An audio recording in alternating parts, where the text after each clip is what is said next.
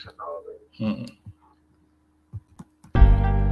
America say you have nothing. All right.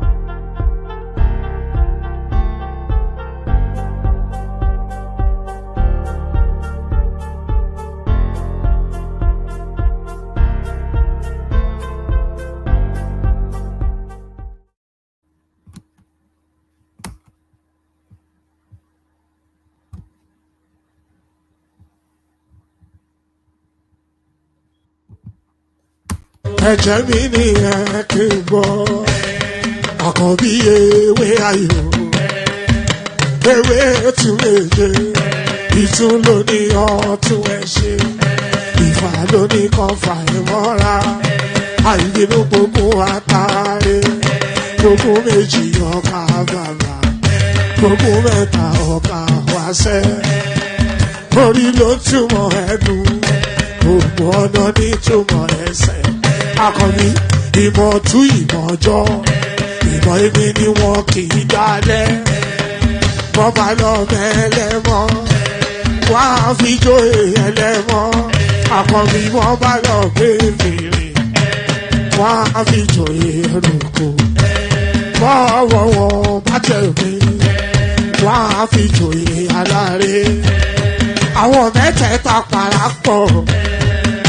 Wọ́n wá jọ ń pẹ́ mọ́, ẹ̀mọ́ olóko jẹ.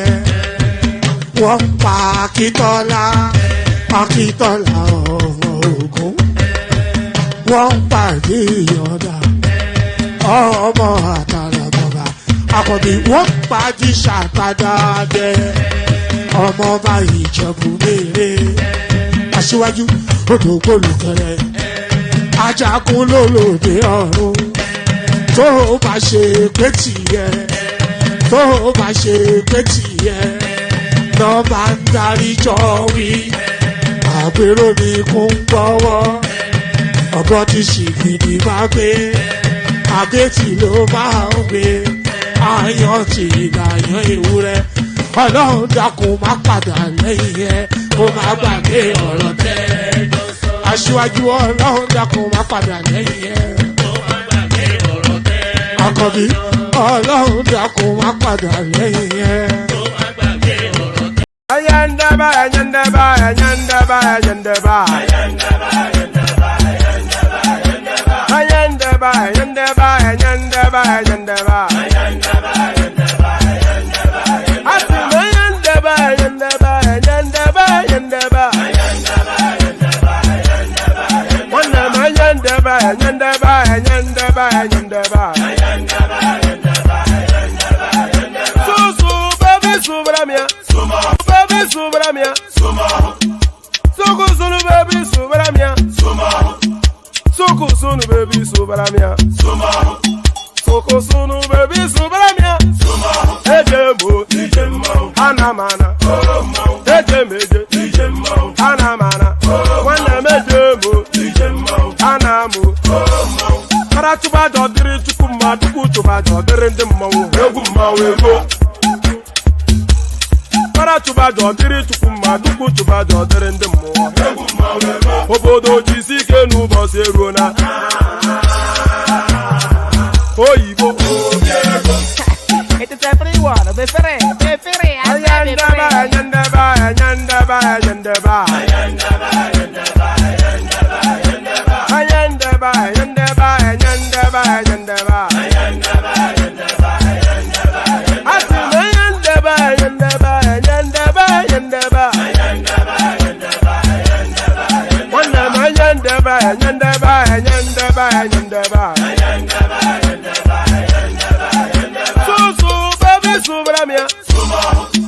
Soko sunu baby subramia. Soko sunu baby subramia.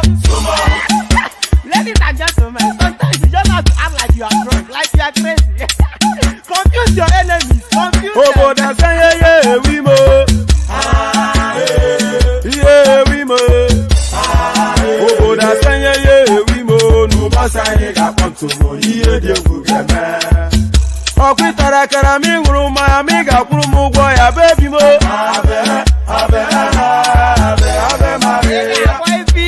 anya ndeba anya ndeba anya ndeba anya ndeba anya ndeba anya ndeba anya ndeba anya ndeba anya ndeba asị m anya ndeba anya ndeba anya ndeba anya ndeba nwanne m anya ndeba anya ndeba anya ndeba anya ndeba susu baby subramia suku sunu baby subramia suku sunu baby subramia suku sunu baby subramia asekwa na ife oji abụ anyị si akwụna enye ego bụ maka mbọsị ọzọ. Since I was born, but now I am getting youth. Akwụna mụta nwa akwụna ka ọ ga-abụ. Reports that say that something hasn't happened are always interesting to me because, as we know, there are.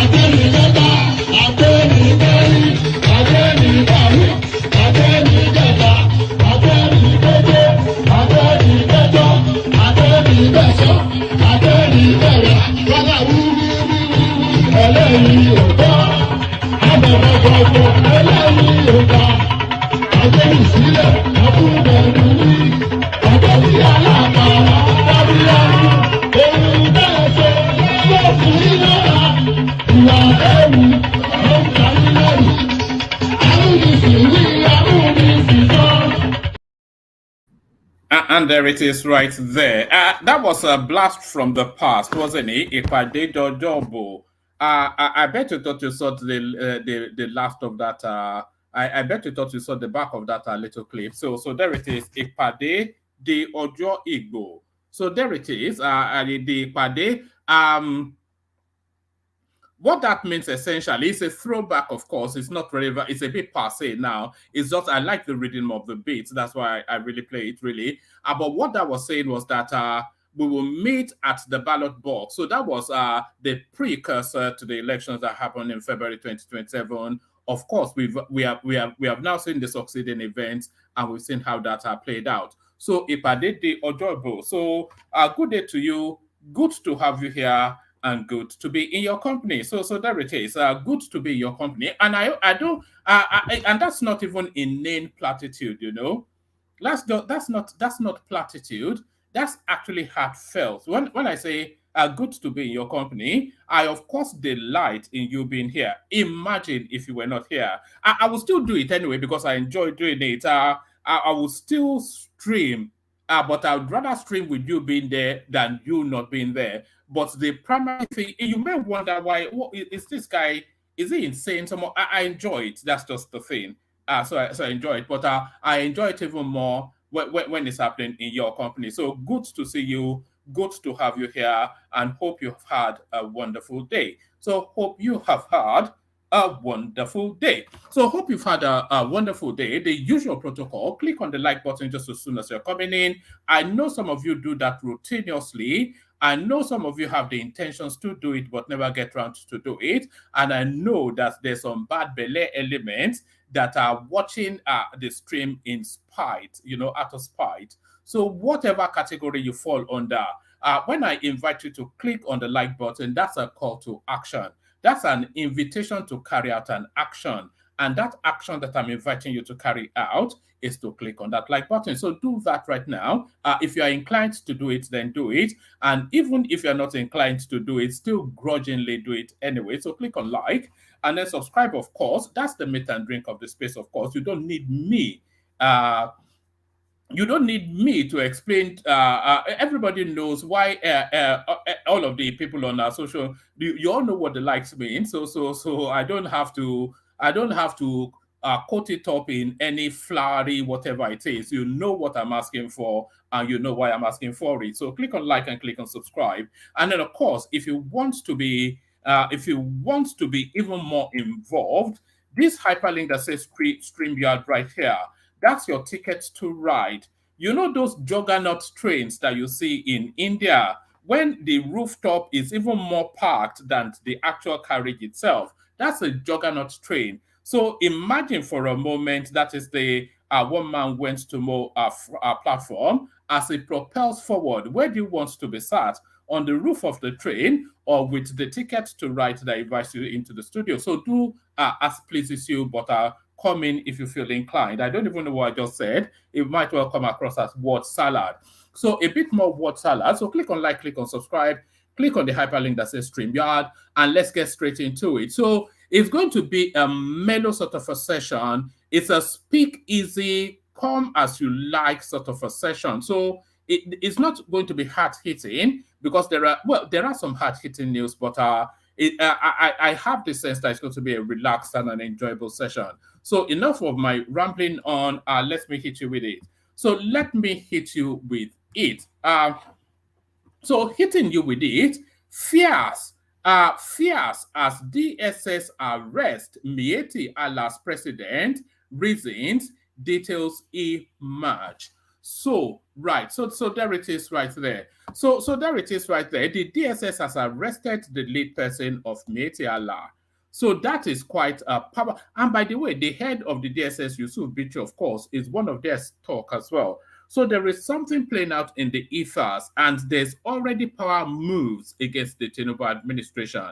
I have an inkling as to why he was arrested, and I have a video clip that comes after this, but let me just bring you into the picture, and then we take it from there. Fears as DSS arrest Mieti Allah's president, reasons, details emerge. Operatives of the Department of State Services, DSS, have reportedly arrested the president of Mieti Allah, Alhaji Abdullahi Bello Badejo. Badejo was arrested over the establishment of a vigilante group in Nasarawa State, north central Nigeria. As reported by correspondents, Badejo was arrested on Tuesday afternoon, January the 23rd, at the Mieti Allah's head office, Tudun Malia Cattle Market, XYZ, wherever it is in Nasarawa State. The DSS operatives, alongside officers of the Nigerian Army, were said to have stormed the Mieti Allah's office at about 3:40 p.m. and effected the arrest. Correspondents said a DSS source who confirmed the arrest disclosed that Badejo was arrested over fears that the creation of the nomad vigilante group could cause violence across the country. He added that the group was not registered with the DSS, the police, or any other security agency.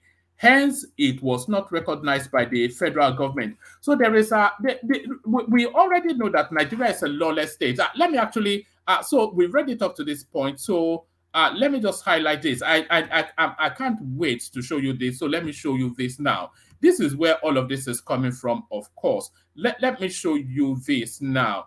Let me just pause that. Hold on. Let me just show you this. So this is where all of this is coming from. So as you can see on your screen, this is the Mieti Allah group forming what they purport to be a vigilante group, but this looks like an army to me. What this? So that's what's going on there. Let me continue with the reading as that plays in the background. So let me continue with the reading as that plays in the background. Let me take it from the top again. Right. Operatives of the Department of State Services, DSS, have reportedly arrested the president of Mieti Allah, Alhaji Abdullahi Bello Badejo. Badejo was arrested over the establishment of a vigilante group in Nasarawa State, north-central Nigeria. As reported by correspondents, Badejo was arrested on Tuesday afternoon, January the 23rd, at the Mieti Allah headquarters, wherever it is in Nasarawa State. The DSS operatives, alongside officers of the Nigerian Army, were said to have stormed the Mieti Allah's office at about 10:40 p.m. and effected the arrest. Correspondents said a DSS source who confirmed the arrest disclosed that Badejo was arrested over fears that the creation of the nomad vigilante group could cause violence across the country. So that's what you're looking at is the group that this guy is forming. They look like one of those Shiite sort of thing that we saw in Kaduna a few years ago. He added that the group was not registered with the DSS, the police, or any other security agency. Hence, it is not recognized by the federal government, the source said. Our DSS operatives and soldiers of the Nigerian Army stormed the Mieti Allah's head office in Nasarawa this afternoon, and we arrested their national president, Bello Badejo, for creating a vigilante group that is not recognized by the government. The creation of the nomad vigilante group could cause violence in the country. The group was not registered with the DSS, the police, or any other security agency, and the group is not recognized by the federal government. So there it is right there. So there it is right there.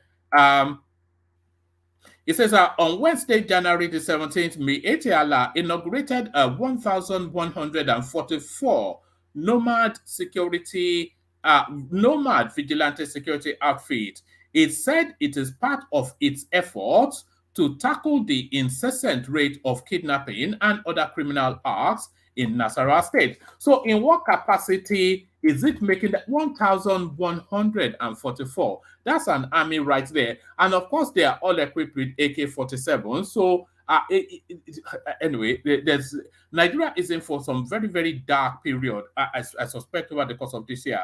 On Wednesday, January the 17th, Mieti Allah inaugurated a 1,144 nomad vigilante security outfit. It said it is part of its effort to tackle the incessant rate of kidnapping and other criminal acts in Nasarawa State. So how are they seeking to tackle that? On what authority are they seeking to tackle that?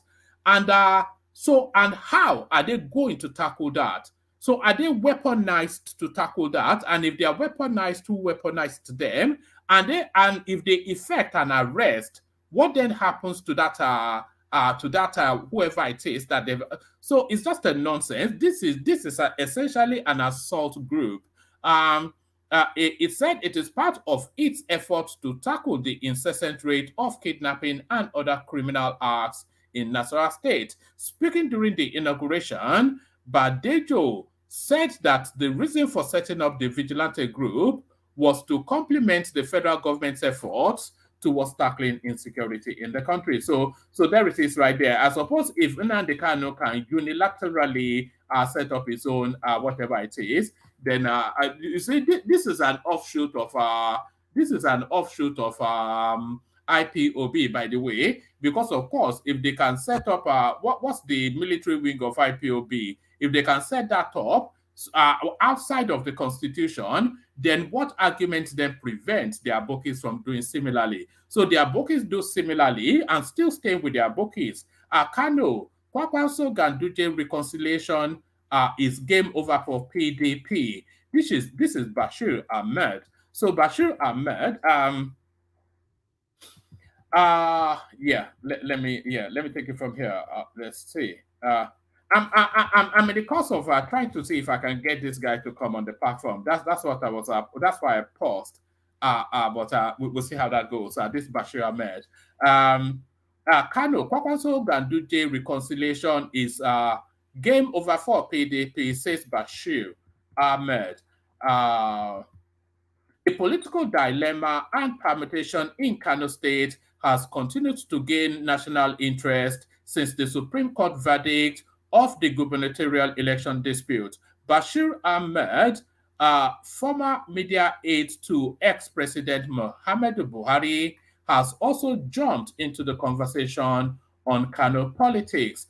Ahmed reflected on the feud between Senator Rabiu Kwankwaso and Dr. Abdullahi Ganduje, both ex-Kano governors seeking to annex the political structure of Kano. Recall that there is ongoing speculation over a series of meetings staged to help resolve the long-standing feud between both Kano political stalwarts. Another report confirms that President Tinubu had instructed Ganduje to let down his guard and help and end his feud with Kwankwaso. It was gathered that this appeal was made during a gathering with the Kano APC stakeholders following the Supreme Court's confirmation of Abba Yusuf as the governor of Kano State. It was reported that the president urged party members in the region to participate in positive discussions with individuals, groups, and political entities interested in joining the party. He underscored the significance of promoting unity, progress, and development within the state. So, reacting to this development, Ahmed, in a social media post on X, said the likely reconciliation between Rabiu Kwankwaso and Dr. Abdullahi Ganduje will be a significant setback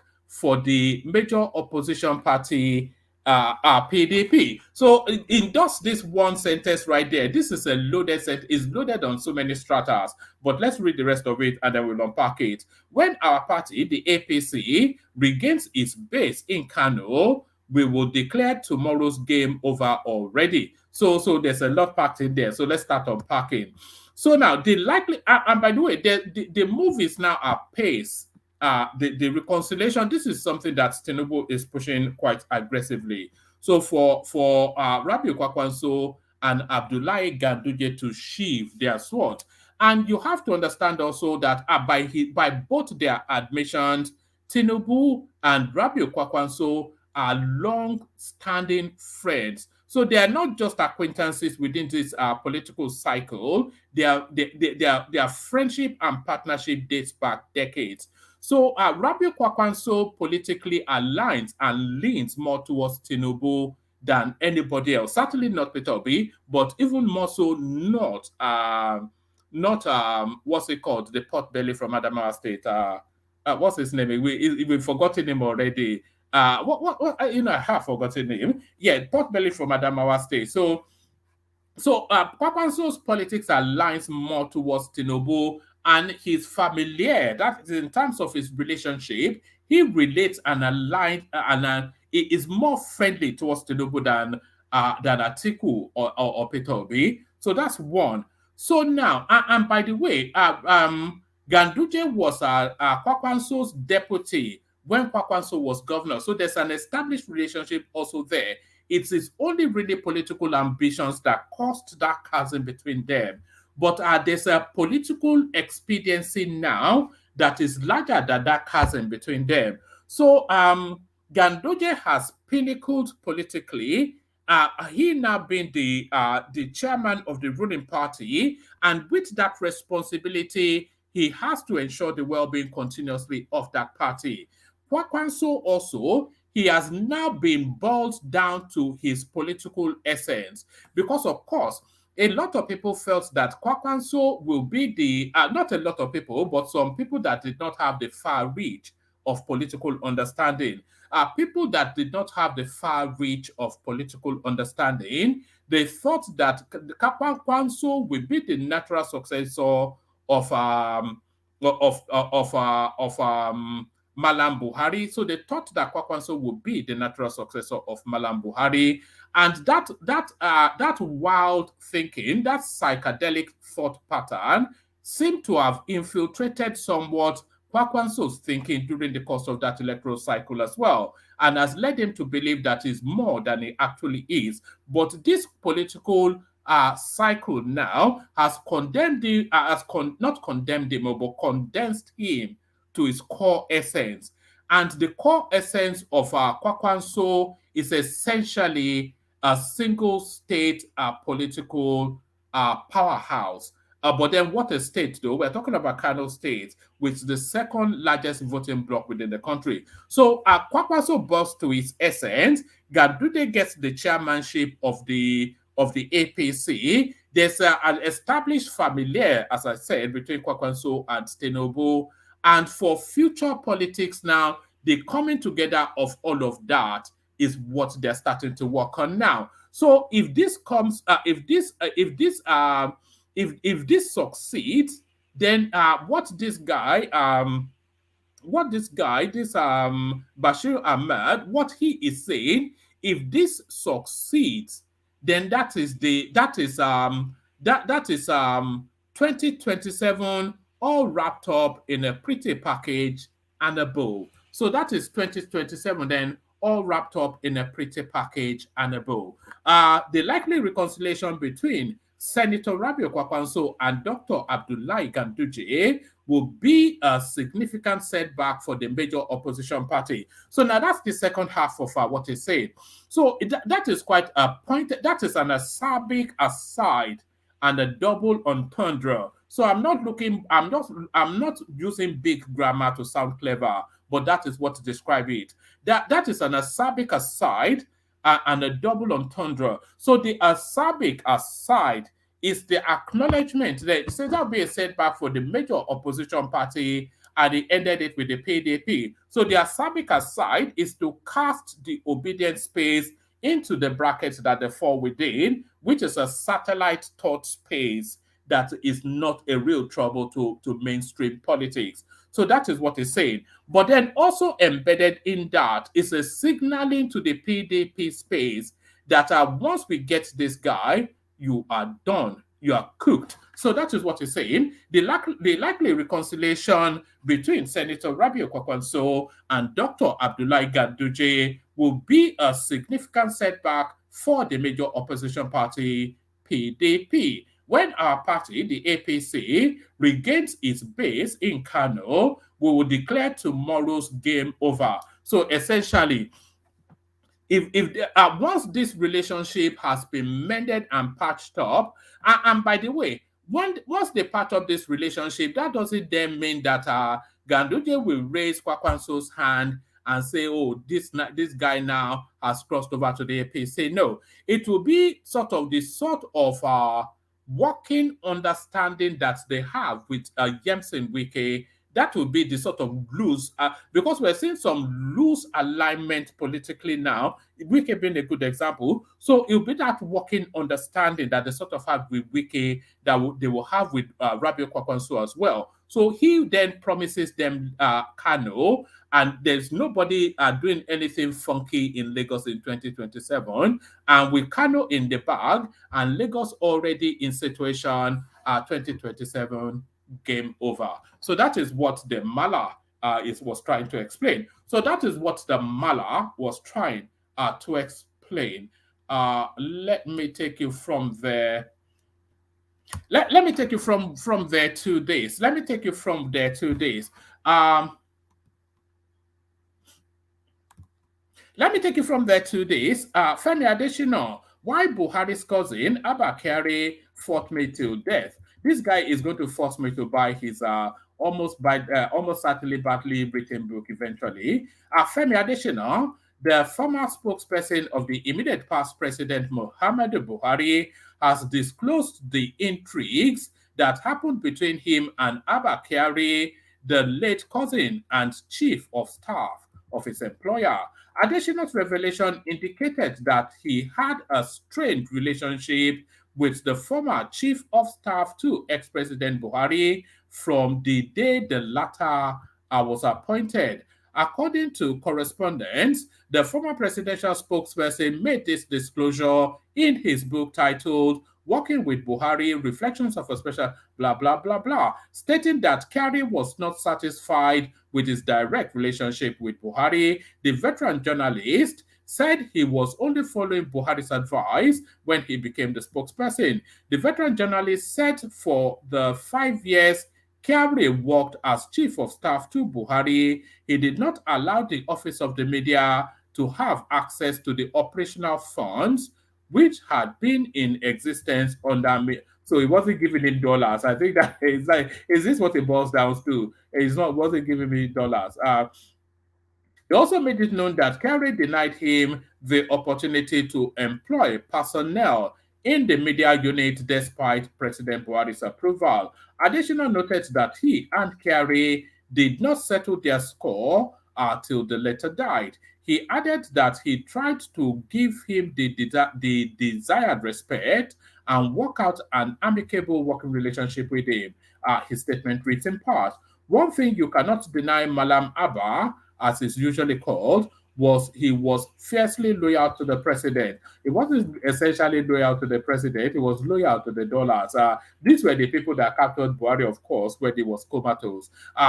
The former President Buhari spokesperson, Adesina, has said he inherited collateral damage. Oh, okay, this is a follow-on into another. So that's that. So that Femi additional there. So let me bring you this. Let me bring you a couple more. I'm not quite sure how. There's room in the room. There's space in the. There's room in the room. Imagine that. I should be short, shouldn't I? I mock people for making those sort of grammatical errors. There's space in the room if you want to hop on. Hop on. Right. Let me give you just a couple more headlines. I was threatened for linking powerful Nigerians to illegal mining. So this is Dele Alake now. There's a clip that somebody sent in. It's quite lengthy, so maybe in the course of the session, I may play it to you. That speaks to what is going on in Jos and Plateau State. Nothing to do with ethnicity, nothing to do with farmer-herder clashes. That region is richer than the South in terms of mineral resources, essentially is what we're finding out. And then let me bring you this as a headline as well. Stronger Naira expected as EFCC agrees with BDC to spoil black market rate. So they're looking to digitalize the Bureau de Change system so that then there's some sort of legality to it. All right. Let me send in the let me send in the link to the studio again. The session will go as it goes, as you always do. I just make the presentation and then I look to you guys to make it whatever it will be. So that's the link. Anybody else will hop on. Play the K guides. Presents the people that are assembled, and then we'll see how it goes. But first, of course, I know you only come here for one thing, to all you alcoholic bunch, and here it is, your favorite and mine. Where are they? Oh, somebody has been moving my stuff around. I'm going to blame Thomas. It's always Thomas. So here they are, your favorite and mine, the K guides. Only water, where they see ma. Water, only water, where they see ma.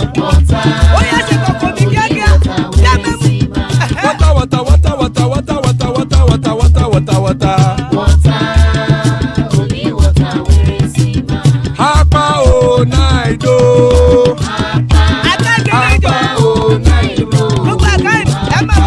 Hapa you don't come o.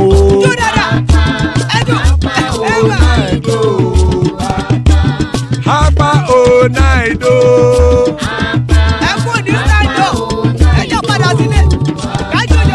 Oro kẹ̀kẹ́ ẹlẹ́mùyé o.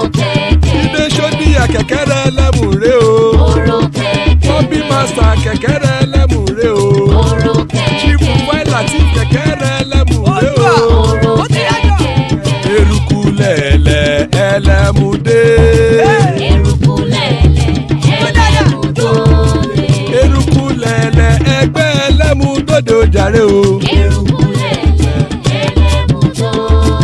Eruku lẹ̀lẹ̀ Ghana ti dé ẹgbẹ́ bọ́ọ̀dì o.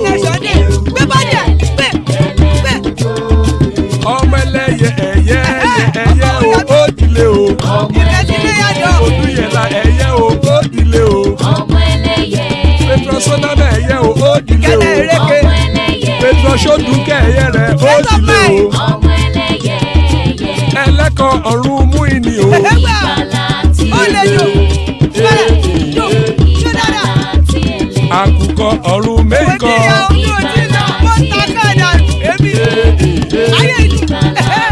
Ikú kò ní ríwà gbéṣe o.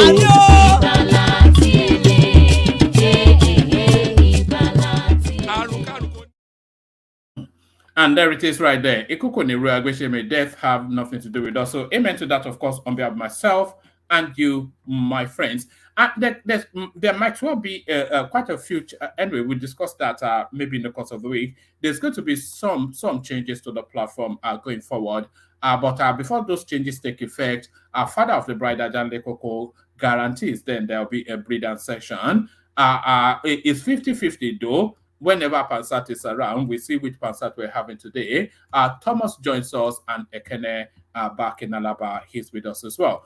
So that's the panel for the moment. So if you want to hop on like a bunny rabbit, hop. So like a bunny rabbit hop, let's kick it off with Pansat. Good to see you, my man. Pansat. Hello, one man. How are you? I'm good. And the rest of the panelists. Could you hear me very well? Could you hear me? Yes. Yeah. Carry on. Yeah. That's much better. Carry on. All right. Thank you very much. Before I go on to the topic, actually, I want you to spoon feed me the topics as you normally do. But I wanted to say that in order for you and I to be friends, I want you to edit your Instagram and try to remove a lot of stuff you have there that's irritating me. That's why I've been hostile to you in the last 48 hours. And it's my biggest ambition. It's my biggest ambition in life, of course, to be your friend. So, all right. Which one of them offends you? How does it offend you? Is it pictures of my kids? They offend you? Is it my daughter? No. Now that's actually those are the good ones, and you should keep those. But the Igbo hitting hard. Africans were not blessed with American or Western ways. There were a lot of things that our people did in the past that is not in vogue. I think if you took pictures of Europeans around the same time period, those pictures were taken when they're not posing, saying cheese. They were also doing some things they won't be happy about. So they came into our continent, into our country, and started taking pictures of people and documenting things that they consider to be barbaric in the entire continent, all the way to the Americas and everywhere. So we shouldn't help them by promulgating those, perpetuating those kind of stigma. So as people who come and we associate with you here, and you associate with us in other platforms, you should at least know that we're Africans first. And if anybody comes from outside to fight us, then we'll fight them together as Africans. Then as Nigerians, and then, of course, the clannish stuff. We can always have that clannish stuff. There's nothing wrong with that.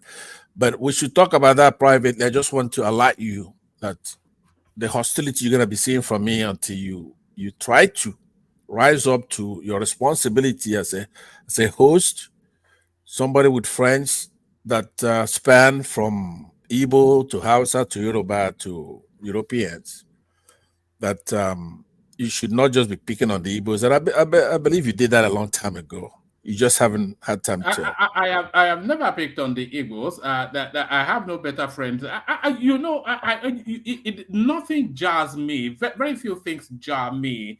But this appellation that you guys are trying to put on me as an Igbo, it really jars me, because I admire the Igbo culture even probably more than which music do I play all the time? That's who right. are my best people on this platform? So don't. No, but it's true. Yeah. Let me first say that I agree with that. But it takes somebody as smart as me to look deep down and know that what you're doing is a shtick. It's sometimes double entendre. Some Yorubas will understand. You understand grammar to that level, or you heard me say it. Look at this guy. Some Yorubas will take it this way, and then Igbos will take it the other way. Double entendre is not a big grammar; it just means a phrase that means two different things. So I would say, right? But at some point, one might have to agree with me if so many people, you saw the reception you got today, right? Now, I Where chimed in. where did I what reception? You came into a Niger Watch, and Yes. you actually made a statement that was quite good about Tinubu and his I did not government. say anything that I've not said previously. Right. You know, I just like to go there once in a while just to troll them and set them up. But they didn't quite. I was expecting their usual wild something, but they didn't quite wild it up the way I was. No, I was people I thought would. they'd be flapping and screaming. What they did? They did. They did. You left. They But I did. left. You know, I just went in. I had a moment with them. You had a moment, I and you didn't care, started off really. very well, and you really disappointed Elvis, Mr. Elvis, when you just went the other way, right? Because you started off very well, like you did with what's his name? We've documented that Bajamia Miller is a crook on this platform countlessly. So right, I'm not but sure you that I put said it. anything. I mean, you put it succinctly. I mean, you put it like a sound bite, just like Rudolph Cavion, a sound bite, putting Tinubu in the right space. Yeah, you A mean lot of you mean Rudolph clipping me out of context? Well, no, there it you was are. it was a He's context. a Southeastern thing, isn't he? He's a journalist, isn't he? He's not I even was a journalist, there. isn't he? I was there. You put it, better than anybody else could. And then coming from you, it has more credibility because you are a Yoruba guy and you're a Tinubu supporter, but you made that statement. It was stunning, right? So he saved it, just like you did with If there's any other thing that jars me is being called a Tinubu. I don't support Tinubu. I try to explain that I actually support Nigeria, but maybe it's too highfalutin for it. Maybe it's too complex a concept. No, but it's not at all. I mean, it's not at all. You like I said, you do your stick sometimes, and that's okay. But when you're serious, I know your persona from the other regular stuff you do, right? But what I'm saying is that if you, I want to talk about these topics, by the way. But I'm saying to you, if we are getting to know one another better, like your panelists, some of them are Igbo, some are Hausa, some are Yoruba, and you've made friends with Ekene. There's the other guy, I forgot his name, that I used to be on your platform a lot, Joel of Nazareth, even going to South. So at some point, you're gonna be able to go back to some of those things you did, like that Instagram, and just remove all that stuff. It's not important. It's not necessary. We have a problem in the country. We have to unify, right? So we're fighting, but maybe like today, I could have actually doubled down on you and then actually had you disgraced over there. But I kind of held my. What do you mean me disgraced? I went. I was probably the highlight of their year. Every time I turn there, it's like Michael Jackson stand up. That's right. Yeah. So it happens to me too. Sometime I fight over there and I'm gone. It's like here right now. I'm the star here, right? So it's okay. But at some point, you're gonna have to do what I'm doing now, which is to come in seriously and shed some of those, old skin and start afresh. I'm urging you to go to that Instagram and remove those things. If you don't, I'm gonna be on your case when you leave this place. You come out. So what would be if you were on my case? What would be a deviation from the norm? How does that deviate from the norm? No, because I haven't been in your case lately. I've been coming here. I've been coming to your show. I get on the comment section and I participate, right? I pick on Baba, maybe the only one I pick on, right? Because he's a severe case, right? But no, but on a serious note, I don't think you've been on your Instagram lately. So because some of your friends, they go there, they'll be embarrassed. People like Kene, if he goes and see what you're putting on Instagram. Doesn't even know what Instagram is. If can you sell it in the market and does it make money? So anyway, go ahead and feed me a couple of these things. Let me give you my opinion on those. All right. I'd like us to get the nuanced Pansat if we could. So don't just go to the usual, let's have a conversational sort of a Pansat. And let's kick it off. Let's kick it off. Did you see that clip that I played of this DSS, fierce as DSS arrest Mieti Allah's president, reasons, details emerge. So this guy now has assembled what essentially 1,144 strong militia group, which he says he's using to combat kidnapping and criminality in Nasarawa State. So there's the sense that the Northerners are starting to circle wagon around the Tinubu administration somewhat, and we have seen a spike, an upsurge in incidents of banditry, kidnapping. We've always had it anyway, but there seems to be a coordination somewhat in activities in a spike up.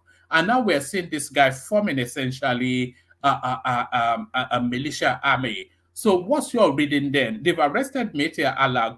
What sort of response are you expecting from the space? Yeah, well, the gentleman's name apparently, according to Punch, is Bello Bodejo, as the leader of this Meati, the president of Meati Allah, right? And Nasarawa State. And DSS, they normally act like thugs for a presidency, just like in the case of Buhari. So now, if this is not a plotted thing, if it's real for real, well, that's the kind of thing they should have been doing a long time ago. This guy, they arrested him for forming a militia group. Instead of arresting him as a terrorist, there's been a call for a long time now for him to be arrested by prominent Nigerians. So, but I'm afraid that it's like a planned thing. I still won't give it any credibility yet, obviously, because Mayati Allah, they're very powerful. Northern has been complaining. You could see the same thing that we saw under Jonathan is coming into fruition, and that's surprising, right? Surprising. Tinubu is supposed to be their man. So they'll be making a very big mistake if they keep going on the trajectory that I see them going, which is to finally piss off the Yorubas and the Igbos at the same time. For example, if they get it wrong, do what they did to, for example, MKO Abiola, right? So it looks like the hardcore elements are beginning to separate from the, if you believe it or not, what do you call people who are in the middle? If those hardcore elements are beginning to separate and they start thinking about bringing down this government because of the wrong reasons, there are reasons for this government not to be in office, one of them being they're illegitimate. But one of the reasons that they should not be in office is that they're Southerners, a Southern president or somebody from the Yoruba stock, right? Or somebody who's not letting them do carte blanche what Buhari let them do, right? So I know there's a topic that's probably, I don't know if you mentioned it, but I want to put together here, there was a gentleman today that was on one of Nigeria's stations saying that moving the FAAN to Lagos is not a good idea, because if you're doing it because you have a lot of traffic in Lagos, then you should move the commerce industries departments to Onitsha or Kano or something like that. And that's a legitimate point to be made. So I'm going to sum it up by saying that I agree with the arrest. Yes, I was watching that just before the session. Okay, this one. Were you gonna play? You could play him there. Hold on. Before you go back to it's a 30-minute video, so I'll just leave him unmuted in the background. But what he was saying essentially was that he said a lot of things. This guy here, and it still goes back to that narrative of the North. Somewhat are starting to move against the Tinubu space. It's saying government assets are Northerners, so I'm not aware of any government assets being sold. But his real push was that all these parastatals now being moved to Lagos. And the argument then that in terms of aviation, the most activity is in Lagos, so why shouldn't you cite it there? And his counter argument was that if that is the logic, then you could equally argue that the Ministry of Commerce should go to Onitsha or Kano, which is the hub of commercial activities, and Military of Agriculture to the Middle Belt, which is the food basket, etc., etc. And there's somewhat of a coherence in what he had to say. You there? Exactly, I'm here. So, like I said, that's the kind of law they could be political and make those kind of statements, right? The guy's a smart, one of these irredentists, but smart northerners. But he's hypocritical. If you ask him where's North right now, right? He's gonna look at it geographically, like Abuja and all that stuff. It's not the North, and he knows that. Culturally, no, geographically. So if they are trying to make Tinubu like a Jonathan, they risk finally actually unifying the country to finally do what we're supposed to do in the first place. But I agree with the idea of not letting Tinubu corner everything to the southwest. Do you agree or disagree that our key departments within the CBN should be relocated back to Lagos, which is the hub of commercial activities, especially financial activities in Nigeria? I agree if it's a policy based on the right reasons, efficiency, blah blah blah. Then you then have to co-join it with what he's saying. This Bashar Dalhatu is saying, right? It should be then done ministry-wide. It has to be done in a way that when an Igbo president comes in, he doesn't then do something to retaliate for that. Or if a northern president comes in, then he moves it all the way back to Abuja or Kano. Do you understand? It cannot be done with myopia, right? The aperture has to be open very wide to know, okay, this is the policy. They go through legislature and do everything. If we're doing things for efficiency, that oil, that Dangote oil should not be located where it is. It should be closer to where the oil refinery should be, right? Things like that. We should be doing things like that. There should be ministries in the southeast with commerce. So if it's done with a policy outlook to unify the country and be more efficient, nobody's going to argue with that. That makes a lot of sense. But you cannot come in and leave things that would do much better in the southeast, you leave them in the southwest. Or things that would do much better in the north, you leave them in the southeast. Well, we know that's not the case, but you know what I mean. So if he's doing it where it really makes no sense, there's no logic to it, but just your basic banal tribalism. The critics can make a case like that against him. He already has that aura around him. Do you understand? One man. Carry on. So to conclude with that DSS arrest over there. Answer, before you go conclude. Yeah. You also see, good evening. You also see Senator Alindumbe when he was bashing President Tinubu on this policy on channels which him working by there. I don't know why the Northerners are serious about this issue. Because even Senator Alindumbe was against Tinubu today, saying that this issue has already affected his political career in the North. That was a statement made by Senator Alindumbe. So I don't know their reasons. I still want to understand why are they taking it so serious. Let me attempt at it. Maybe Pansa can come in. They are worried that the power base of the country is being moved. What's the power base of the country? You're talking about the security infrastructures, and then you're talking about finance, and you're talking about NMPC. So if CBN moves to Lagos, is that much more removed from them? So and that is really their fear. With Lagbaja already the chief of army staff, and if Tinubu does it now, it's the perfect time to do it. So he has then 3.5 years to bed it in as the new status quo. So it's a very clever move if they are doing it, and they can see that it's a clever move. If he moves to Lagos, and Tinubu secures a second term, then that breaks their feeding bottle line right there.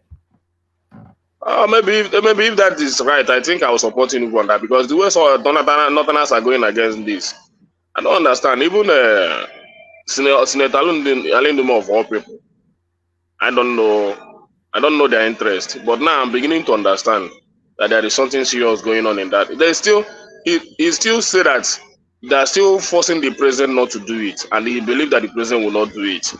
So they're having serious conversation on that issue with the president, according to the exposure he made today. So I don't know. I don't actually see the logic of moving the FAAN, but I see the logic of moving the CBN. Where else in Nigeria are financial transactions taking place other than in Lagos? I mean, all the banks are in Lagos. They are all headquarters in Lagos.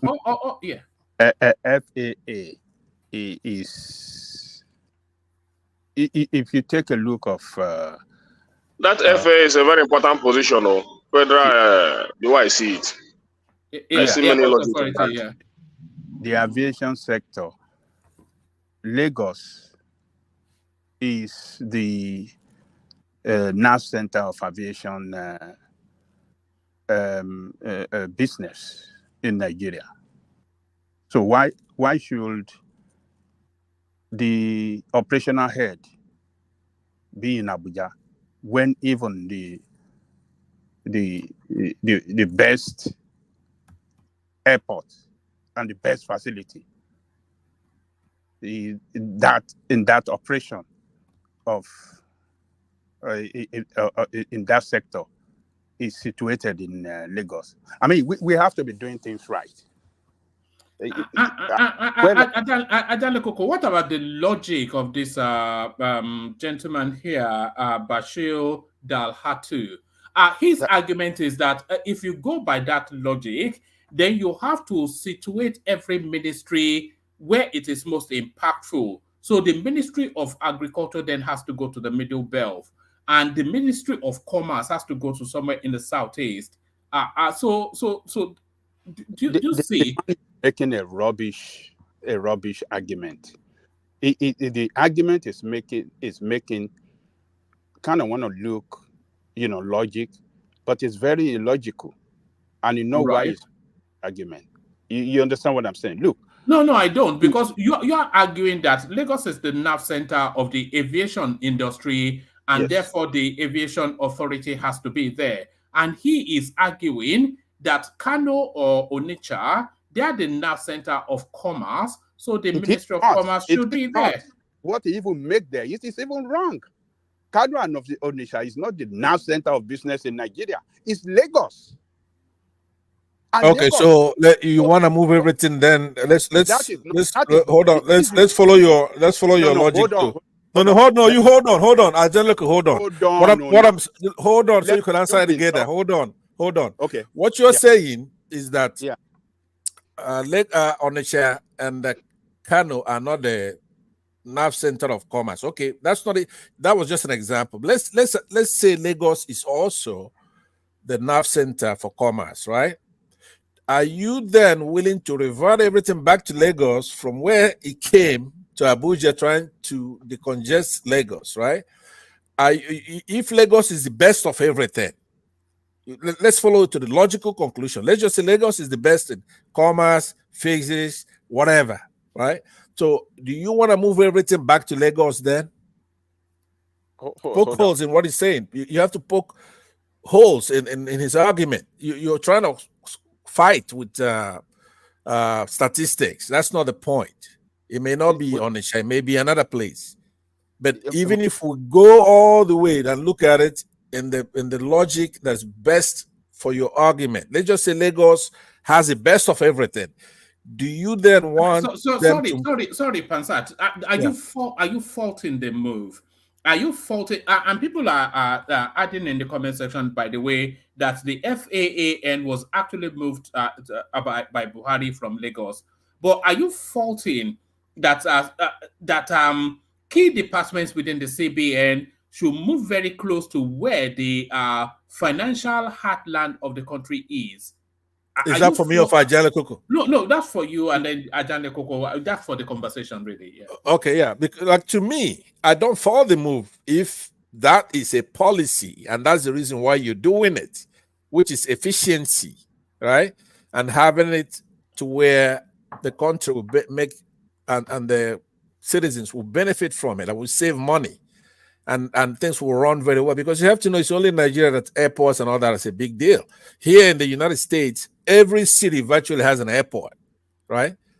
Even the small counties, small cities, they have airports. So it's not a big deal. So the point we want to, if it's by policy based on what we just talked about, a little bit of what this Malam is talking about, yeah, I'm for that. But if you're just doing it with a narrow-mindedness, no, I'm against that kind of thing, obviously.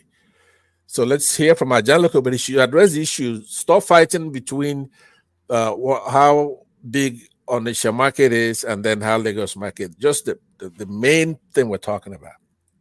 Oh, well, let me say this. What I was trying to point out there was that the argument of that man saying that, Onitsha or Kano is the nerve center of commerce, that is totally wrong. That is number one lie.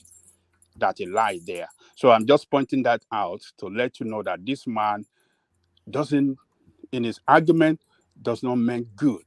It's all about lies, and it's all about fighting for the interest that does not work good for the country. It is time for the country to start doing things right in an efficient manner that promote productivity. Sorry, that's in such a business manner that we promote productivity and attract investors. You understand what I'm saying?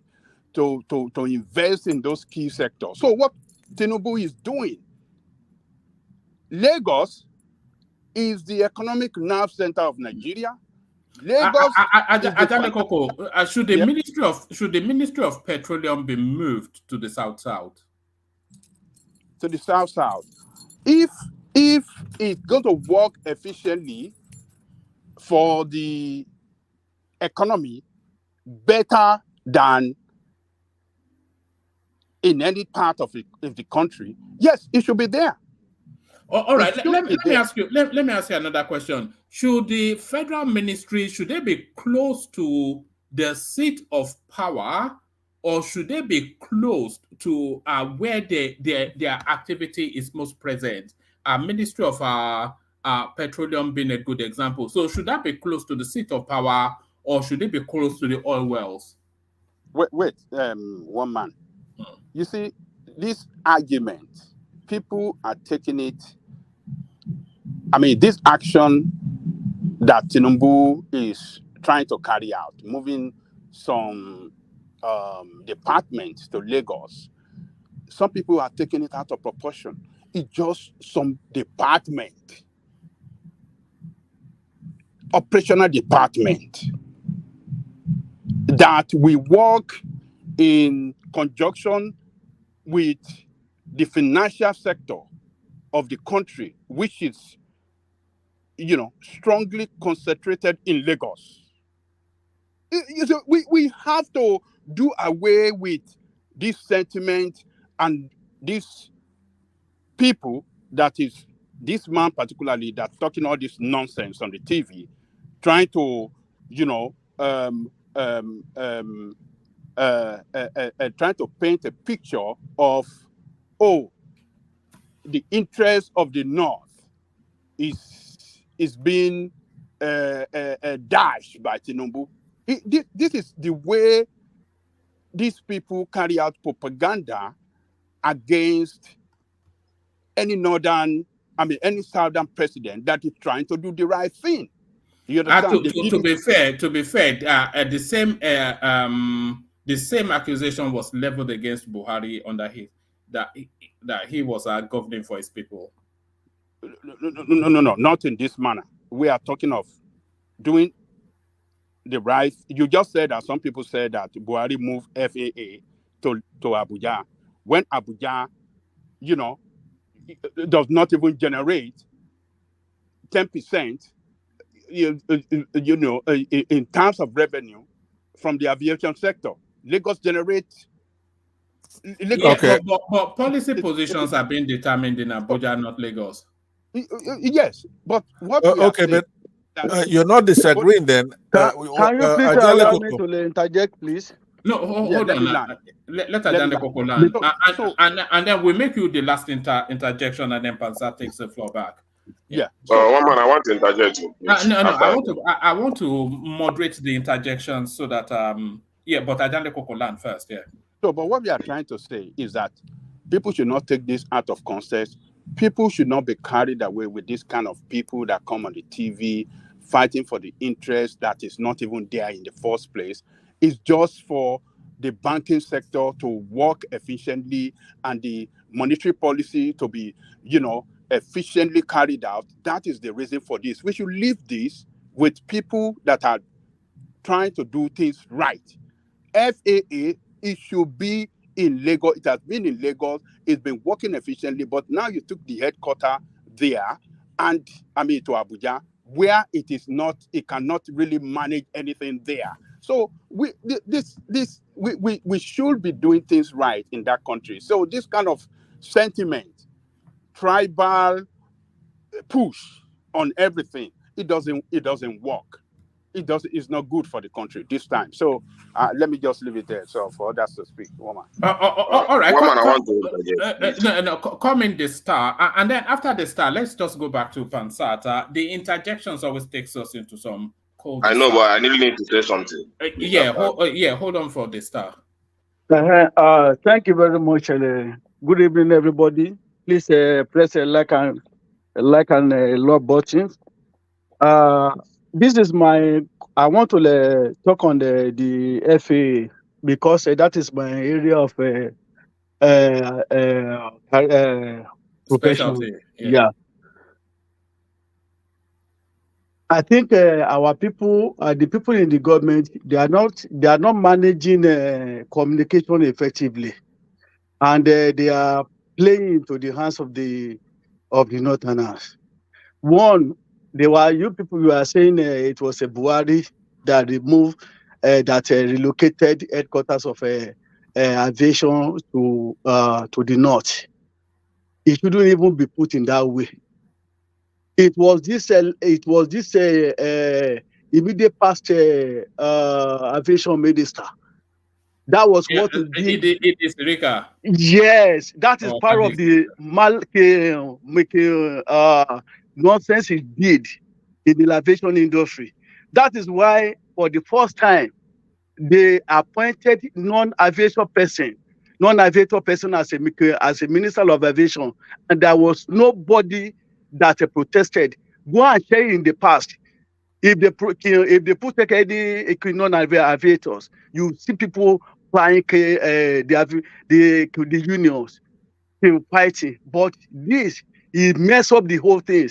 It relocating NCA FA headquarters to Abuja was done not even up to a year.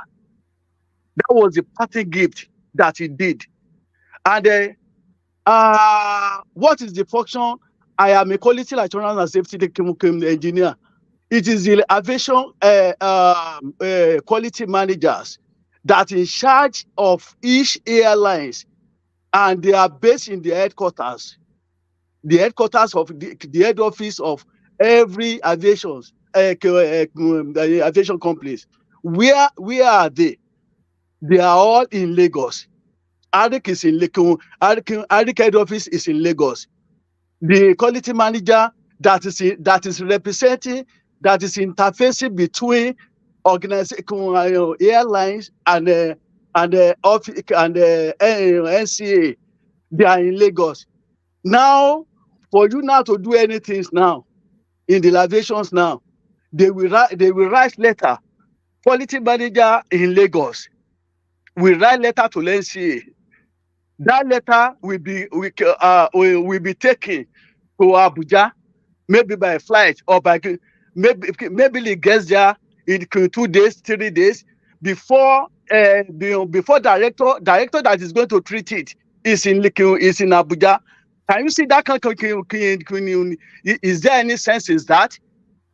For quality manager to leave his place in Lagos to travel to Abuja.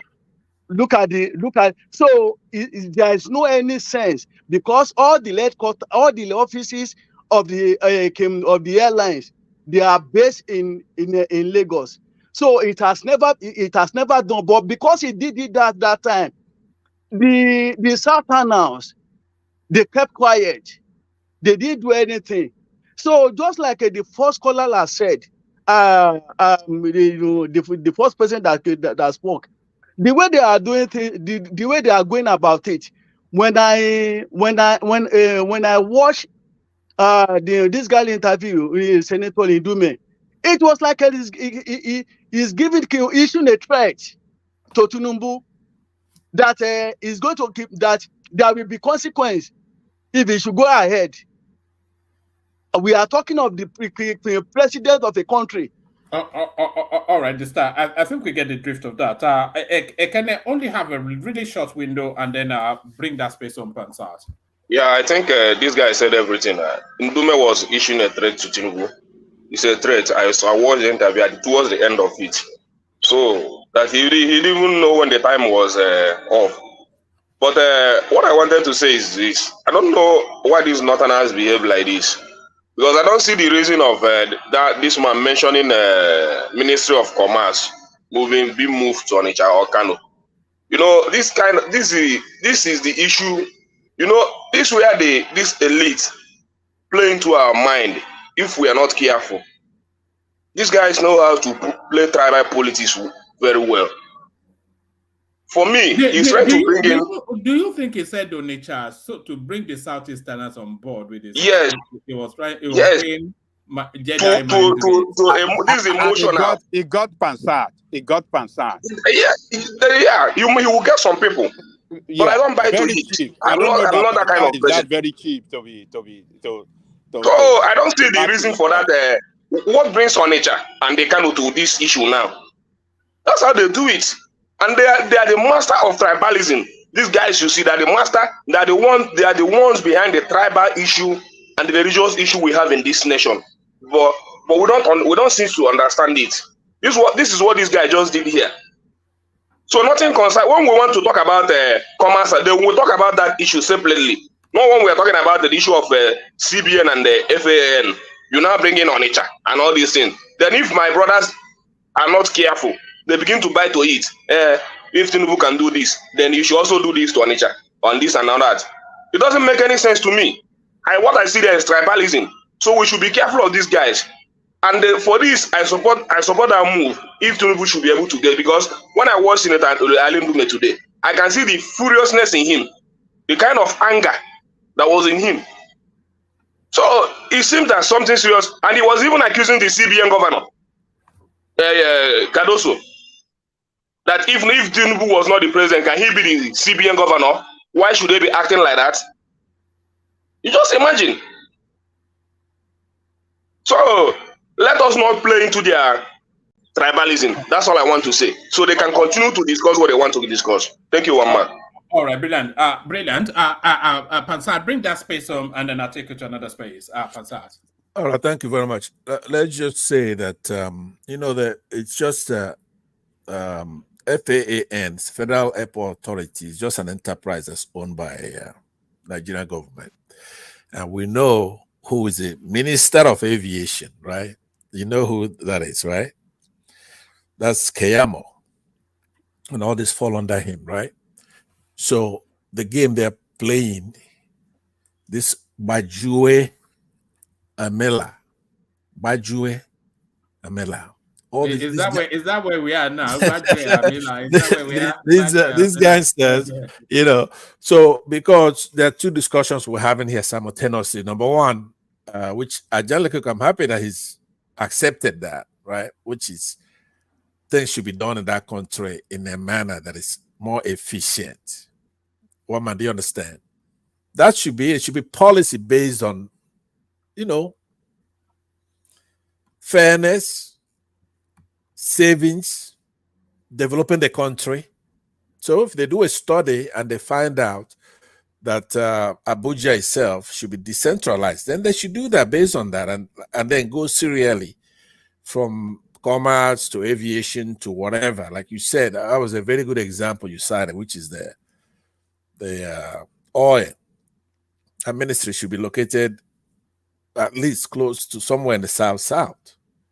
So that's nothing else to discuss about that. You have to know there are many airports. It doesn't have to be Lagos has the biggest airport, but these guys are managing like 20-something, 30-something odd airports, right? Each one of them is very important. Whichever one is not up to par, they should bring it up to par. The only thing we're not here in the United States, or I don't know where you are, maybe you are somewhere in United Kingdom, you just don't boast about one city's stuff.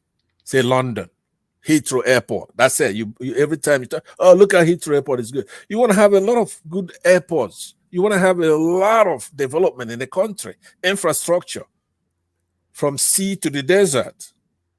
We should make that a beautiful country. People should be coming and visiting and bringing in money, a lot of money, just from people going all over the place. So we could leave that. Maybe we'll come back when it's John Lekogo's turn. I don't want him wasting my time on that with my time, right? Oh, you want to leave this headline? So did you say? let you go to the next. But Aja will come in. Yeah, I want to go through whatever you want to talk about, the headlines. Yes. Then when it's John Lekogo's turn, then I'll come back for this one, for this aviation. All right, brilliant. Let me take you to this space then. It looks as though, in some shops, I don't know if you have that culture in America, but when they want to promote something in this country, they say buy one and get one free. So now it looks as though the 2023 election may well be a buy one and get one free election, with Tinubu taking situation now, essentially then getting the 2027 election free. Kano, Kwankwaso Ganduje reconciliation is game over for PDP. This is Bashir Ahmed making this pronouncement. And of course, moves being made now to thaw the tension between Kwankwaso and Ganduje. If Kwankwaso and Ganduje align, then that is Kano State banked for the APC. Kano State Bank for the APC, Lagos Bank for the APC, 2027 banks for the APC. So this is what Bashir Ahmed is putting forward. I take it you agree. I do not agree, and these people they don't understand what happened in the last election, right? For example, Lagos was in the bank for Tinubu, but it wasn't, right? Election was rigged, right? That's how Tinubu is right there. But it's not just that election was rigged; it was that Buhari, right, fooled everybody.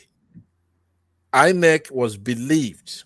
People never thought in their wildest imagination that INEC, that's been running an election through a couple of years with the Beavers machine and everything just went hunky-dory. There wasn't even any challenges really to the election. He kept to it. So the Nigerians were naive and they sat there and they rigged that election, right?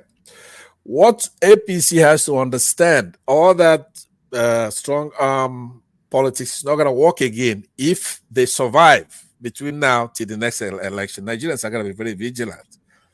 The only way APC will be comfortable is if inflation is in check and this debt's cut down, at least, if not paid back, at least stop borrowing. There's checking inflation. There's adequate power supply. If it's not even 100%, there should be movement in that direction. The communication problems resolved there, the gap between the state and the society, corruption in check, or at least movement towards it where it's palpable, right? There are consistent economic policies, or the human capital, the poor human capital over there, there's amelioration. Nigerian markets, crime and terrorism, unemployment, ethnicity and religious differences, poor health system there, something done about it, poor infrastructure, transport, and all that. That's the only way they get to keep this stolen mandate they have now. And they should start doing something that should be movement, because the enemies of Southern Nigerians, the enemies that they call, what the hell they call them again? Infidel. Once you get, there's a threshold is going to get to, and Tinubu is going to be out of there. These people are not like Democrats in the South, Southeasterners, Southerners, all those people that he stole that election from. We're not the enemies that are arrayed against him now. He's not going to survive it. So those are the kind of things people like Wike. Okay, look at Fubara, just a small boy. He's able to deal with Wike just by himself, a new governor, right? So imagine what will happen. So Tinubu should not lose sight that he didn't win. He didn't even win any state in my calculation. Nobody agrees with me on that, I must admit. But I didn't see him win a single state. So what the Northerners did by taking him in, they know they put him there. That's another danger. They know they put him there. They know he didn't win. And for the life of me, why would somebody like that, I mean, that would tell you that he doesn't have his marbles together. Why would you want to run again? You stole an election, right? You don't know what the hell you're doing. Imagine that somebody is worse than Buhari. It's unbelievable. So instead of him concentrating and saying, I stole this thing, but I'm going to use it and I'm going to get the hell out of here. He actually wants to run an election again. He didn't win this one. So all those things about Kano, it's in the bag, River State, that only happened because of Buhari, and his body language didn't show that he's capable of actually rigging that election for Tinubu, but he did. And Nigerians it's a shock, but they're going through all that series of shock and, the 5 phases of grief. So at some point, by that time, they're going to be very upset. It's not going to be Kwankwaso or this and that. He has to do a better job than what he's doing now and try to keep some kind of respect and legacy, but don't try to run again. He could barely stand up right now, right? Can't all right. talk. Yeah. So we'll go to the next one, because I'm sure you don't have a pushback on that. I have a pushback, but I'm keen to move the conversation around to bring in other voices. So I'll take you to one more talking point. Just give a condensed response. I'll take the conversation round and then loop it back to you. I was threatened for linking powerful Nigerians to illegal mining. So this is Dele Alake. The next frontier in terms of the Nigerian battle is going to be this illegal mining. There was also one other clip that somebody sent to me. It tells the story of what is going on in Plateau State, in Benue and all those places. Nothing to do with ethnic clashes or anything at all. There is an abundance of wealth under the ground and on the surface of that space. And as soon as they clear those people out, by the way, they start to mine. So what are you then making then of this now by Dele Alake that the corruption fights back? Yeah, well, the problem we have right here is the messenger. The message is okay, right? The messenger is more corrupt than the illegal miners. The administration.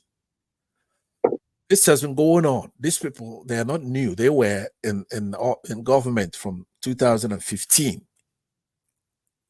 We have fertile soils. We have all kinds of minerals. There's somebody else who said, I forgot, there's an article I read that shows that in Nasarawa and some of the other states, the only place where they have problems are where it's being mined, where there are minerals. That's why you have problems there. The Chinese, they came into that country and they were shipping sand home, right? What Nigeria classified as sand. And they say, I wonder what do they want this sand for? That sand is loaded with gold and all kinds of things. Nigerians don't know. You know that they do know. They know. The chiefs, They may not know, there's a technology deficiency both in Nigeria. We don't know what we have, and we don't even know how we're being exploited because we don't have the know-how. No, we Nigerians they're sharp. Nigerians are sharp. Yeah, no, individually they are sharp, but but as a mass they are not. No, When not the Chinese are packing away sand, and they're going to sieve it and take so many things out of that sand. Exactly. It's not just it's the monarchs, those chiefs, the traditional leaders. That's their specialty. These Chinese also come in there, pay them off, and they take whatever they want, so they could just get a few bucks. So that we have a lot of trouble in that country. Problems. One man, I'm telling you, all these people, or for example, APC. The test. You don't have to wait till the Lord comes to know that if you're evil or not, right? If you support APC, especially from Buhari's second term, let's say 2019, if you support APC, you're an evil person. You don't need the Lord to tell you that, because there's absolutely nothing that they have a virtue in. Nothing. You couldn't say, okay, you know what? At least he did this. Now, some people may say, oh, Buhari built some roads. I mean, how ignorant will somebody be to make that kind of mistake? Yeah. Somebody. Hold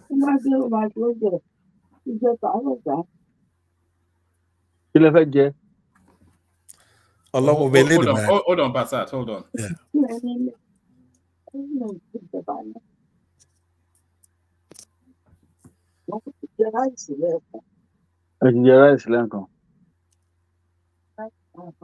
Okay. Ṣé ẹ lọ bọ grandma kẹ́ tó padà sórí social media, Oga the star? Look at this guy. Is that Baba? That was the star asking his grandmother what she wants to eat for dinner. Why is this guy obsessed with me? Somebody talking and you are asking, is that Baba? Oh man. Anyway, so one man, I've already pronounced APC an evil party, right? But especially those who supported after 2019. Now, 2015, I was against Buhari, right? And a lot of people were against Buhari, especially people from the Southeast who always get it right when it comes to politics, right? We knew who the guy was and what he did. But when he came back, you could see maybe let's say euphoria. This guy is now older. By the way, a lot of people saw through Buhari. By the way, I don't quite know how he. Anyway, it's incredible what the man did in 19, I believe it was between 83 and 85, right? Who would vote for him? But anyway, they dressed him up in tuxedo. He was a tyrant in those times, and it was even worse now. He's an ethnic jingoist. He's a very tribalized man. He's a binary man. He's a man of our tribe. Just two things and two things only about Buhari: tribe and religion. He has nothing else to. How he got is unbelievable. I hope Dr. Damages is going to record you talking right now, because we could get two of those. You know what I'm saying? But anyway, so one man. The thing is that Buhari, there was not a single virtue. He's the most corrupt individual as of then, right? I believe that Tinubu is more corrupt than he is, but he was no good. So when he rigged that election in 2019, he didn't win that one in 2015, but Nigerians did nothing. No, he didn't win that one. Like you say, I'm loath to agree with anything you have to say, but yes, I agree. He did not win that election in 2019 or 2015 even. Right. The first IGP in 2015, I can't quite recall his name.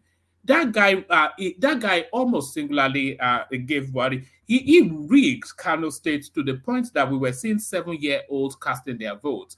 And Goodluck Jonathan saw the report, but he knew that they were going to wild it up, and he did not have the stomach for it, and he gave it up. He won that election, Goodluck Jonathan. One man, you keep talking like this, we're gonna make you an honorary Igbo man, right? Because the only problem you had before was that you kept lying, right? The Right only now problem I have you're telling the that truth all the time. is the cannibalism.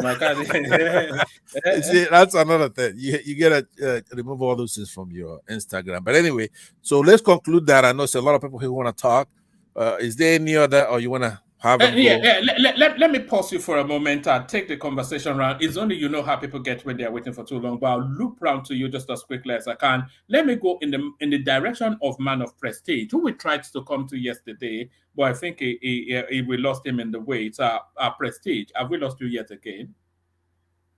Prestige. Yeah, good day or good evening, everybody. Sorry for that. I have some business to attend, so you know. We came to you yesterday, but you were on the screen, but clearly not there physically. But how you doing? I'm good, man. Nice to be here.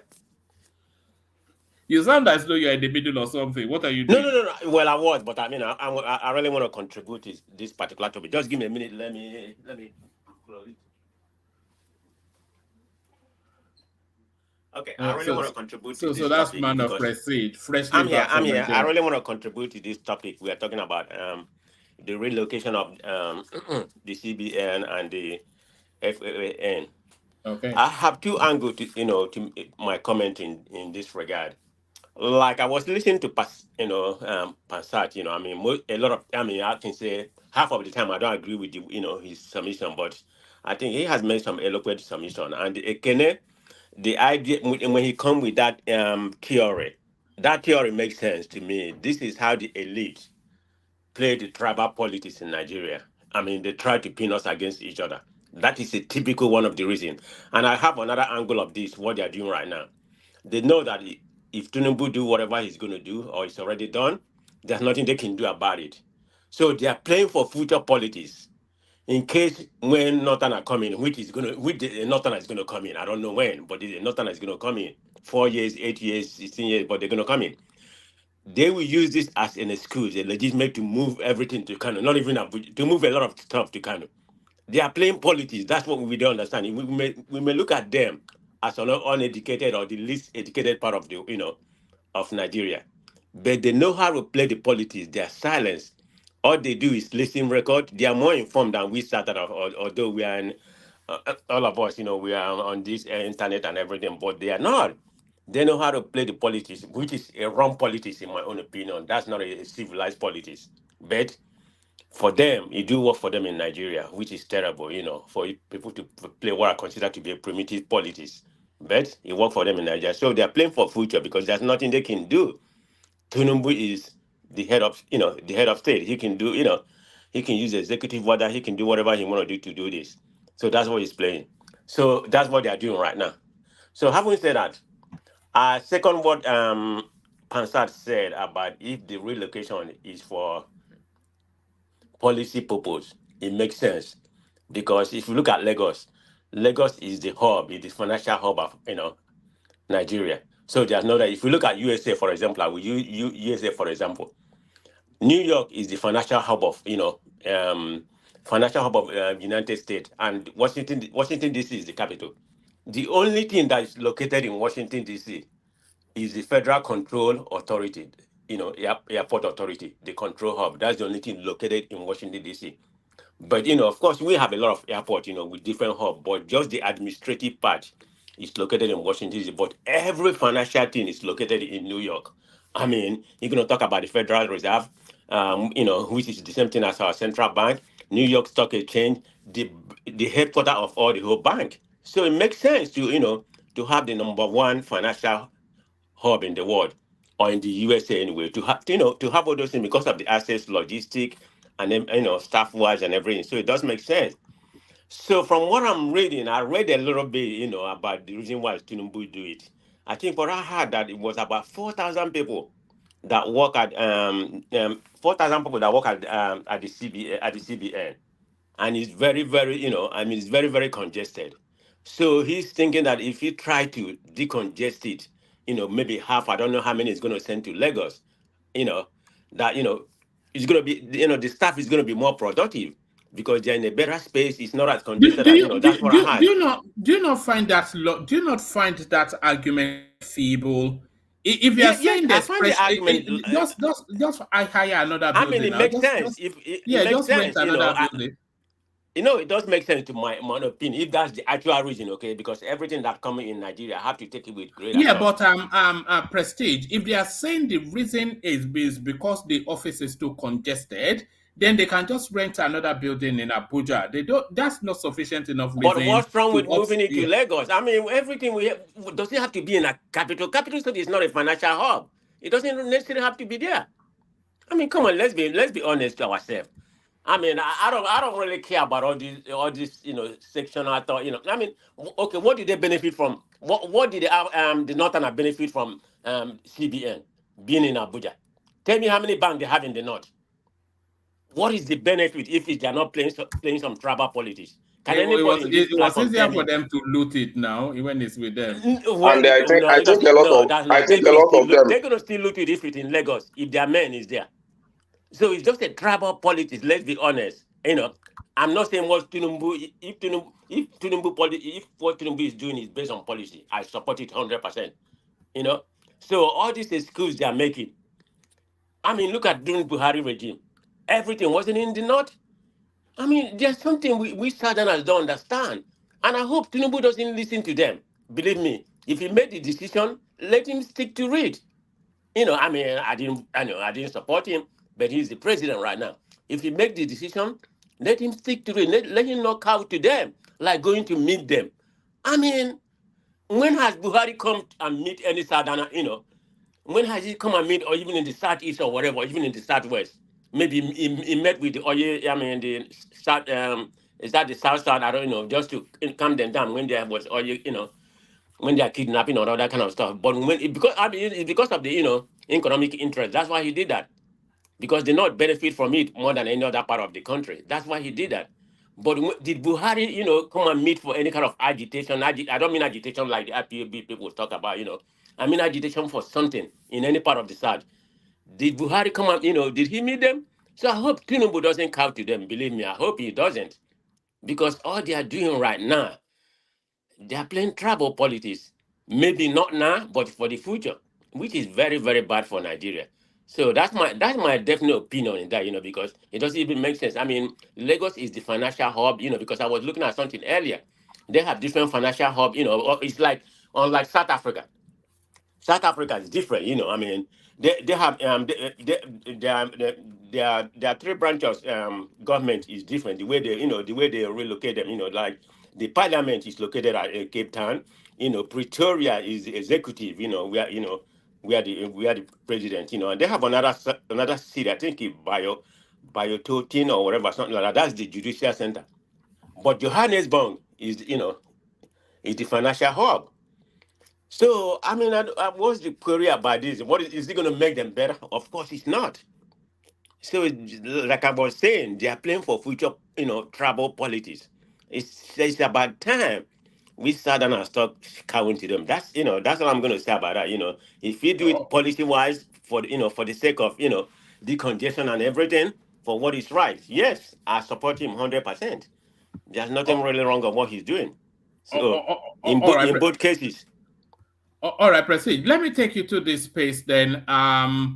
DSS arrest Mieti Allah's president. Give reasons. Details emerge. So this is as a result of this guy forming some sort of militia group in Nasarawa State. But the arrest of this guy is not an ordinary arrest, of course. If you that's him, that's his militia group right there. He's even made them uniforms and whatnot, and that's the guy right there. Look at that. There's nothing that authorizes what is going on here in terms of the so they've arrested now the leader of Mieti Allah. But how do you think this is going to play out in that north-south dichotomy that is Nigerian politics? If I have to go by history, if I have to go by history, I don't think anything is going to happen. I don't think Tinubu administration, is going to be different, or the North has more power when it comes to in that area. If you ask me, I have to speculate right now. Nothing is going to come out of it. I mean, look at this.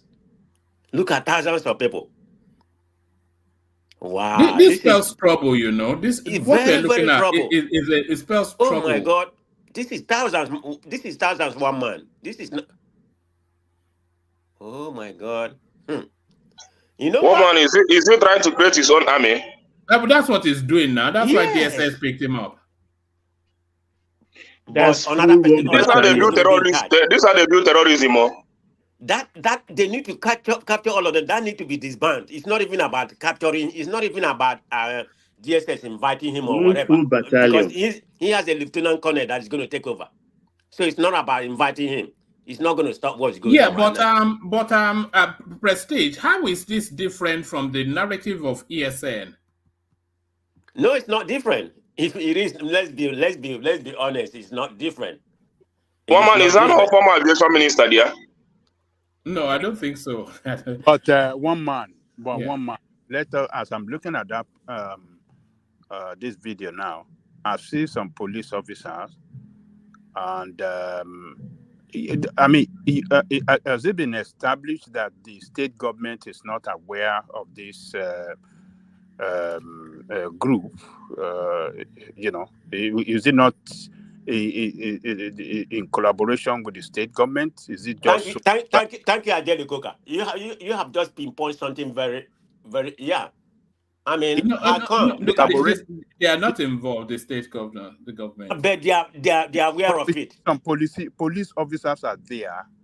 When you keep on going, you will see police officer as a point. Yes, police officers they are usually attached to all this high, and police officers are often for hire as well. So I'm not quite sure. It's a high profile sort of a person. So maybe he has a police retinue or. But it's not official. That's why they are arresting him. But doesn't the state government has to sanction for the police to to guide them? I don't think know. about that one man. All these Yahoo boys that walk around with police, uncle. Police is a federal agency.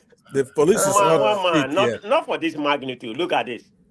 I mean, look at police everywhere. Look at police officer. Those one I see police officer. Yeah, it's a Nigerian police. Yeah. Yes. Yeah, but is that not part of the narrative that the security structure is compromised? Well, yeah. After all, they are a terrorist.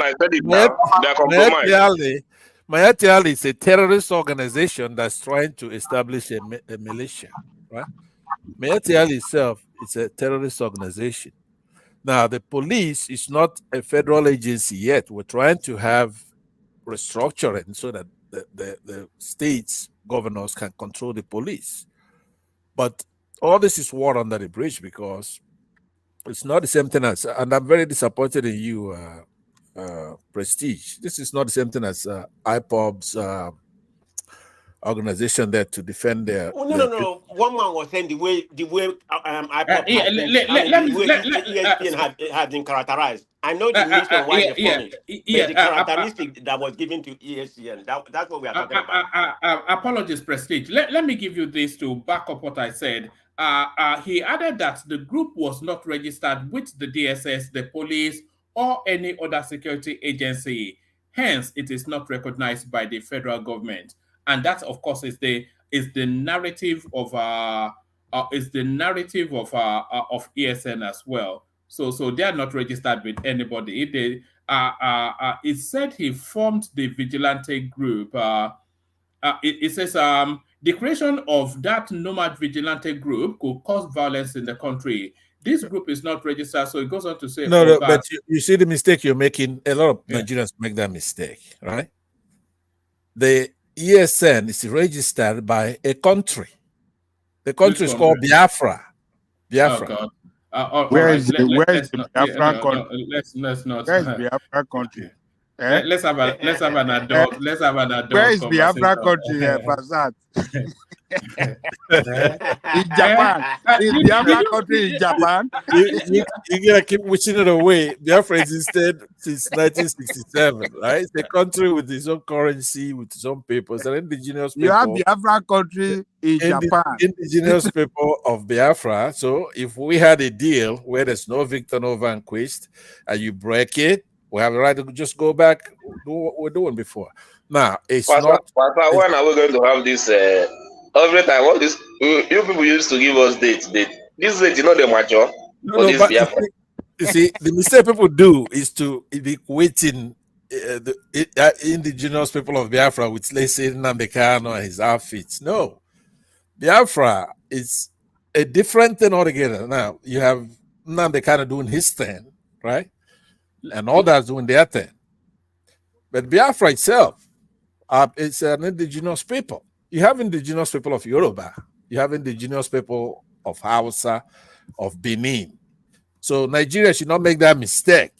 Now, you have a group fronting, we didn't elect them, Nnamdi Kanu. I'm not against what he's doing, but he doesn't speak for all Biafrans. You can't wish Biafra away, it's there. If we get a raw deal, if Nigeria breaks their deal with us, then another thing, Passat. This thing, when you people keep giving us dates that doesn't mature, it begins to look like a fiction to me. You didn't hear what I said. Actually, let me show you something on that Biafran space, and then we move on. That Biafran space is a gift that just keeps on giving. And when I show you this, then you see why that Biafran narrative would never die. So here it is right there. Dear Biafran, Simon Ekpa needs $3.9 million to roll out Biafran online citizen facial recognition ID card. And there is Simon Ekpa doing it as he usual. Yeah, I'm estimating that this guy would have collected a cool Passat is going to be number one on that ID card. Collected a cool $100 million from these people. Man, maybe you can put it more eloquently where I put it. I'm saying that Biafrans, there's about 100 million Biafrans. AKA say Biafra, right? But it's not the groups, all the the group agitating this time. It's Nnamdi Kanu, right? It's totally different from Biafrans. AKA say Biafran. He's not agitating right now because he believes Nigeria is gonna get it right. Somebody like myself, I'm watching to see, right? That all does. We're all Biafrans. We're not Yorubas. You have Oduduwa. When are you getting your ID card?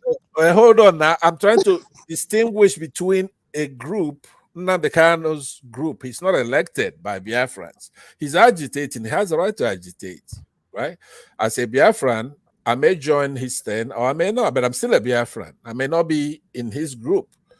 But remember, there's a Biafra. What do you mean you're not in his group? I saw when the guy appeared on yeah, you could not contain your excitement. I've never seen any. Not contain your excitement. Let's get out of the way. I want to speak to Simon Ekpa. He was. I told everybody to mute themselves. You couldn't contain your. You were bouncing off your seat. So it was I told everybody to mute themselves so I could talk, and I was saying that Simon Ekpa had not done anything wrong because they were piling up on him for things that you have the right to do. I have the right to do, right? He has the right to agitate.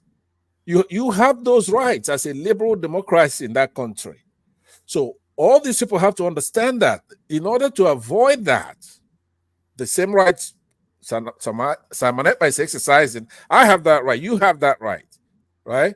People from the Yoruba, they have that right. People in Benin, they have that right. But we've come together. We're operating under a shambolic constitution. So we're saying if you can restructure, there can be a country that has equality and then we can go on as Nigerians. But if you keep retarding Nigeria, you're not having your people go to school, you're not doing anything that is progressive. We have the right to say, we're out of here. Let me get back to Prestige, just to keep some order. So let me get back to Prestige. And Prestige, if you finished your commentary on that space, let me move you to another space. So do you want to round off on whatever it is you were? I'm pretty much done. I mean, there's nothing to comment. I mean, the pictures said it all, you know.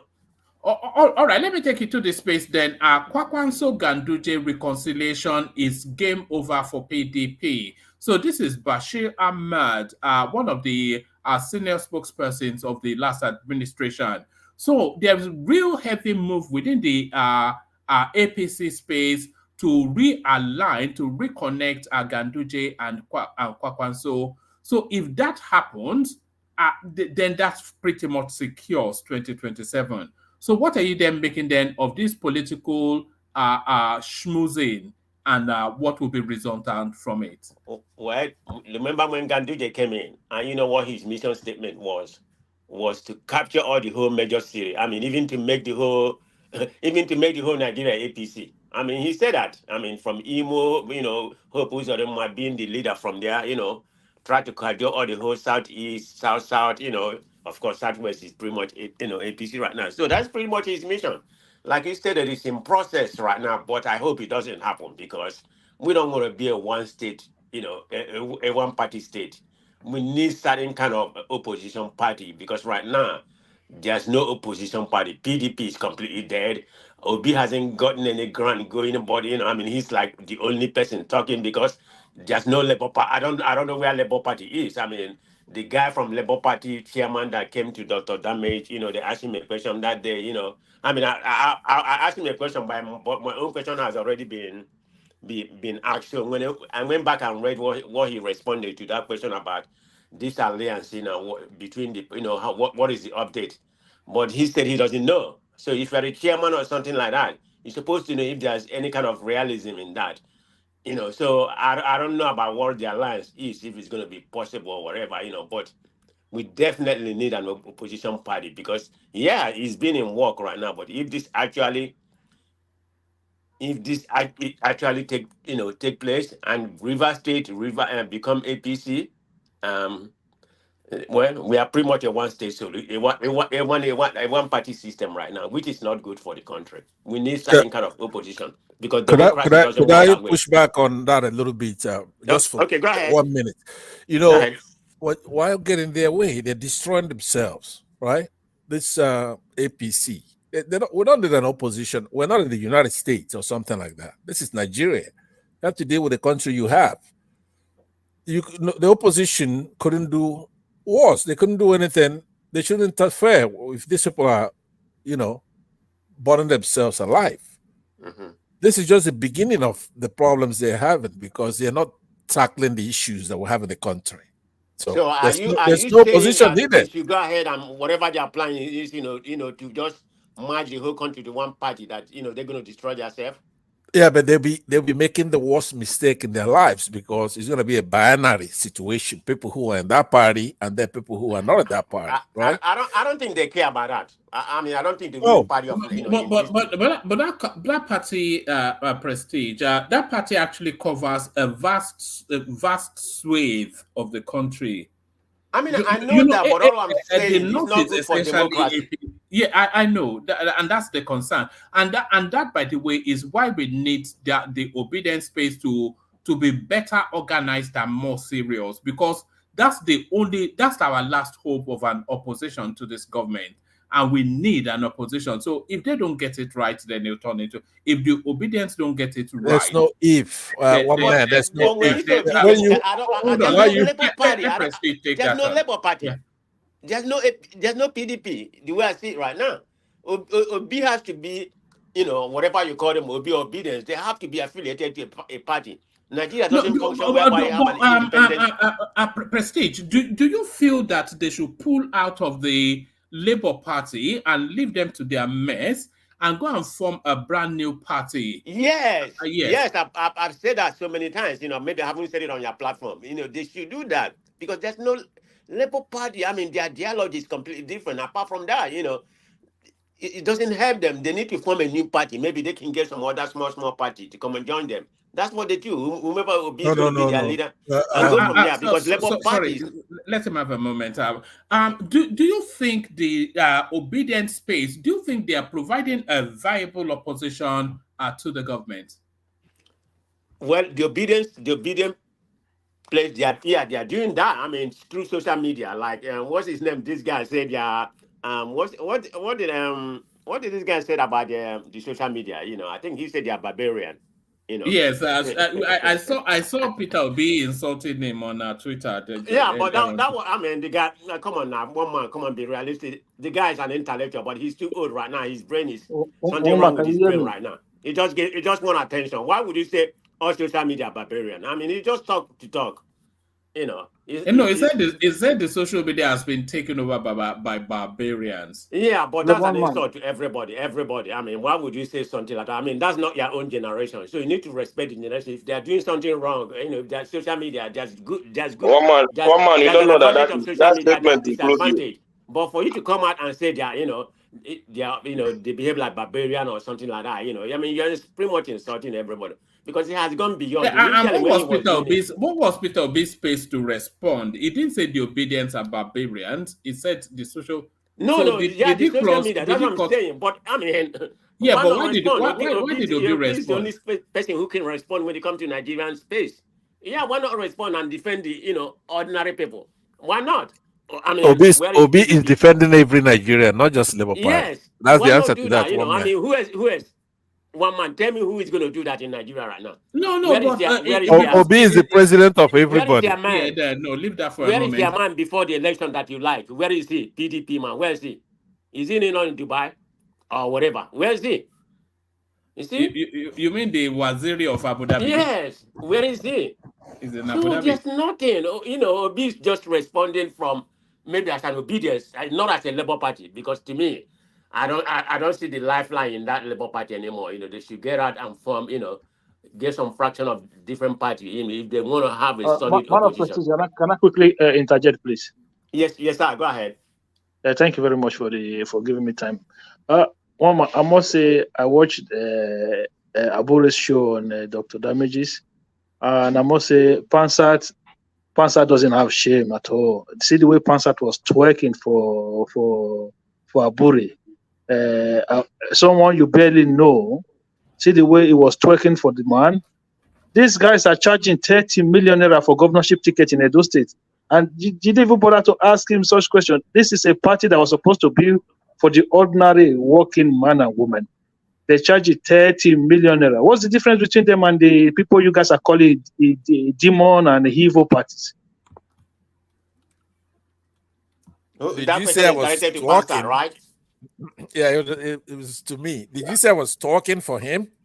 Twerking, like all this shaking your your derriere.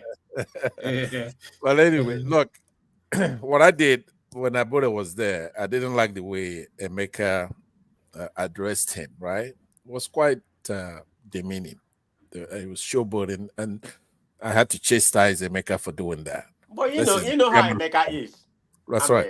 So that's all I did. Basically, I had him clear his name because he was trying to impugn the man's character. This is a barrister. He's a chairman of a political party who did a very fantastic job. So I wasn't doing anything extraordinary. I was quite incensed by Emeka's behavior. It was like a troll on the show. And that was it. Abure couldn't speak for himself anymore. You have to go shake hands for him. Is that what it's all about? Why are you using those kind of words? That's no need for that. Yeah, this is what Wale Soyinka was talking about, isn't it? This sort of But considering the inflation in our country, we think 30 million naira is a big money now. 30? Are you joking? Yeah, I'm just asking. So now is Labour Party 1,080 per dollar. 30 million naira is it the big money in Nigeria? So Labour Party are now using. Are they importing what? What are they importing with the money that they want to convert? Oh, you check. Naira don't have any value now. When you talk about 30 million naira, naira don't have any value anymore. No, that's a different conversation, Ekene. But Prestige, land that, and then I want to take you to one more space. This is nothing to do with anything we're discussing. It's just something I've come up in the course that I've come across in the course of this conversation. I mean, But I'm pretty much, I'm pretty much done. I was just talking about the situation, the situation in Nigeria. I mean, we need to wake up. I mean, I already finished what I was going to say. I don't talk a lot. I'm a man of short words. So few words. Look at that. Okay. So this one now, nothing to do with politics. I just saw it as we were talking.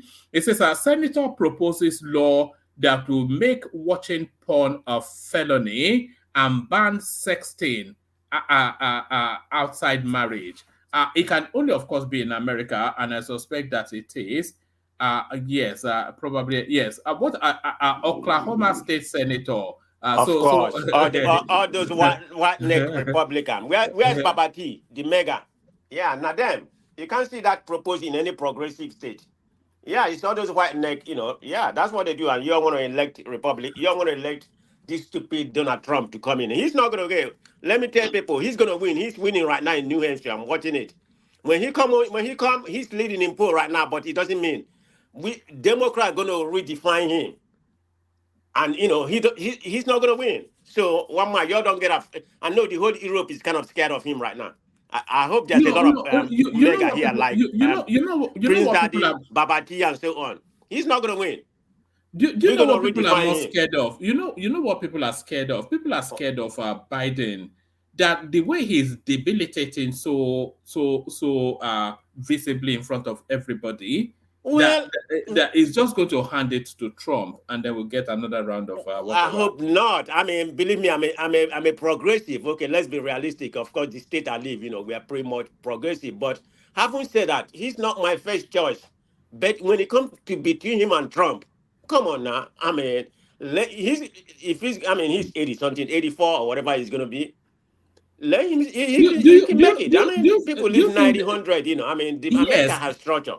I mean, yeah, but do you want that sort of a person as president? But I don't want Trump. I don't want Trump. This country is finished.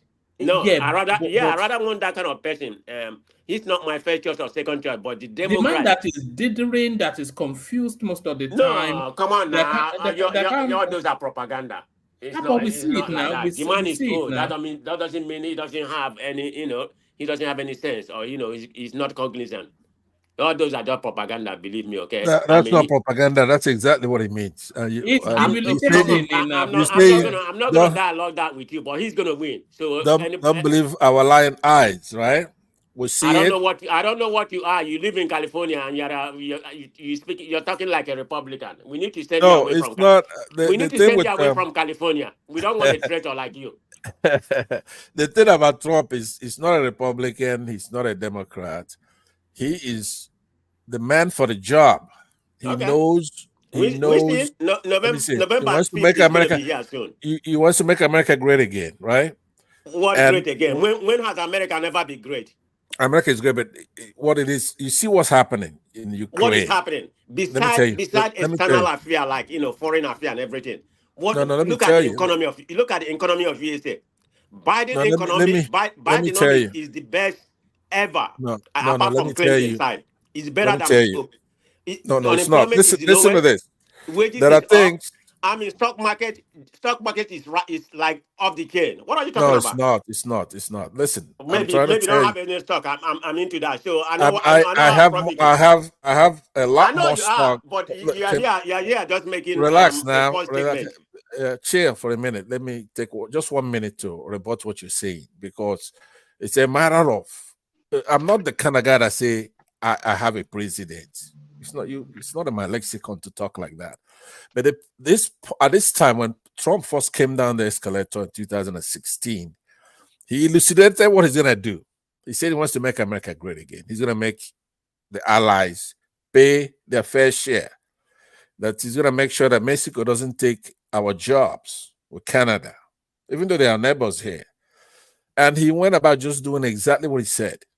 He brought work up to United States. He's competing.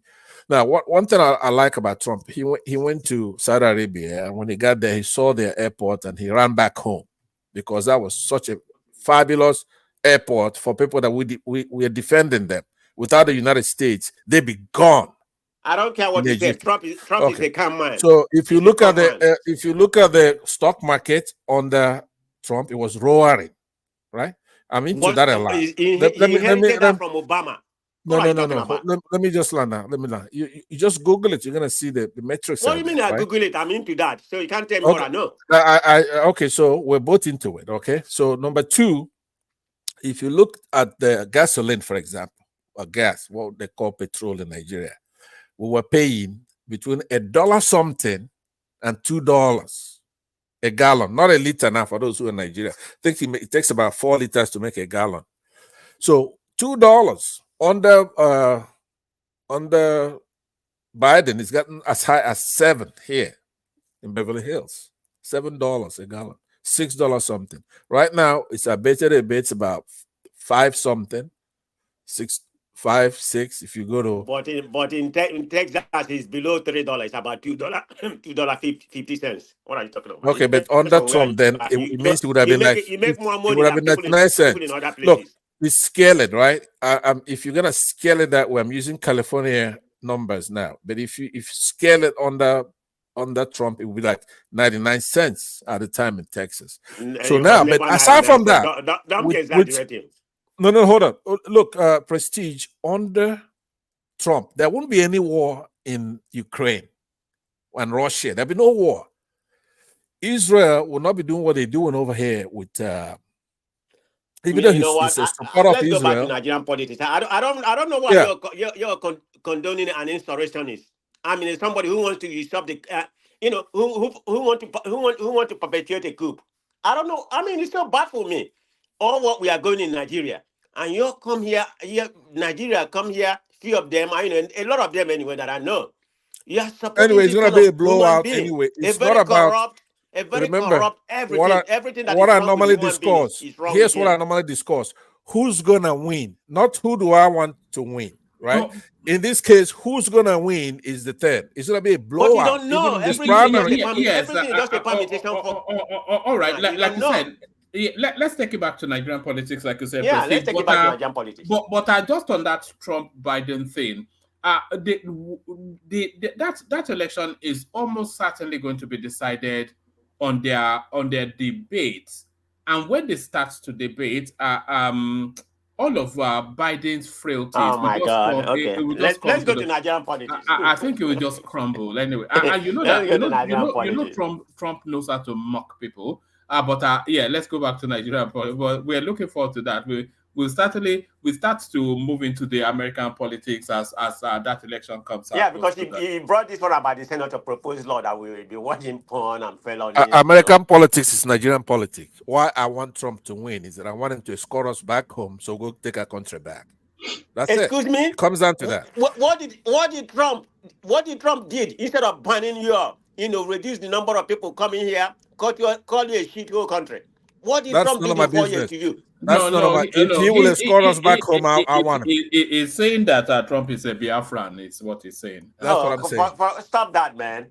Trump will never be a Biafra. Such a moron. All right. Is there anything else? No. They will look for favor from anywhere. I'm just going to listen. Maybe I will talk later. Thank you, all right, brilliant. for giving me this permission. Oh, of course. One of our favorite voices, Man of Prestige. So that's Man of Prestige. Please, one man come back to me again, and then you go back again. The reason being that these guys are always here, running their mouth every night. I'm not here. I've never been given a chance to talk. Come back to me. You're always here. You're always here. Baba and what's his name? Hold steady. Let's try and hear from Patrick, who often turns up, but we hardly ever get to hear from. Patrick, are you there? He's probably driving. He's always driving. Patrick.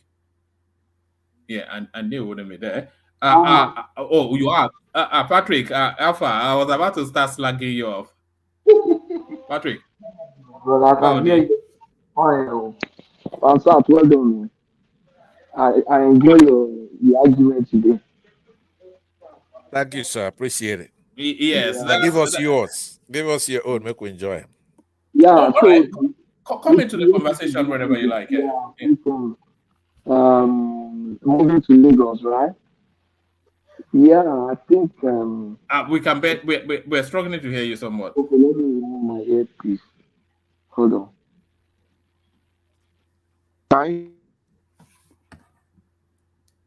You muted now, but okay. I think Patrick. What about now? Yeah, no, that's much better. So I think you wanted to come into that, and I suspected that's where your interest would be. Moving all these parastatals back to Lagos. Your perspective. Yeah, I do. I don't want to buy the argument from the north, but I think he's making the right argument, but with the wrong motive. You understand? First and foremost, the premise is that Abuja is not supposed to be classified as the northern part of Nigeria, but yeah, they are saying it is the north, you know. And so the dummy they sold to all of us was that Abuja is a central place and it belongs to all of us. So moving things out of Abuja should not hurt any northerner because in the first place, Abuja is not supposed to be a northern territory. You understand what I'm saying? So moving anything out of Abuja should not hurt a northerner because it should not be seen as something that is leaving the north. No, Abuja is not it's not a northern territory, it's a capital territory, but they are telling us it is not like that. So they stole a dummy for us there, you know. And the administrative headquarters should be is not necessarily the same as the operational control center or headquarters. We could have a central bank in Abuja where the governor is seated and all the deputy governors and their directors are seated, but operational activities could be taking place in Lagos, in Abeokuta, and all the other central bank branches all over the country. Because it's not only in Lagos, we have central bank in Abeokuta and in Ilorin. Yeah, so if we have structure, if we have the right structures, then they should not really worry about that. And mind you, these guys that are saying that they have to be in Lagos. We have internet nowadays now. In a normal system, half of the staff in central bank should be working from home. Now you have a fuel problem. Why not deploy structures where people can work from home and you can reduce costs? So it doesn't matter where the guy is. He might even be in Anambra working for central bank, you know. So that's I thought Cardoso said they are modern and they are going to innovate things. So why is he bother about moving things around? Deploy infrastructures. Do you think is that an undercurrent of Yorubanization to all of this? No, it's not. But I think it's just I think they are just not. They are, when you are not busy with the right thing, start doing some things that are not necessary. That should not be his concern now. That they are in Abuja, is that why the exchange rate is crashing? That they are in Abuja and not at the center, not close to the head office of the banks.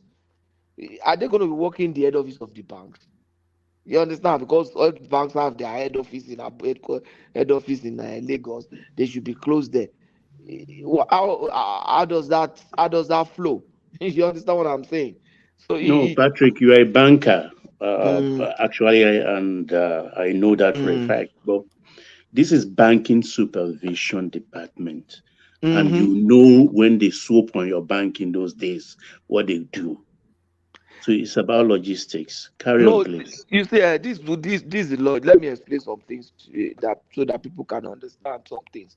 When you say bank supervision, there are so many things that are involved. If, for example, you have banking supervisions, you have inspectors coming to your bank, CBN inspectors. They are not only going to inspect head office now, they're going to inspect bank branches. So why don't you now say CBN? So you have CBN in every place already. If, for example, they are come to supervise the CBN banking supervision are coming to inspect Abeokuta branch, the CBN banking supervision would have been in Abeokuta a night before.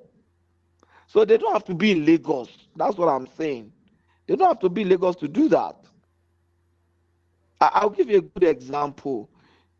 They should be, just like in other banks, if you want risk supervision, you could have a CBN desk in the head office of every bank. And you rotate staff. No, they will compromise. You know that. No, that's what I'm saying. You rotate Even staff. those who come to your bank in those days, you serve them coffee and give them brown envelope. So those ones are coming from if they move the headquarters to Abuja now, to Lagos now, and they come for supervision, does that mean they cannot be compromised? Is Yemi Cardoso himself, can he not be compromised? All this Sanusi Lamido, was he not compromised? That's conjecture. So those are the different scenario entirely. So as far as I'm concerned, they don't have to be in Abuja, in Lagos, to supervise. It's like say, oh, the reason why we are not doing well, the reason why we are not controlling the bank is because we are not in Lagos. What kind of lame excuse? Called the election. What kind of lame wasn't excuse? surprised. And when they wanted to come for election, they claimed that they are the superpower. They can do this, they can do that. They can turn around Naira, turn around economy. Is he coming to Lagos that will make him to turn around economy? Is he coming to Lagos that are going to improve exchange rate? Is he coming to Lagos that will make him improve interest rate? You understand? So he's supposed to be focusing on things that are important. That are important to the country than say, let this person be working from Lagos, let the be working. What's his business? What's the business, the governor's business with that? That there are HRs now, there are personnel managers, there are head of administration that will look at those logistics and say, oh, this is what is happening. So the bank supervision, how many times you go out in a year? What's the cost implication? What's the cost implication of relocating our people to Lagos? This and that. And think that, okay, let's break this supervision department into 3. Let a group stay in Enugu and let that group be supervising the bank and their branches in the east. Let's understand, you can create regional hubs for that operation. If they are created a regional hub for those kind of operation, nobody will make this noise now. You understand what I'm saying? So it's to me, they are just not even focusing on the important things.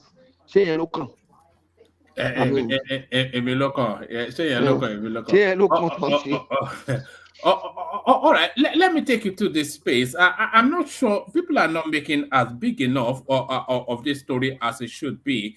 DSS arrest Meti Allah's president gives reason. So this guy now is not even is too big an entity to be called a militia group. He's essentially forming a private army in the north. So what are you then making then of this character and his private army?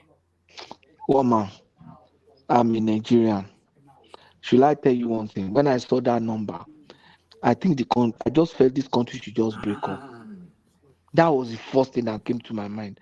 I am a Nigerian. People know me on this platform. I love the country to be together. But when I saw that thing, I felt this stress is just too much. Can everybody just go their own way? I mean, if I am in my own group now, maybe we have a south country or a southwest country, call it anything, Oduduwa or Oromiyan or anything. IPB. If anybody in my own country make that kind of noise, and if we face him, nobody will say, oh, you are facing him because it's this, it's that. I know Southwest very well. Nobody will say, oh, it's because it's so and so, that's why you are facing him. They are intellectual enough, they will know that we have to protect us. That man now, if you arrest him, that number of people that you see, what do you think they will be doing? That one is more than what of that group, the Boko Haram now. You know that was how Boko Haram started. You can imagine now, if they arrest that man now, and incidentally, nature, if they arrest him and nature even happen to him and he die in their custody naturally, I see. Maybe that country will burn. If that guy dies in their custody, that country will burn. So when I look at that, I say, maybe everybody just go their own way. What kind of wahala is this? I interject you 1 minute. Yes. You see, I think the president should invite the governor to Abuja, to summon him to Abuja immediately. That Nasarawa governor, Abi? Yes. He's the chief security officer of the state. Why should such a thing be happening in the state and he's not aware of it? And he didn't take action. He's aware now. It's just aware. Like you said, those police, did you see their rank? Was that group set up in collaboration with the state? That is the question. If he's not aware, then what is he doing as the chief security officer of the state? Did you see the rank of those policemen? Having militia, gathering up militia in his state and he cannot stop it. That means that what has he been doing with security vote? Nigeria, That is you know, every time. Egbon, do you know Nigeria's DSS and all these things? They are not serious. Look at that number. How were they making those uniforms and DSS didn't know? That's another thing. Those uniforms were not imported. For them to be showing that amount of uniform in a place, and DSS doesn't know. And then, if just like you called our attention to see policemen there, look at the rank of those policemen. Commissioner rank now. They were not just like all those policemen that you attached to uniform. This is part of the narrative that the Nigerian security structure is compromised. Those police officers, and you saw army personnel there as well. Who do you think their allegiance is to? The Tinubu or this guy that they are? That's why at times when you look at it, it's just that the way Kanu and Co, they're approaching that thing. At times when I look at it, I mean, I love Nigeria to be together sincerely. But when I look at some wahala, I just feel if this is the kind of stress that staying together is going to create for us, is it not better to just be at peace? And we are not going to be fighting now, even if we go apart. I mean, we still have Ghana. Ghana is our people. The Republic of Benin, they are there. We are all living fine. Sorry, Patrick. What thinking led this guy to thinking that this was okay, that this was something that he could do? I don't even know. What authority does he have to do this? On what authority is he doing it? What does he want to be securing cattle or something? I don't know. That's what he said. He said he wants to use it to end kidnapping in Nasarawa and end criminality. Oh, maybe the government. I'm sure the government is aware. If that's what he said, maybe he was saying, okay, this is the way to stop this thing. It's like saying this. Every state has their own vigilante group. How will it stop it without carrying arms? How will it stop? The way they will carry arms now. The vigilante in Borno and all these northwestern states, they carry small arm now. They carry small arm. Sorry, we can hear radio. I want to believe that. Sorry, hold on. We can hear radio in somebody's background. Can somebody mute the radio? Yeah. The other day, Donald Trump accused me of not. Oh no, I think that's from Prestige.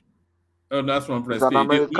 He's monitoring Donald Trump. Carry on. I think that the state government might be aware of this thing. There's no way they can hold this kind of thing and the state is not aware. The guy that is responsible for this setting up this group or forming this group, I don't think it's dumb. I don't think it's stupid too. And for him to have police commissioners around him there, I think the state government must be involved in some kind of way. Even Nigeria, look at the marching column. That is pure military. So someone trained them for how many days? For how many weeks?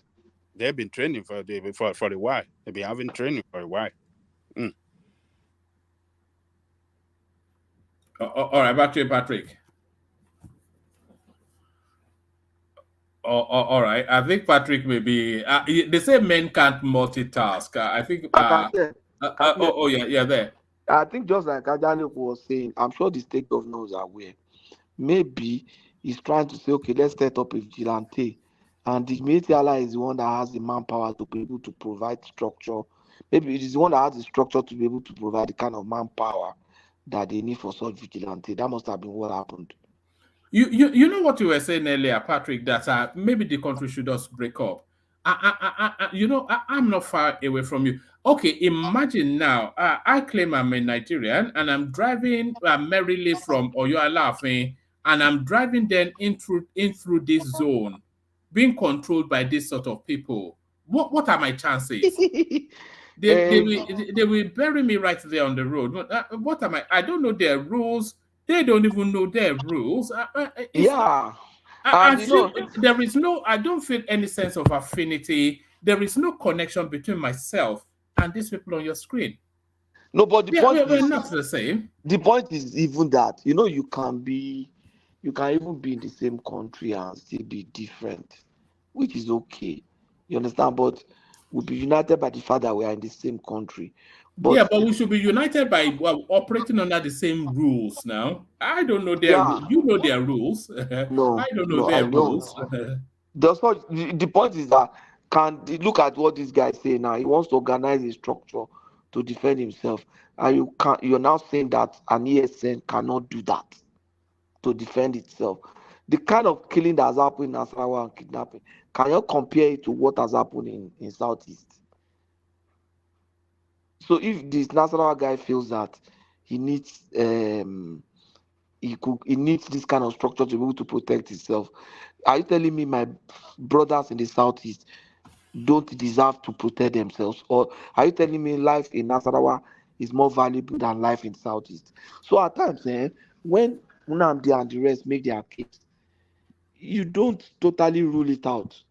Their demand. Nobody just comes out to say, I want to create trouble. You understand what I'm saying? If not, people will not support them. We'll still have people support them. So all the people that support them cannot all be mad. Their method can be the problem. And their method that we're even talking about, it could be out of frustration. When you don't try, talk calm, small, you've tried to argue, and it looks like your fathers are argued quietly, nothing happened. So as children, you think, let us just not grieve for anybody, and fight. So that might be the reason why these guys are making those things. All right, Patrick, let me take you to the space then. Kano, Kwankwaso Ganduje Reconciliation is game over for PDP. This is Bashir Ahmed. So they are trying to form then the coming together of Kwankwaso. So this is something that Tinubu is working on quite aggressively. So to smooth matters and bring back the coming back together, Kwankwaso and Ganduje. So if they bury the hatchet, and preferably not in each other's head, do you then see then because if Kwankwaso and Ganduje come together, that means then Kano State belongs to APC. So if they do that, Bashir Ahmed is telling you then that forget 2027. Do you follow that logic and do you agree with it? Yeah, the first thing I will pray is that God should protect all of us so that we'll get to 2027. But it should let Nigerians live the time they are in now. Let us live our time. The man that is supposed to take care of people now is thinking of 2027. Can you imagine how mean and wicked people can be in their orientation and thinking? How mean and wicked. There are people dying now. There are people hungry now. There are people sick now. There are people, and there have been so many promises that have been made for now. All the English that what is this? My brother in Maiduguri that is now vice president. I forgot his name. What's the name of our vice president now? Shetima. Shetima. All the English is speaking. This is now the time to execute them. But people say they just like time is running out. In another 4 months, this guy will be 1 year in office. That's the point. In another 4 months, this guy will be 1 year in office. And what can we say that these guys that they have added? 1 year in office, he has spent 25% of his time. That's what people don't understand. Another 1 year, he has done 50% of his time. In the last almost 1 year now, by May, what can you point to? With all the promises that they have made. Ironically, we are not even holding them accountable for their promises now. We are going to say, oh, this decision is bad, this decision is bad. Let him take all the decision. But what I want to code into is, what did you promise? You promised Nigeria that you are going to bring down the fuel price. I don't want to take it as a careless talk, but you made that statement. You promised Nigeria security. Your dear director, your NSA is busy attending meetings all over the place. Your Minister of Defense knows nothing about security. Your army invaded the people that were not, they were not buy by bandit. You went to buy them. You understand? When in a place where there's security, you use your own drone to cause insecurity there. The kind of thing, that's not what we like to hear. That's not what we like to hear. We like to see them say they have the commodity exchange board is taking off by March. We like to hear them say that arable land for farming are being prepared because farming season, planting season will soon come. You say they are going to make sure that 2/3 of Nigerian arable land are 2/3 of Nigerian arable land are employed. That was the sweet things he said. Nothing is happening now. Nothing is happening now. The last time we had major developmental activity was during Buhari time. That we had projects taking place, that we have things taking place was during Buhari time. After Buhari, not project, not one has happened now. And we are talking grammar here. We are not holding him accountable for his own promise. So that's the challenge that I have. 2027 is not sure for him at all. If the Labour Party get their strategy right and they get the right people, Labour Party is going to sweep Southeast in 2027. Mind you, they might not be able to rig them out in Southwest in 2027. They are going to be more entrenched in 2027. That's just the truth. Sorry, are you saying that? Are you suggesting that Labour Party can make further gains in the Southwest in 2027? Seriously, they can sweep 2/3 of Southwest. Who is going to? What about the ethnic factor? What about the ethnic factor? Now, tell me, who is going to? You see, I think it depends on the strategy.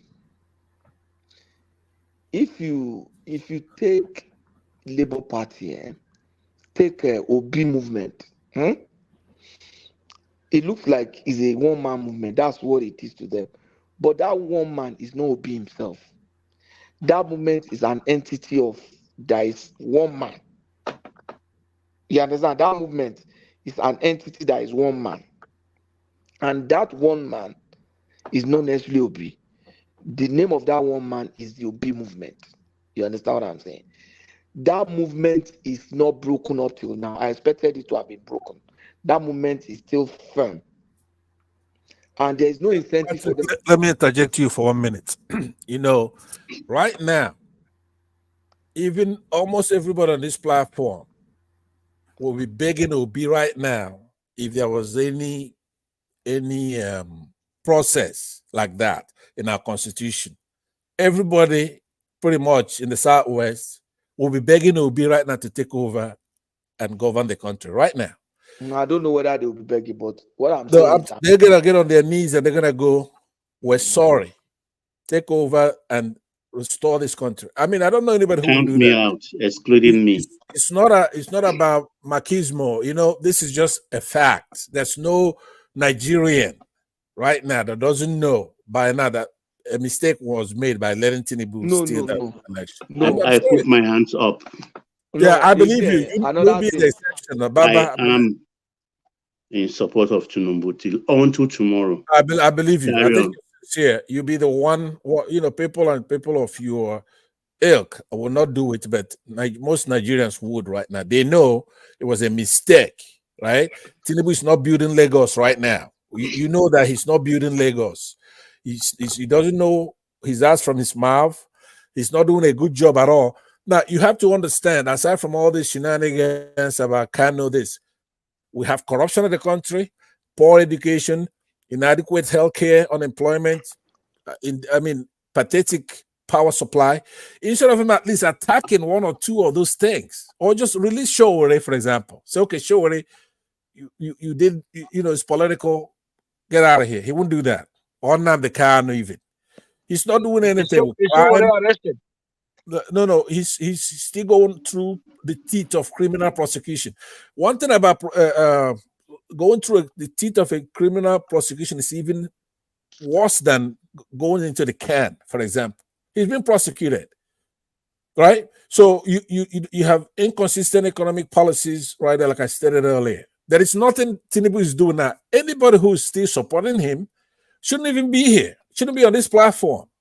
That's what I'm telling you, Bob. For example, Pastor, it's not my turn.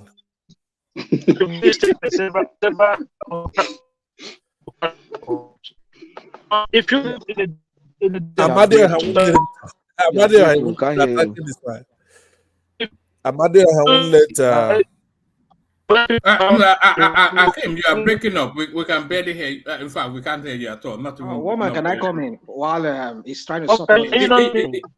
We can't hear you, Akim. I think. Can you hear me, woman? Amade, I won't let Akim talk. Pastor. Oh, yeah, you come in. Actually, Patrick has the floor, but you can put the question to Patrick and everybody. Hello, everybody.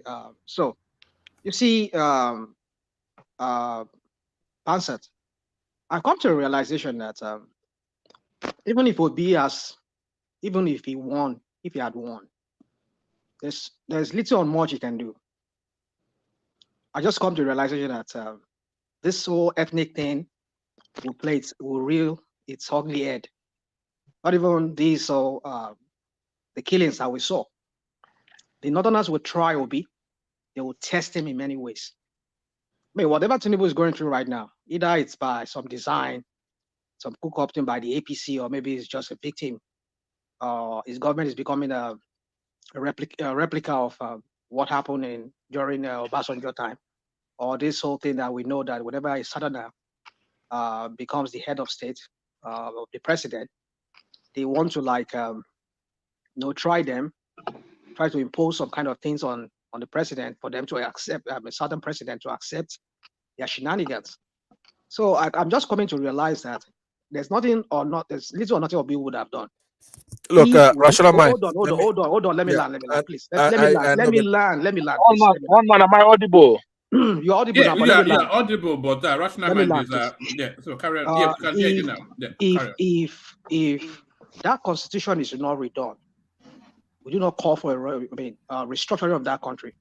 There's no way we can make any headway, and that is what Tinubu is having right now. If we had ironed this issue of who we are, what are we, how do we want to be together, I think whatever Tinubu is going through now, we won't be going through it. But I think it's because there are certain questions that have not been resolved. And those questions are germane, are very fundamental to the development of that country. And those questions can only be resolved in a constitution that we all agree and we sign to. So for me, I just come to that realization that there's nothing little Obi. Let's stop this promotion of Obi. Don't get me wrong. I'm still quickly though. Hold on. Let me interject you. I'm still inclined towards somebody it. else's time. Any other candidates. Before this, for now, from what I'm seeing right now, the rot that Bubu left behind. I know. I heard everybody heard what you said, right? So let's not invoke this host right here. Between you and I, right? See, you're making a very big mistake. What is Constitution is a good thing. Let me tell you. Redrawing that constitution is a good thing, but it doesn't mean that it's a panacea. It doesn't mean we cannot do anything with the shambolic one we have right now. When people look at the Labour Party, they keep looking at Obi. Yeah, Obi is important. He's the principal there. He's humble. He's got a good record. But there's also a guy he ran with us called Baba Ahmed, right? That guy, the combo of those two, one thing is Baba Ahmed himself, one thing is Obi, but the combination of those two in tackling the issues we have, you have to understand we have pedantic issues, including this terrorism.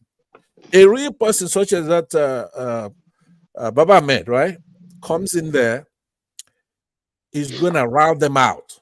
A lot of them are going to just run back to all those swamps they come from in Chad and all that. They're just going to run away.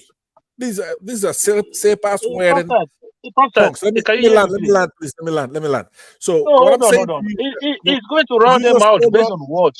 I'm going to tell you, because ordinary ESN rounded them out from the southeast, even though ESN is also fighting the soldiers who are accompanying them. They're not 10 foot tall. I don't know if you've seen these kids who are terrorizing Nigeria. It's the Nigerian military. When these two come into office, it's going to be look, Peter Obi is better than Obama, for example. But that's Baba Ahmed. let's not turn it into comic book stuff now. No, Let's it's not not. No, do comic book. listen to what I'm saying. Obi No, has been a Oh my governor. God. Obi has been a governor. Don't diminish the conversation. No. One man, I'm trying to give a citation why I say that. Obi was Pastor, a do you governor. know Obama's name was not found on the Pandora Papers? Are you aware of that? Let me land now. Let me land, please. Let me land. So what I'm saying is that Obi was a governor. When he came in there, the governor of the state prior to him coming in was kidnapped. There were a lot of the buildings were burned down, the governor's mansion. These were not choir boys. And also there were agitation by Southeasterners, right? So Obi came into office and he, this nice guy you're seeing right here, once he wears the toga of office, it's not gonna look.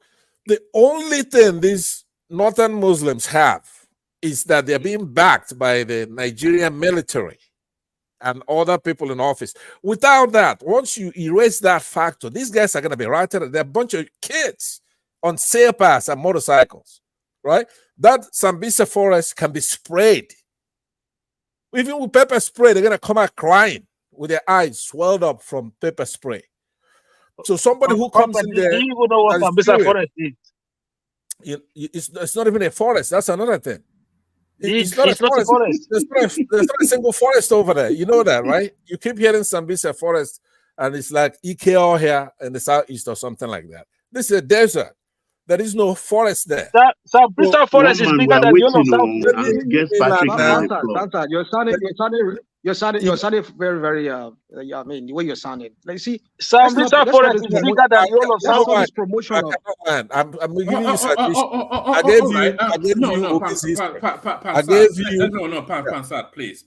Let Patrick Randolph. Let's bring in other voices. Baba wants to speak. So just land that thought, Pansat, and then Patrick bring it home, and then let's structure it. Thank you very much. But anyway, so what I'm saying is that when you are looking at an OB administration, you're looking at it with a bunch of people coming into office with Patu Tomi, with some others who were in the PDP before, and then those who are gonna switch over. It's gonna be a totally different set of army chief. They intend on bringing in even mercenaries, right?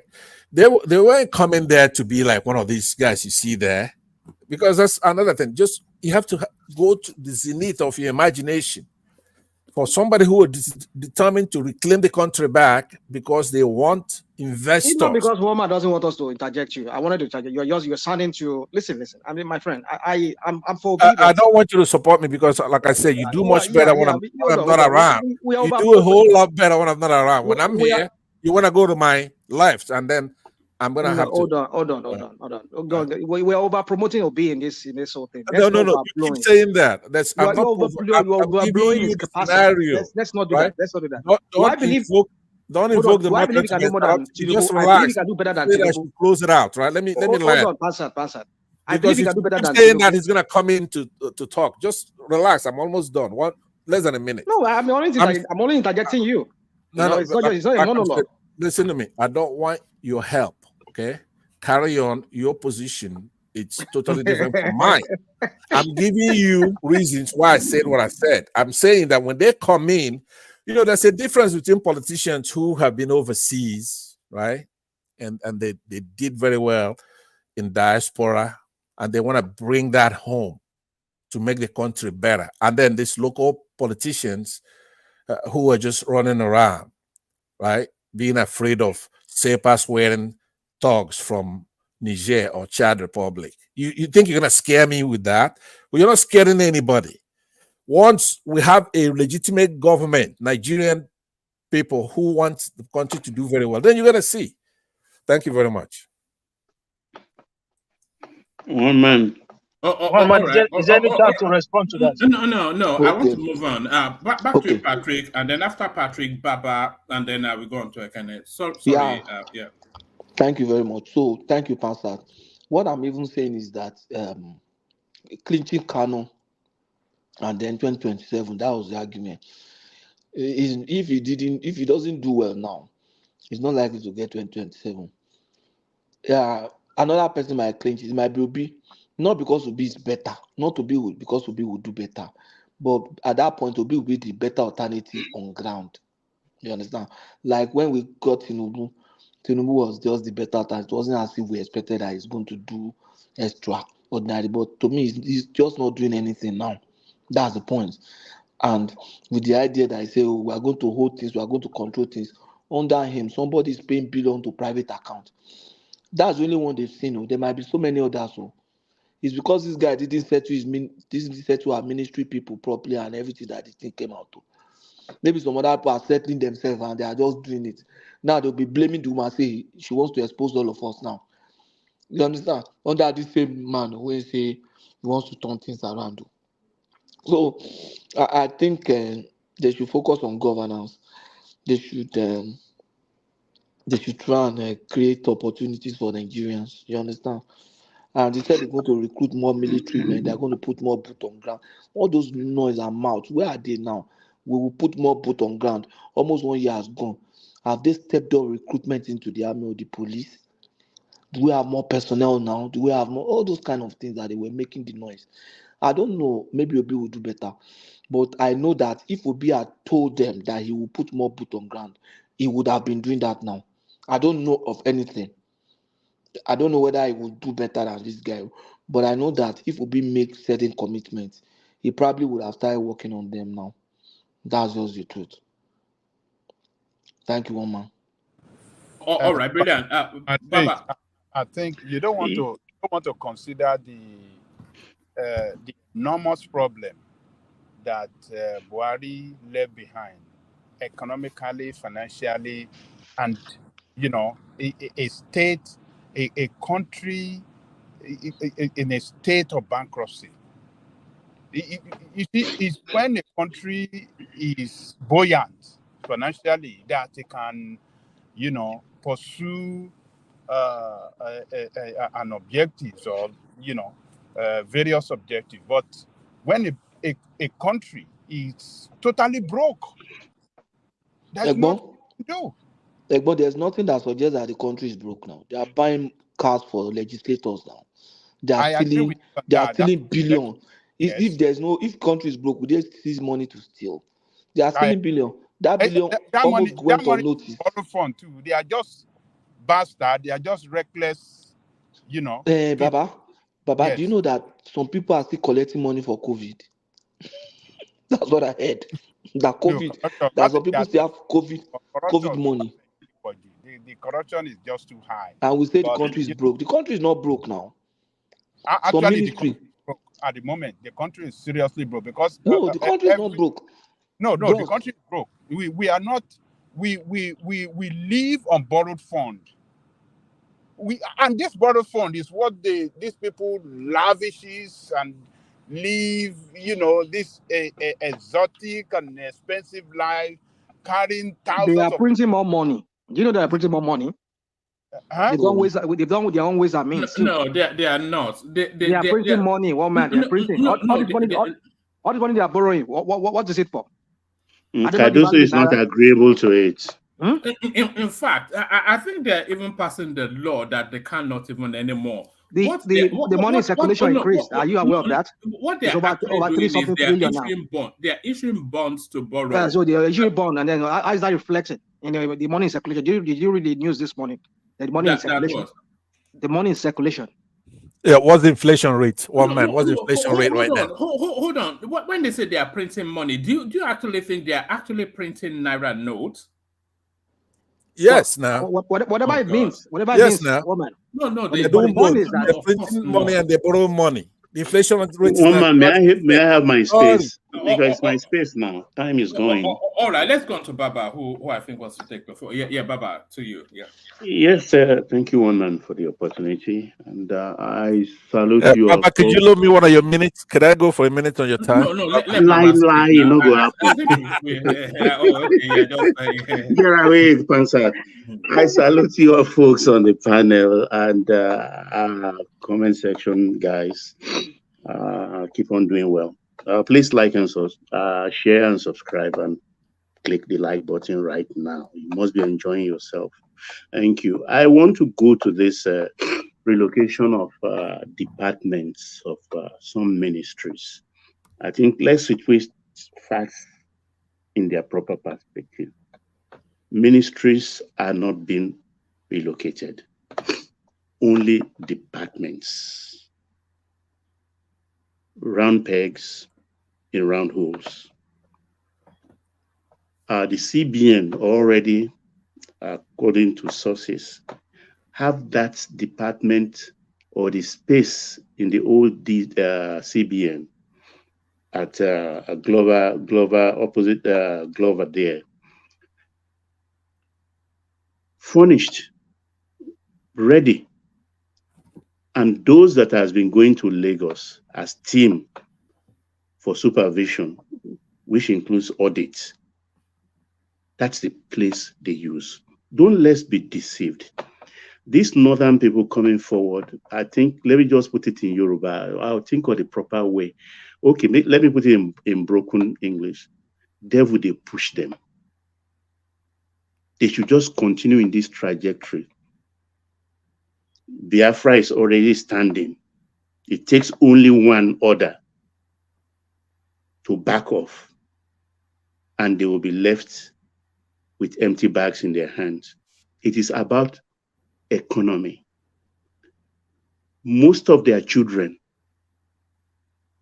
are in CBN working, qualified or unqualified.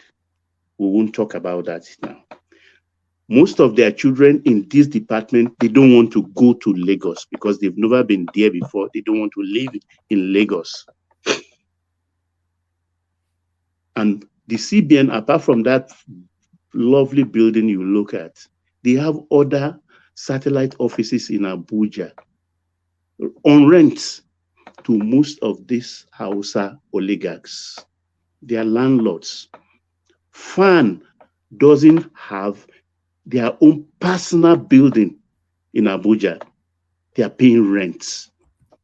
I just want you to imagine, I don't want to mention figures, I want you to imagine in your head the kind of rents they are paying to Hausa landlord. I'm putting it in proper language, Hausa landlords in Abuja. This trivial thing we may say is trivial is what is at the mind of these simple things. I call them simple things because they are so greedy. What do they do for their people? What do they do for their people? It's so pathetic. They are drawing us back. It takes you to see 100 Southerners abroad before you can see one Northerner. And that one Northerner is likely to be on scholarship, on working in a consulate or an embassy. We have banditry. We have terrorism. Now kidnapping. They are not talking about that. These are the immediate things confronting us, issues confronting us. They are not talking about that. They are crying about FAAN being relocated, a department to Lagos. They are talking about a CBN department to Lagos. I mean, can you imagine? I don't like using strong words. Because seeing Dalhatu today, I was really taken aback. I don't know what, everything that comes out of his mouth puts them more in bad light, their intentions. And seeing the other man, Ndume, don't we know the history of Ndume? At the end of Jonathan's time and at the beginning of, during Saraki's reign in the Senate, have we forgotten so soon?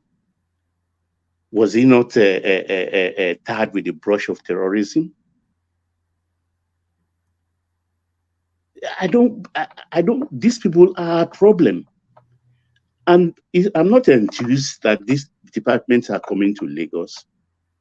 It's not going to improve Lagos or add anything to Lagos other than put pressure on insufficient infrastructure there.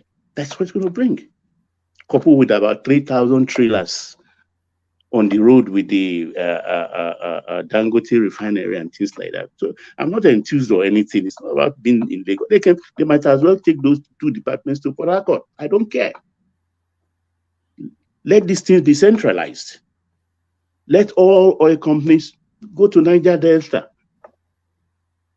Nearness to source material is one of the principles of location of industry. These are the problems we are facing in this country, and these people come out. They are just, I don't know. But Tinubu has one advantage. And I think what is at the heart of this disagreeability they are exhibiting, they suspect, and rightfully so, that Tinubu is going to do a lot of reforms, undertake a lot of reforms.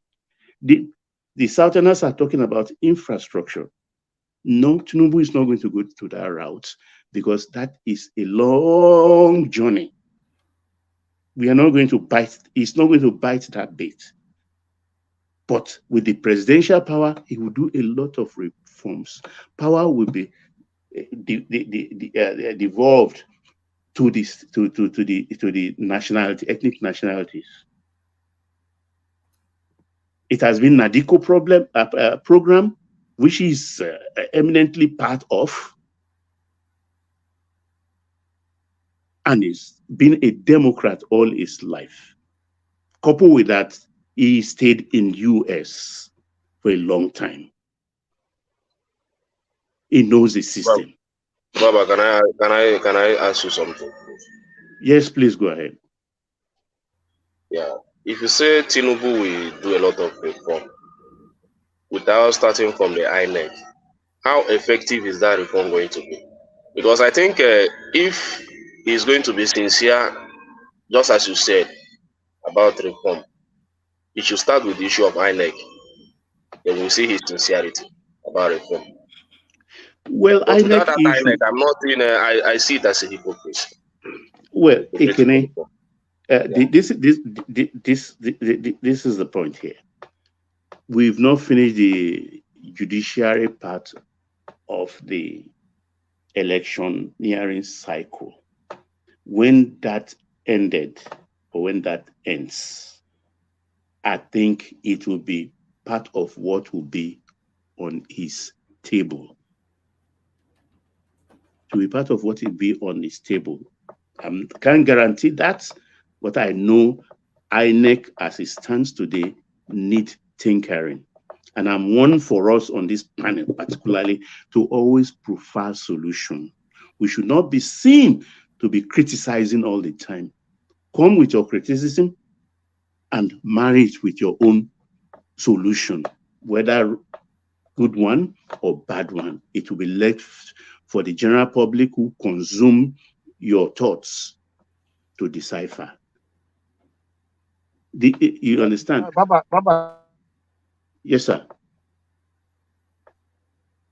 Oh, we lost you.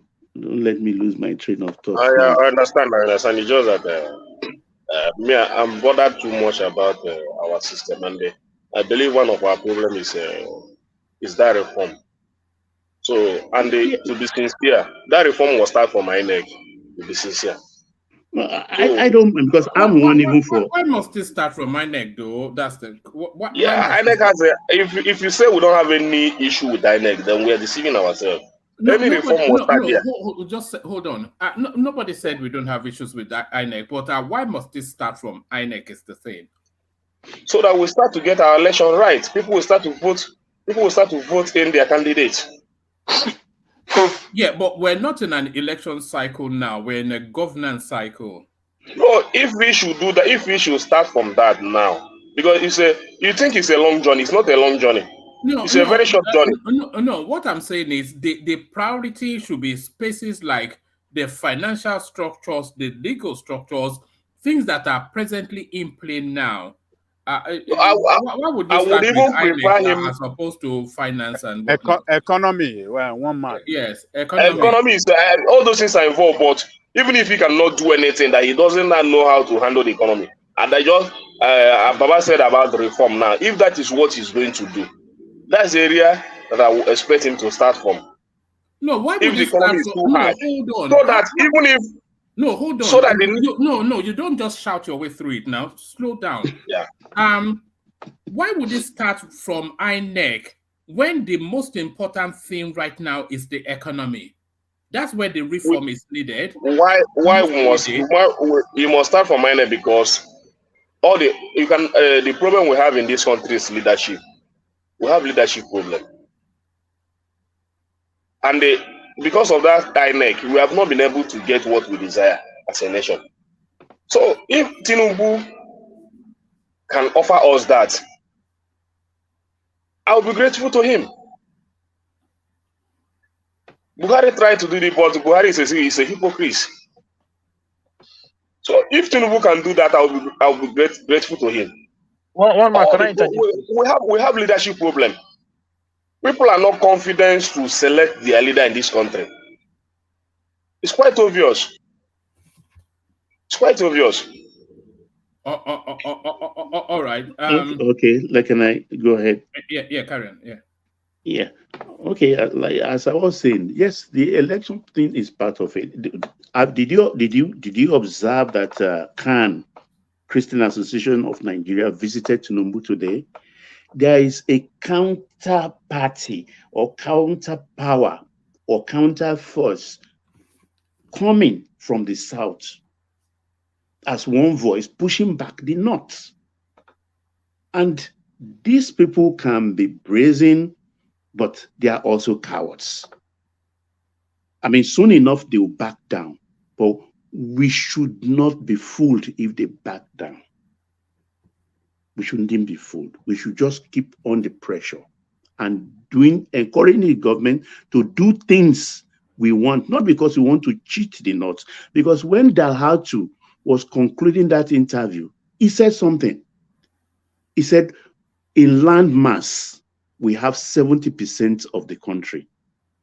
2, he said, 60%, they are 60% of the Nigeria's population.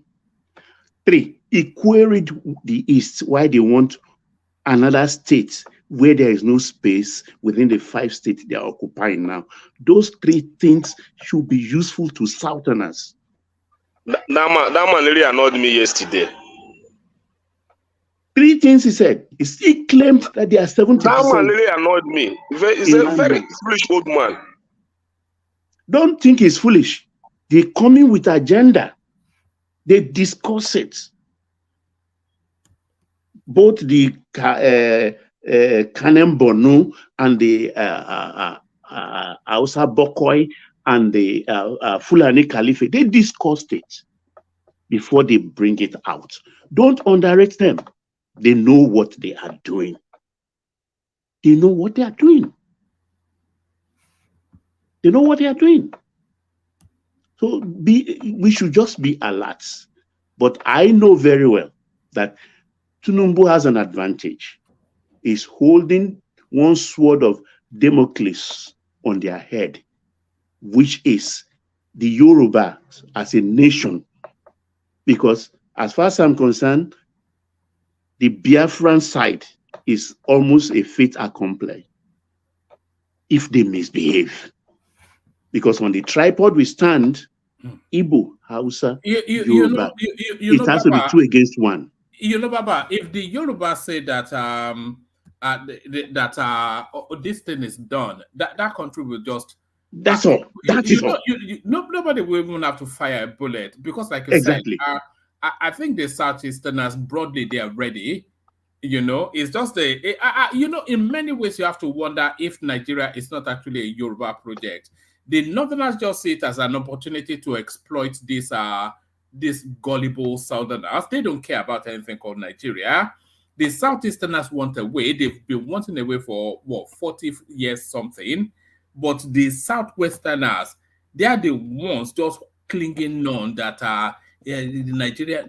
If the Yorubas with one voice say they want Yoruba nation, then that's the end of Nigeria. That is the end. And they know this for a fact. Even Middle Belt, one man, I can show you that Middle Belt are ready for any negotiation. So this is exactly, we don't need any analyst to come and tell us otherwise here. This is the reality, and they know it. So they are just posturing. But beneath their posturing, they know how to come forward to push the big agenda there while they are clamoring for something juicy underneath. So this is not the main thing they want. They want something. And for this present person we have there, I think is the only president we have so far that is without a godfather. OBJ has the military generals who put him there as an appeasement for the Yorubas. OBJ is godfather to Yaradua. OBJ is godfather to Jonathan. Tunumbu, whether you like it or not, whether you believe it or not, is the godfather of Buhari. He brought him to us. Tunumbu has no godfather. If you think he has a godfather, please tell me.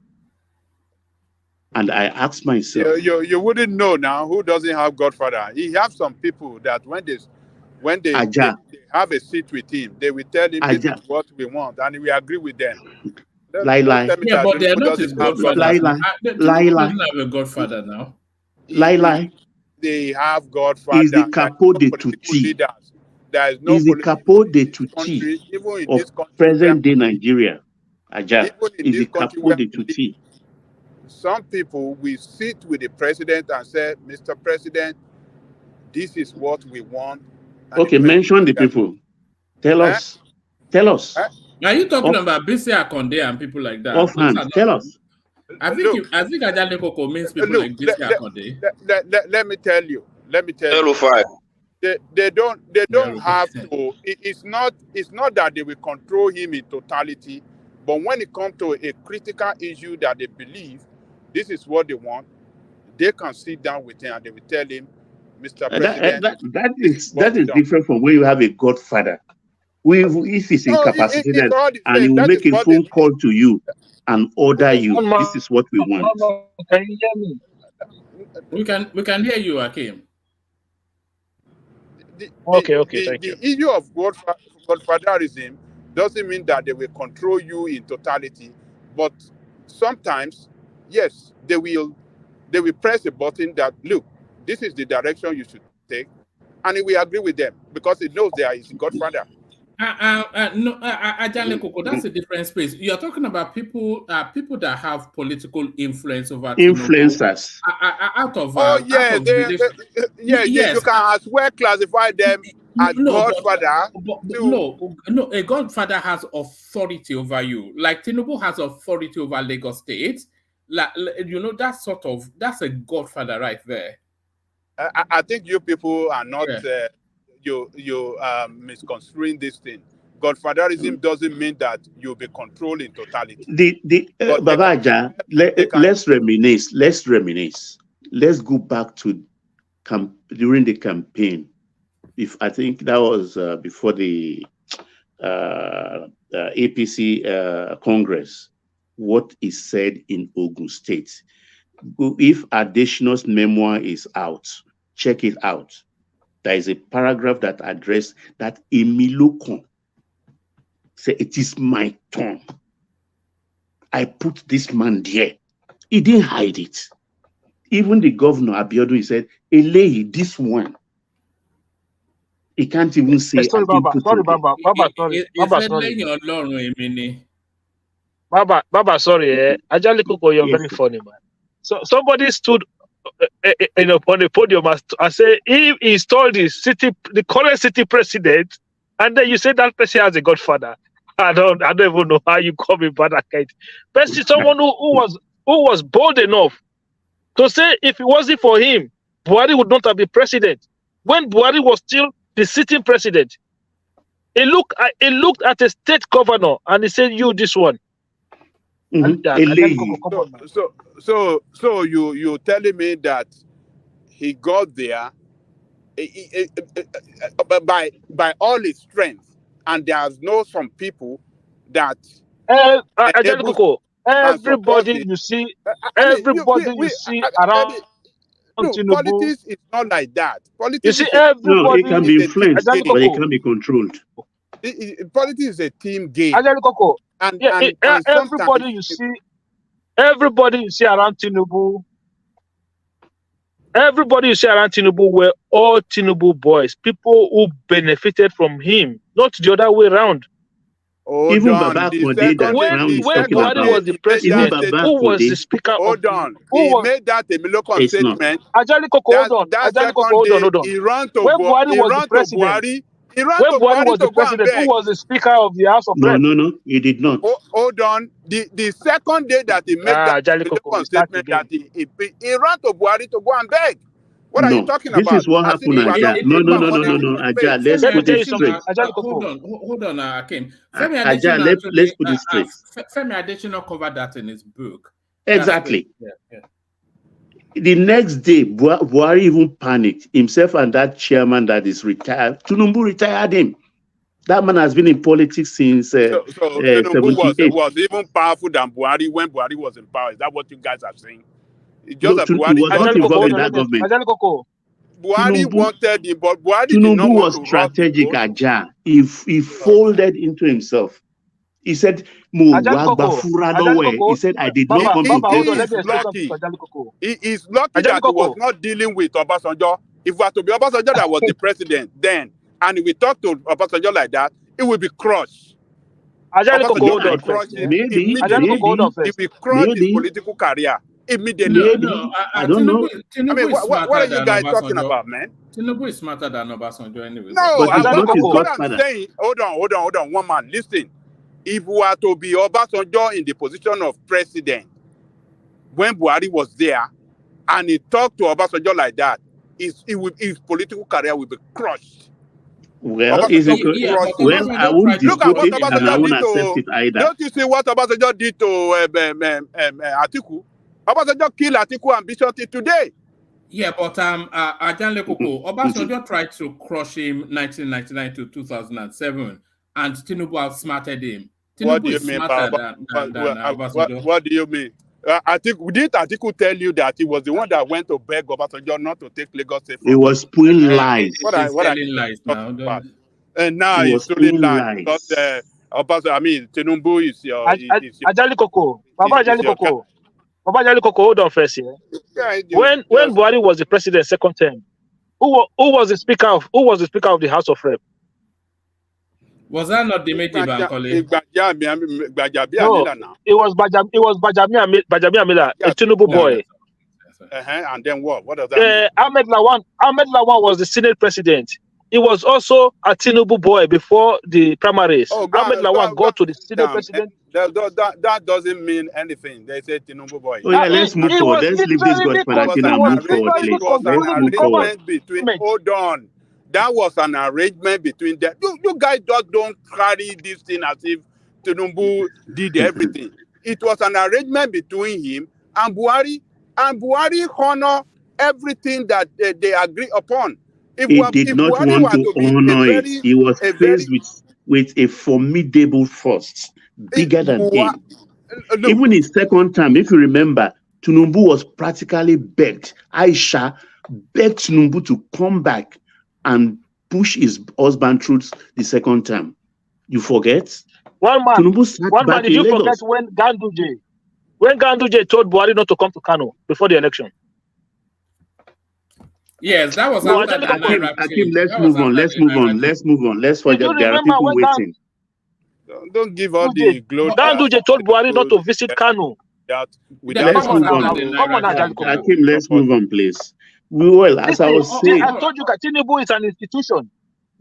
You guys go okay, and sit down. let's go ahead. All right. Like I One was question. saying, Yes, carry on. this thing actually, I will jump straight because we've spent too much on this about politicians angling for second term.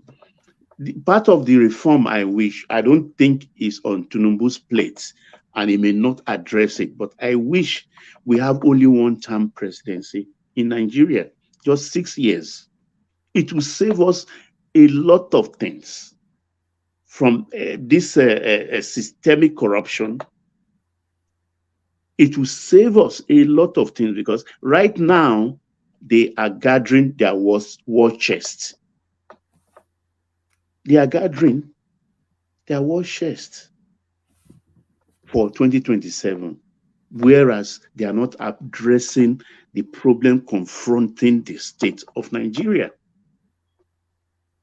Everything we hear now is about second term, second term, second term. Why? It shouldn't be like that. If it's just one-term presidency of 6 years, there will be focus, there will be direction. So I don't know how we will get to that. But one thing I know that reforms are coming because the route of restructuring is too long and tedious. It's too long and tedious. A lot of things can be done through presidential fiats. And Nigeria will be the beneficiary of it all. But the northern agenda, like this Miyetti Allah by Badeyo, I mean, that's an affront on the state. And I want to see Aso Rock's response. I want to see the response because it's odious. Look at a structure of Nigeria's security, a representative of the structure of an arm of Nigeria's security, a police commissioner in the midst of a militia. That is odious. What's the governor of that state doing? Is he complicit in this? Is he complicit in this?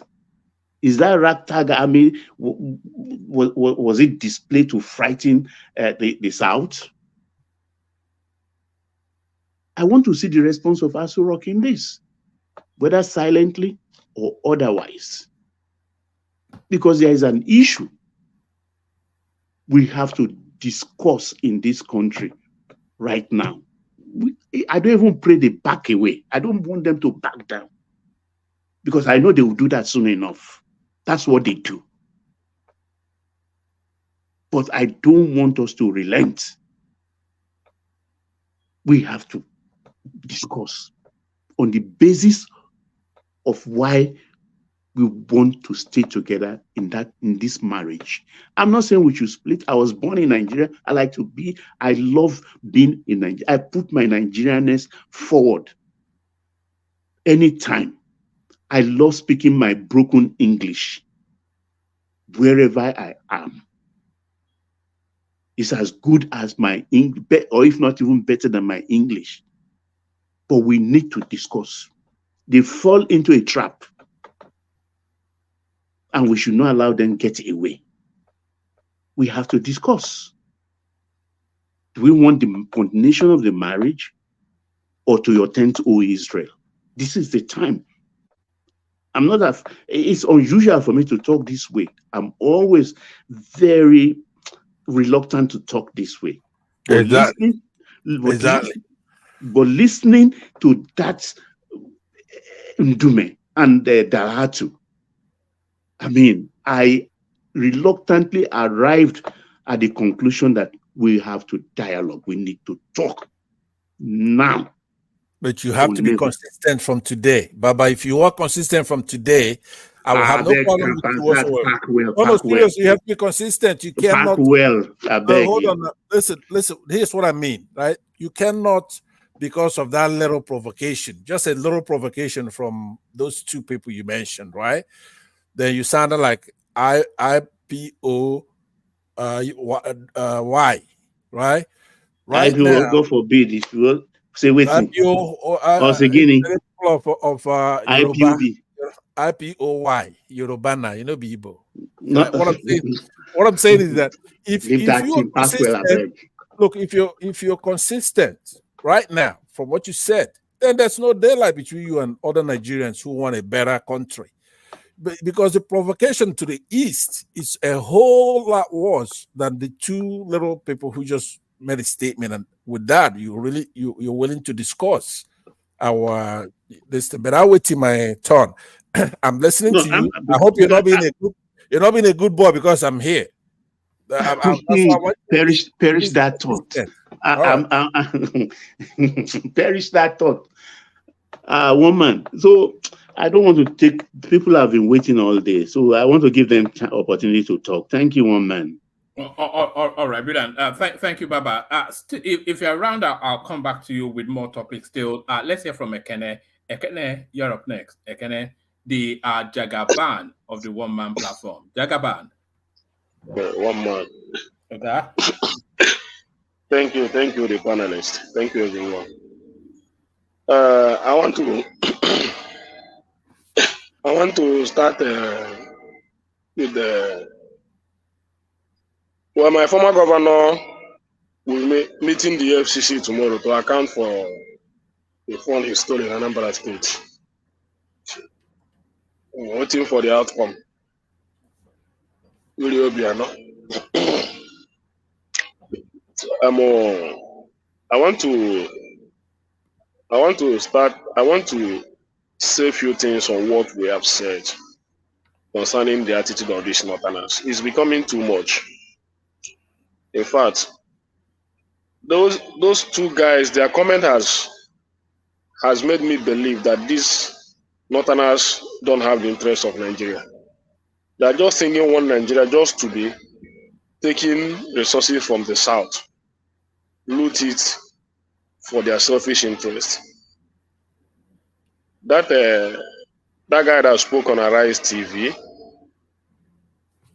after the commentary he made about the moving commands to the north, to the Onitsha and all that, just to generate ethnic sympathy.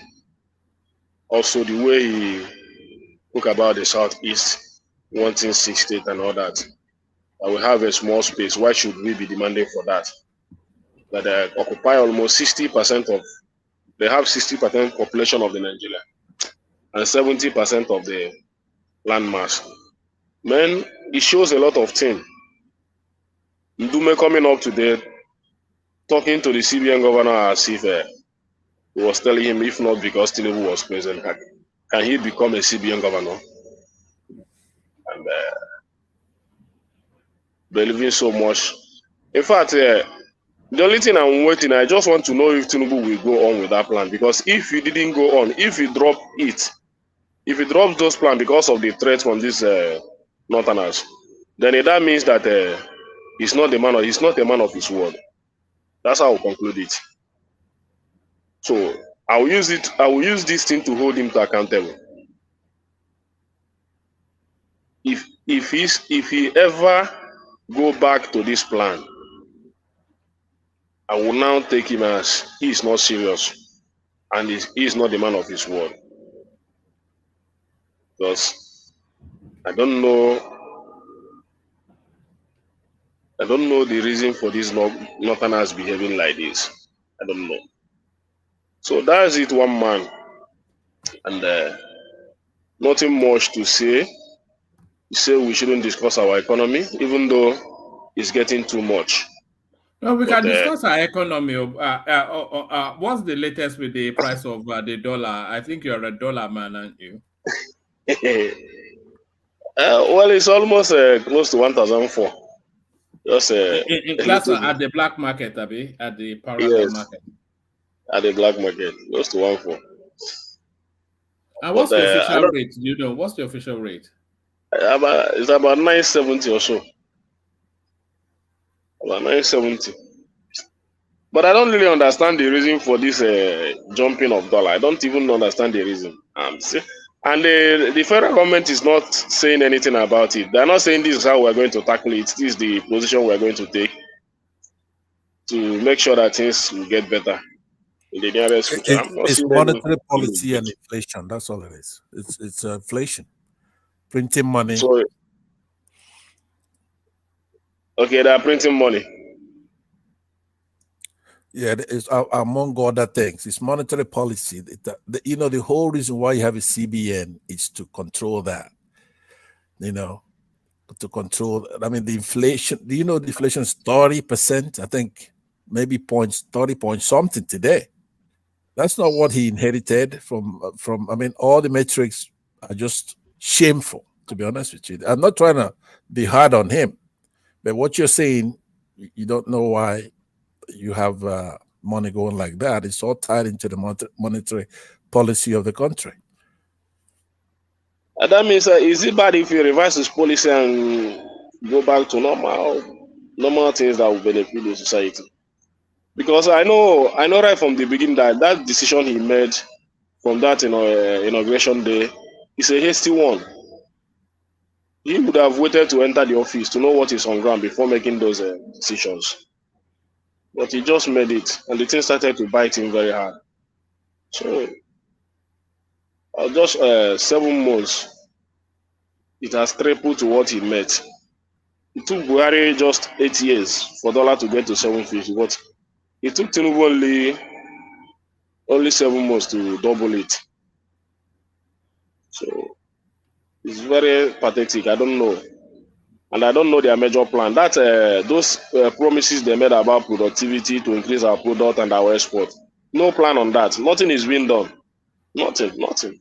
Everything is just infrastructure. Nothing has been commissioned.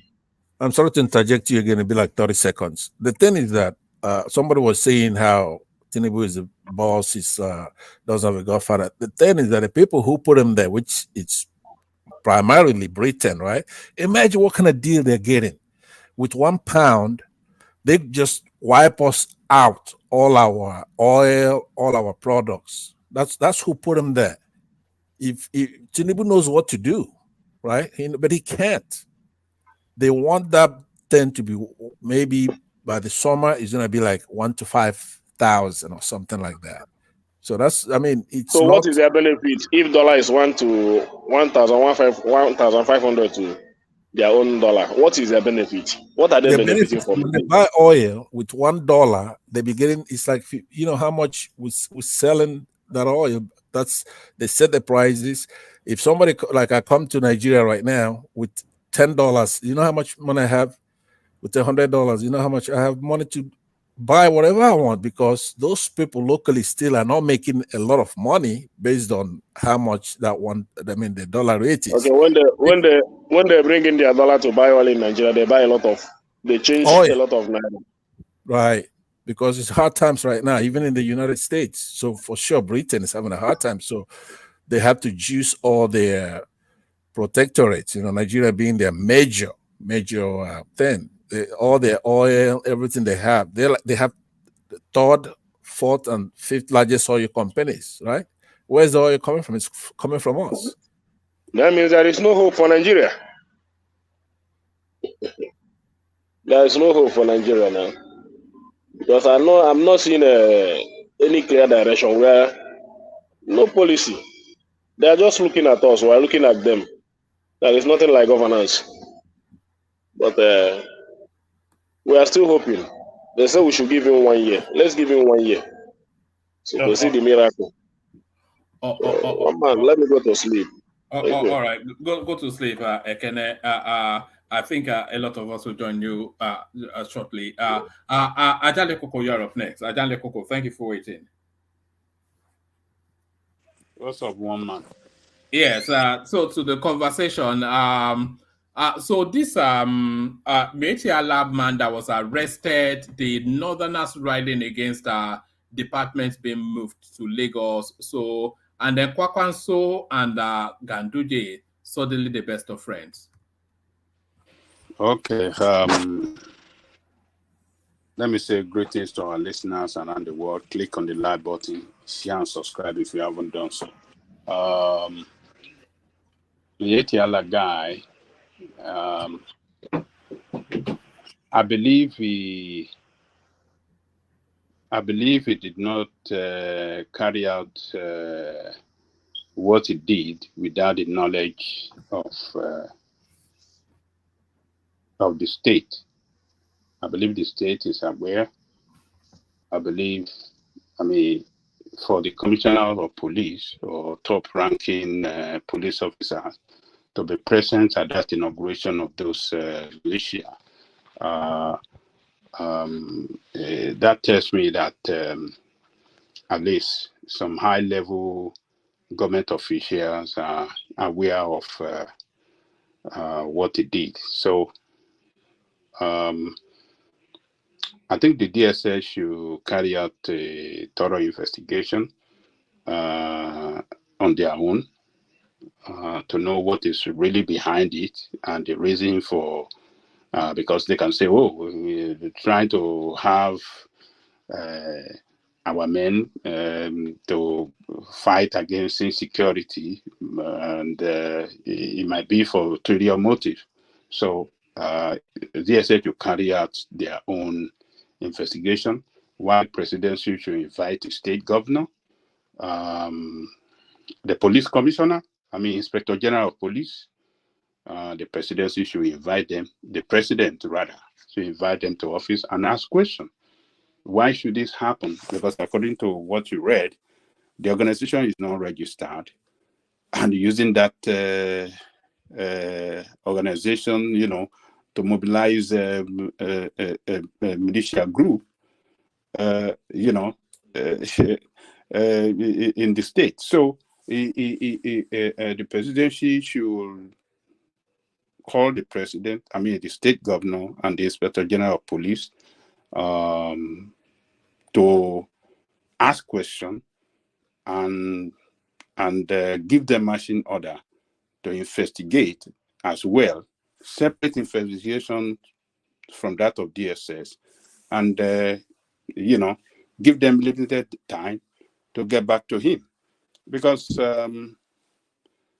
just like some people have said earlier, that if Nnamdi Kanu was not allowed to have his ESN,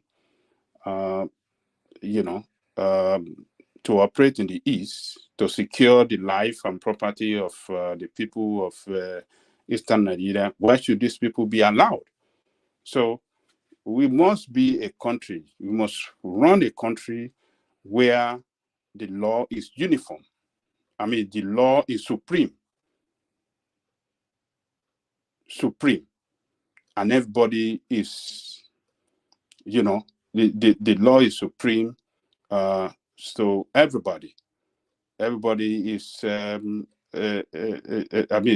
supremacy of the law must operate across the country. One law, same law across the country. Same law. The same law that operates in the East should be the same law that operates in the West and the same law that operates in the North. And not that, the East is carrying out some, doing their own thing under the law, separate from that of the West and that of the North. No, we can't run a nation like that. A nation is not run like that. So the law must be supreme, and we must operate, same law to govern the entire country. I know some people will say, Sharia law, we want to operate Sharia law in our own part of the country to do some things. It's just absolute nonsense. It should not, a country where that is not run under the same law in entirety, then the country is not a country. It's just do your own, I do my own country. And that is what is in operation in Nigeria, and that is what is killing that country. That's why the country is not moving forward. I do my own, do your own, it's not good. So the presidency should, since DSS is investigating, the presidency should take it up, get the governors and inspector general of police to the office and give them marching order to carry out investigation and get back to him within a short period of time. That's my suggestion on that. So on Ganduje and what do you call it? Kwankwaso. Kwankwaso, one man, don't worry yourself. They fellas sang a song.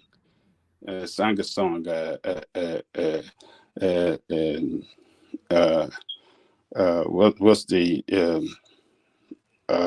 no agreement? That song. Today or tomorrow? No agreement. Today or tomorrow? Agreement today. No agreement tomorrow. No agreement today. No agreement tomorrow. I no go get it. Make my brother hungry. Make a note. La la la la la la. That is what we have between Ganduje and what do you call? Ganduje and Kwankwaso. They're not going to agree politically. No, it's never going to happen. So if now they agree on what formula, who is going to be the leader, under which party, it's not going to happen, one man. It's not going to happen. Kwankwaso is in control of the state, and he wants to run that state to subdue the political influence of Ganduje, because Ganduje is a threat to him in that state now. Because why is a threat to him? Because they control the federal, and they can use the federal might, to crush them.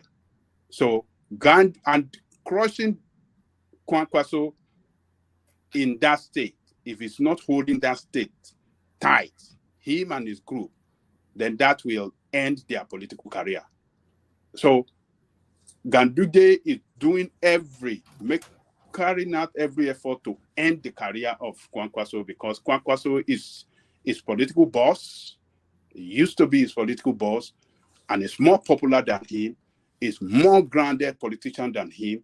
So, but I don't see, there's not going to be agreement between them. So what I'm hearing here, that they're about to settle their score, and this is not going to happen.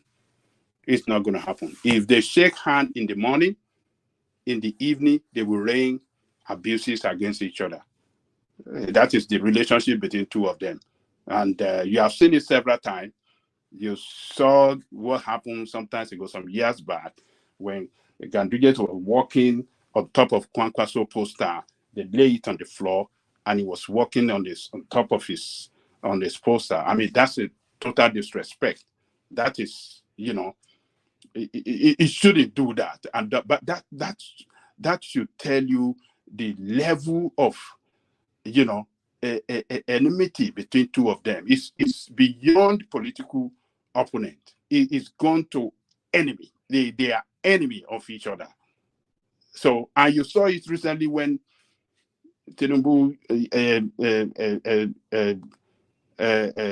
when he became the president, when Kwankwaso visited him. You remember that Kwankwaso visited him first before Ganduje. You heard what Ganduje said when he visited the president after Kwankwaso. He was talking, he was saying all sorts of things against Kwankwaso. That is the level of that unending fight between two of them. It is beyond opponent. They are enemy of each other, and they are ready to crush each other anytime, any day. So I don't see it coming. There's no agreement. They're not going to agree. So that's my take on that. And what's the third one? I think the third one are the parastatals being moved to Lagos. Look, one man, I thought Tinubu taking some department in the bank. I don't know why some people are overblowing this thing. It's just something. They are not saying that they are closing down central bank. They are not. You're breaking a little bit, Ajan Lekoko. Can you hear me now? Yeah, that's a bit better. Carry on. You can hear me now? Yes, it's better now. Carry on. Okay. So I said I'm in support of Tinubu moving some department. He did not say he's closing down central bank and moving central bank in entirety to Lagos. That is not what they said. What is the reason for this hulabaloo over this thing? What is the reason? It shouldn't be any reason for it. The central bank governor, who with his team of deputy governor took that decision, I think they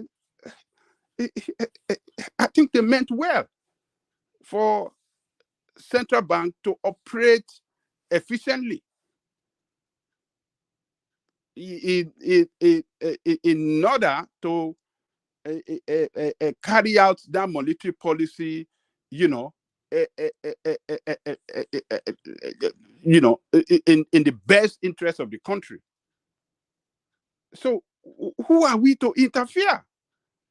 We shouldn't interfere. What is the politics that this man that brought on Allied News trying to inject into it? Oh, if this is the rationale that we're moving central bank because it's more relevant in Lagos, because Lagos is the financial hub, Lagos is the economy. Oh, it will be as well to say that, let us move the commerce department to Aba or this thing. It's just rubbish. That man was just talking rubbish, and you can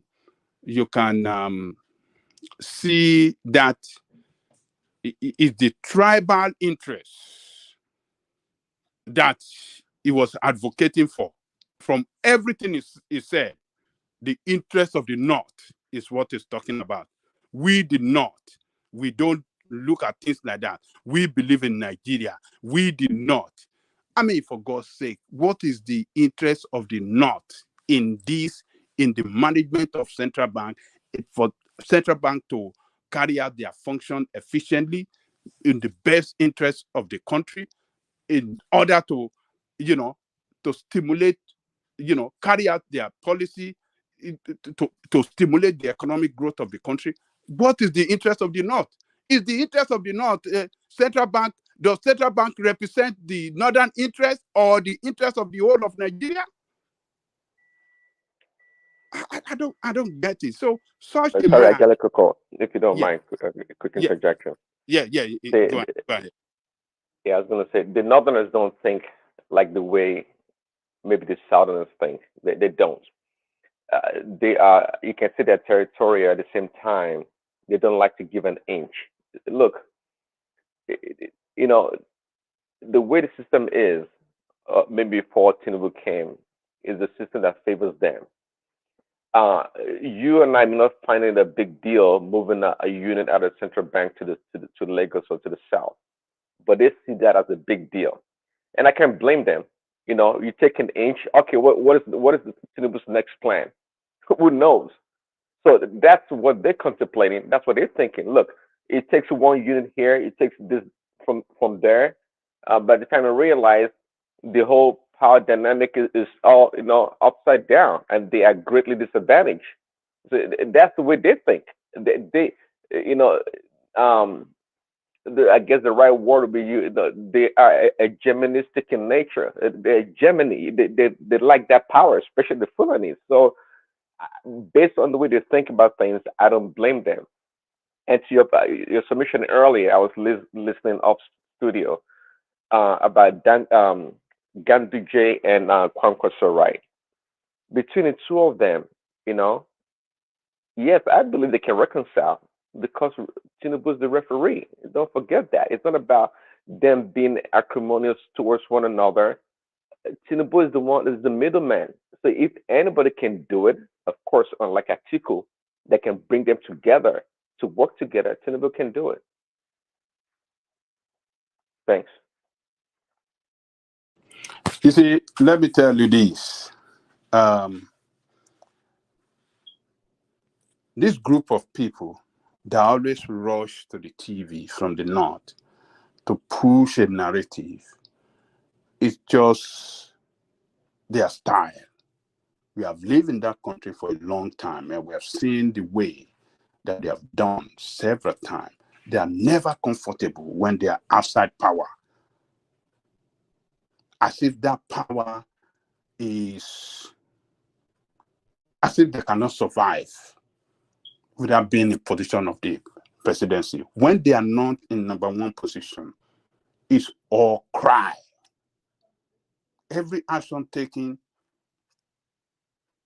in the best interest of the country they will rush to TV, rush to newspaper to say their interest is being jeopardized, or they're carrying out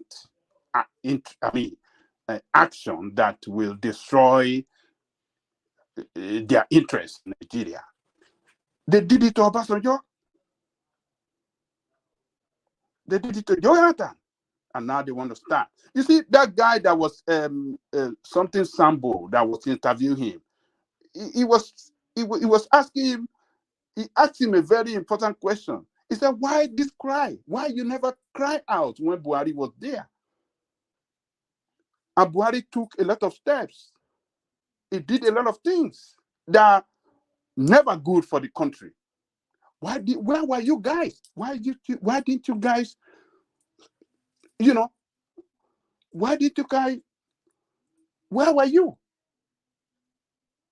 You didn't speak like this against Buhari when Buhari was taking some irrational decision for the country. You understand? So it does their style. And Tinubu, I believe, has been coming a long way in Nigerian politics. It's been in it for, going to like 40 years now, if I'm not wrong. If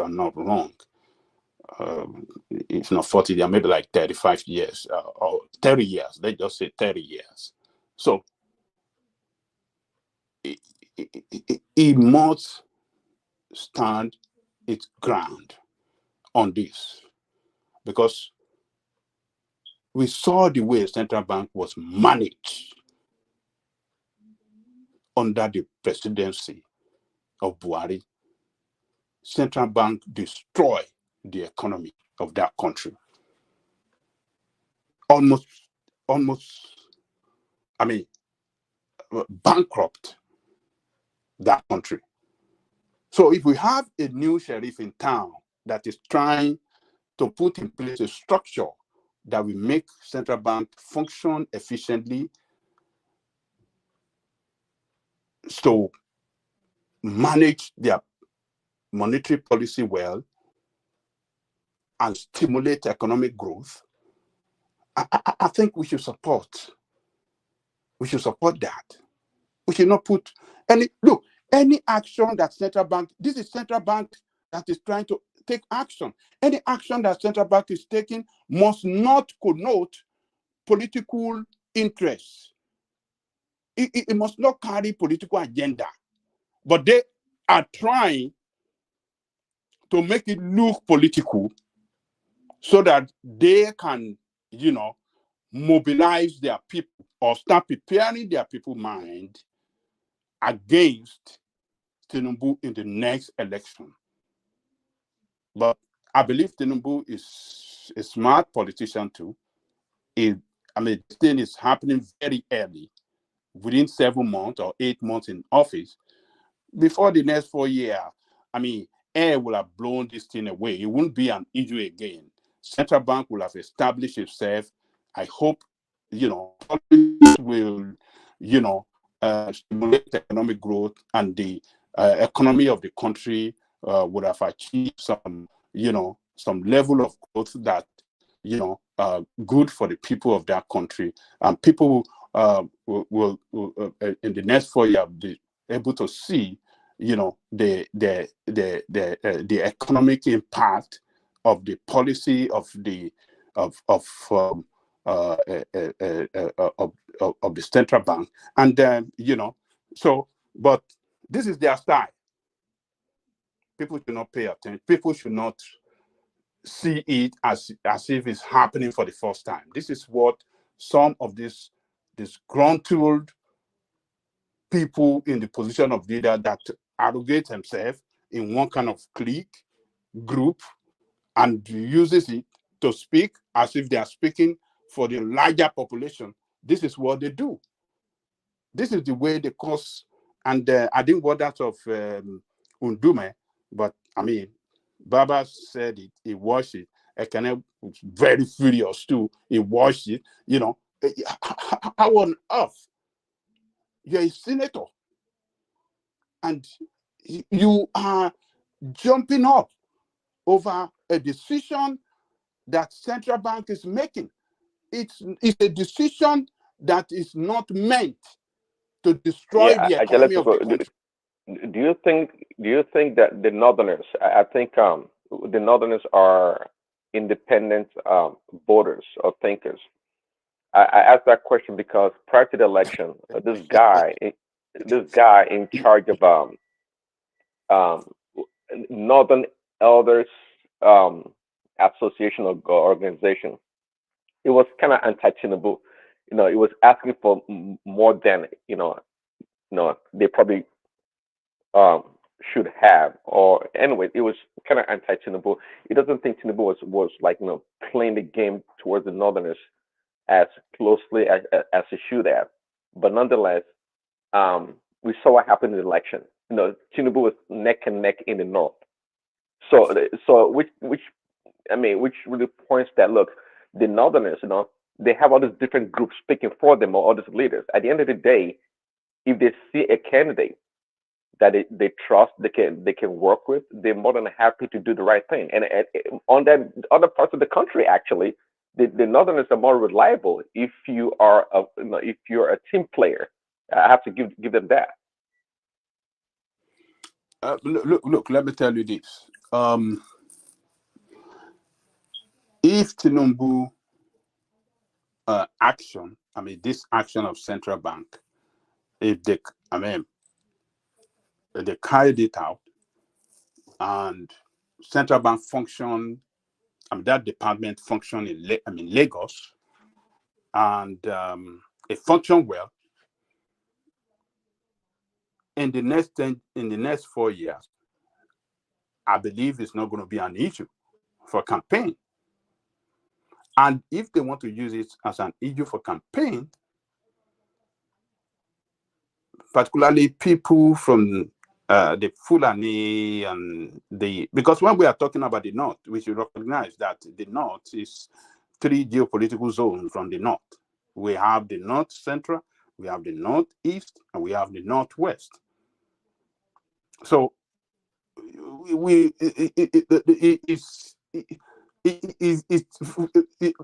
way that man is describing it mischievously, that as if he's speaking for the entire North.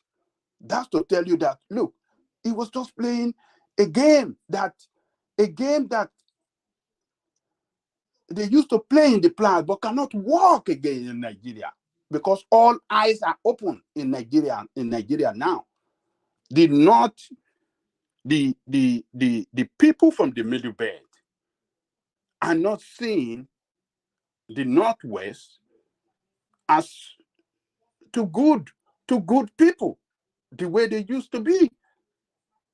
The leadership from the Northwest, they are not looking at them as their leader anymore, because they've seen the way the Fulani ravaged them, destroyed them in their homeland, took over their land, displaced their people and stuff like that. They're not happy. So we saw the way the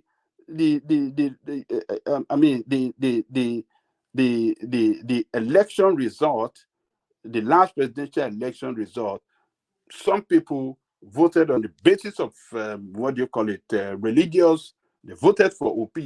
Look at all the Christian side voted for OP in the North. So he cannot claim to be speaking for the North. The way he was saying it, the North have in the land mass, yes, they own the 70% of the land mass of Nigeria, 60% of the population. All those is just a way of, misinforming the people and pushing a narrative that the northern interest is being jeopardized. The people from the North, Middle Belt and the North Central doesn't see it like that at all. So it's just a mischievous with everything that is said on that TV interview, and I don't think it's going to The president should stand his ground. He should let the central bank do its job. He appointed person there who feel for, you know, a reason to cut cost and reason to be efficient and reason to carry out their policy effectively and stimulate economic growth. That is why he's taking the decision. President should not come in with political interest to stop this guy. It's going to be very, very wrong. It shouldn't use political interests to stop the central bank. It's totally wrong. It mustn't have control over the central bank.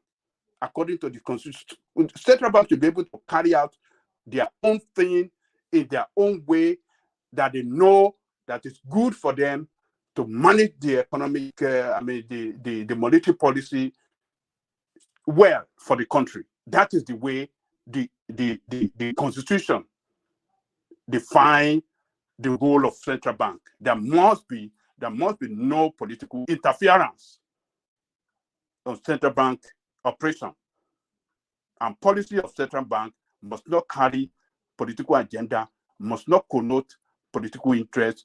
That is the way central bank is supposed to function. So this political nonsense, oh, they are taking what's in the interest of it's nonsense. So the president should leave the central bank alone to function the way they want to function, the way they want to operate, the logistical means that they want to do their own operation. President should not stop them. It shouldn't at all. And the way that they function under Buhari with all this political nonsense, that we saw what the outcome that the country got from that, a disaster. The outcome was a disaster, and the central bank governor is going through trial right now because of political interest. They're trying to change, redesign, what do you call it? Redesign the currency to stop some people from winning the election. Contradiction what you said. You said that the central bank is supposed to be independent. Okay, good. But was it independence that allowed Emefiele to behave in such a way that it did? Or the corruption? Was that as a result of being independent? Or more so, and I mean, which I'm not sure if Tinubu is interfering with the central bank, but is probably paying a whole lot more attention to it, and not just leave the central bank to run wild on that just like he did on the Emefiele. So I understand the central bank's independence, but with what is going on right now, I mean, I agree with it somewhat, not so much of an interference, but making sure that the person in charge doesn't bankrupt the country and do all kind of shitty deals with people like Dangote. Look, you see, what do you call this thing? The way central bank function or operated during the time of, under Emefiele and Buhari as the president, I think there was a lot of politics. The central bank operated with political influence, political agenda, and that is why they couldn't function well. How hell a central bank governor wanted to contest for the position of presidency while in central bank, while still in position as the governor of central bank, and was attempting to be president of Nigeria when he must not participate in politics at all. He must not play politics. And it was political decision. It's for political reason that he did that money, that currency redesigning. It's for political reason. Central bank must not change the currency for political reason. So all this political influence into the operation of central bank during the Emefiele time, that was what destroyed. That was what destroyed the operation of central bank and put the country in serious financial mess that we are going through. So, Mr. President must learn from that mistake of a Emefiele era and Buhari era. He must leave this guy alone to do his job. All he wants is result. All he want to see how he's going to transform the central bank to work efficiently and stimulate economic growth. Period. That's it. So this politician, this crooked politician with their leadership that will run to the TV, let them run to the TV and cry or whatever they want to cry, and just leave them alone. Just carry out your destiny.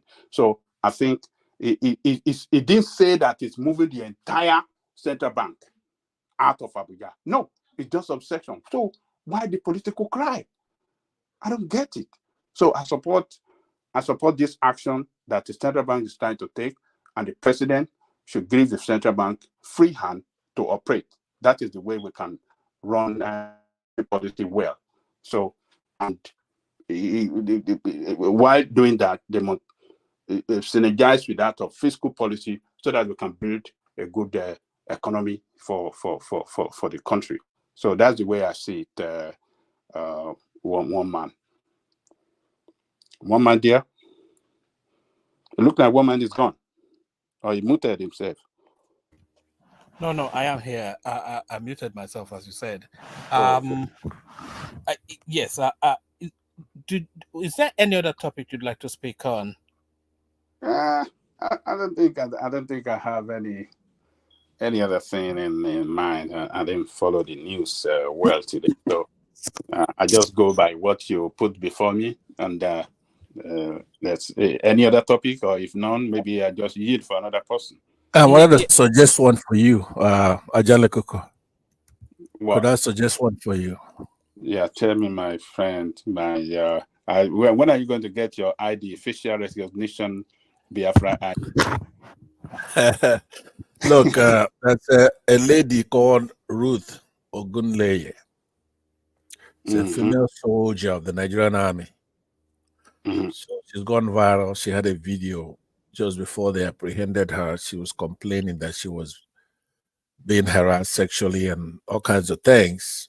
And in front of us, the Nigerian army came and grabbed her. And intimidating her, threatening her life. We don't know what's become of her now.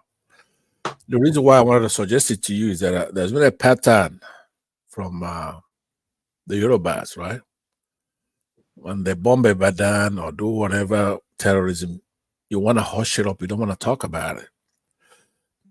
Who bombed Ibadan? Who bombed Ibadan? Well, you have to do an investigation to know, but the devastation. What do you know about it? What do you know? You have Well, any let me finish with this girl, and then we could talk about that when I talk. Right? What I wanted to suggest to you, I don't know if you're familiar with this girl, right? So you're a woman. So what I was saying is that if you have Tinubu, one of the major reasons he's sitting there right now is that the Southwest were intransigent in trying to let the conversation go on. They were supporting him. Those who supported him from that section, it's like, hey, this is our lock-on or whatever it is, right? Oh, he says they may lock-on. They say it's our turn.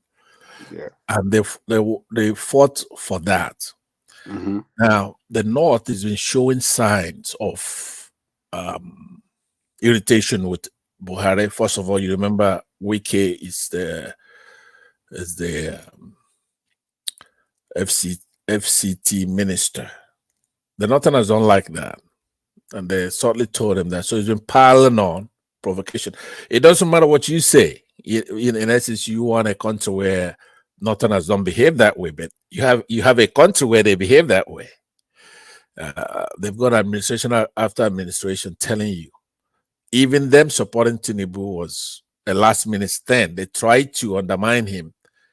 They're going to fuck him in that thing there with the northern former Senate president, and it didn't work. The governor said, oh, this is just going to be too much. The Yorubas are not going to put up with this. They're going to then collaborate with the Igbos and all that. So I'm saying that to say this. Tinubu has to have a base. He's not doing anything for the Yorubas, right? You go to the market right now in those Yoruba market women, they say, hey, we supported this guy and we regret it. It doesn't matter what we say on this platform, right? It's the economy is stupid, right? But that's what's on the ground. So now, where I'm cobbling all this together for a topic for you is that what is it going to take for you to have one of you? Remember the first woman pilot, the way they just buyed her? It's a Yoruba woman pilot, and that was just buried under the ground. The Tinubu administration, instead of doing things at least to have a base, say the Yorubas, right? It's not doing anything for them. It's not doing anything for the South. It's not doing anything for the South. He wants to go and grab the strong men like Wike and strong men in Kano. Is that, I mean, shouldn't you now be speaking out for a poor soldier like that woman? That's a disrespect, even for us. I'm an Igbo man. I don't like that. Like, we don't want to come in and start usurping your space. But if you don't do something about it, we'll have to do something about it. Her name is Ruth Ogunleye. If you don't know about her story, there's no need to come here. Ogunleye, right? How do you say it? Say it again. Ogunleye. Okay. I'm gonna forgive you. Yeah, when your people say Jonathan, you go like Jonathan, right? I don't care when you do that. So what I'm saying is that you gotta do something about it. I want to hear you. What's your take on things like that? They're small, but it piles up. Okay, let me get you right. You said what did that lady do? What did he do that? What did he do? The military officer. She's a soldier, right? So she goes to social media after all her force was exhausted in trying to ward off this army officers who are raping her. Actually trying to sexually molest her or something like that. Yeah. Right.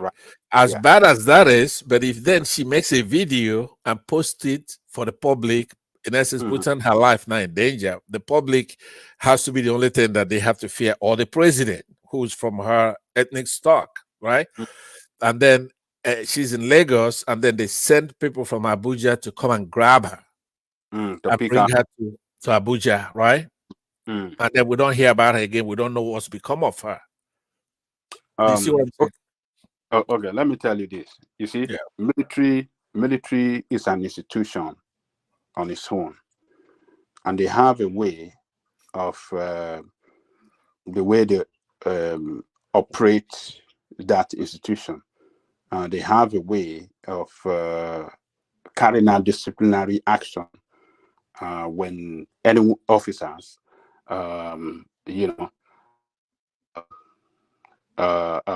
violated that military rules or something like that. Number one, I think it is against their rule for officers to go online and do whatsoever, go on social media. It's against their military rule. That is number one. So it's wrong that aspect. While I totally while I will show some mercy with her that because she was going through a sexual molestation. That was what she did on the social media. So, but I think we treated our issue here. I think she launched a complaint. The person that was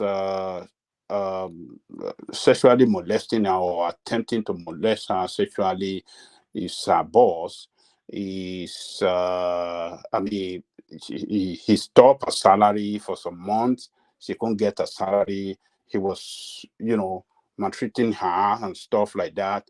I think she's narrated everything in that video. So, but I believe the military is handling our issue.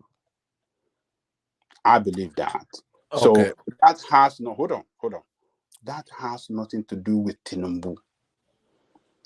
Tinubu is the commander-in-chief of armed forces, and the head of the military is the chief of army staff that will handle every matter within the military.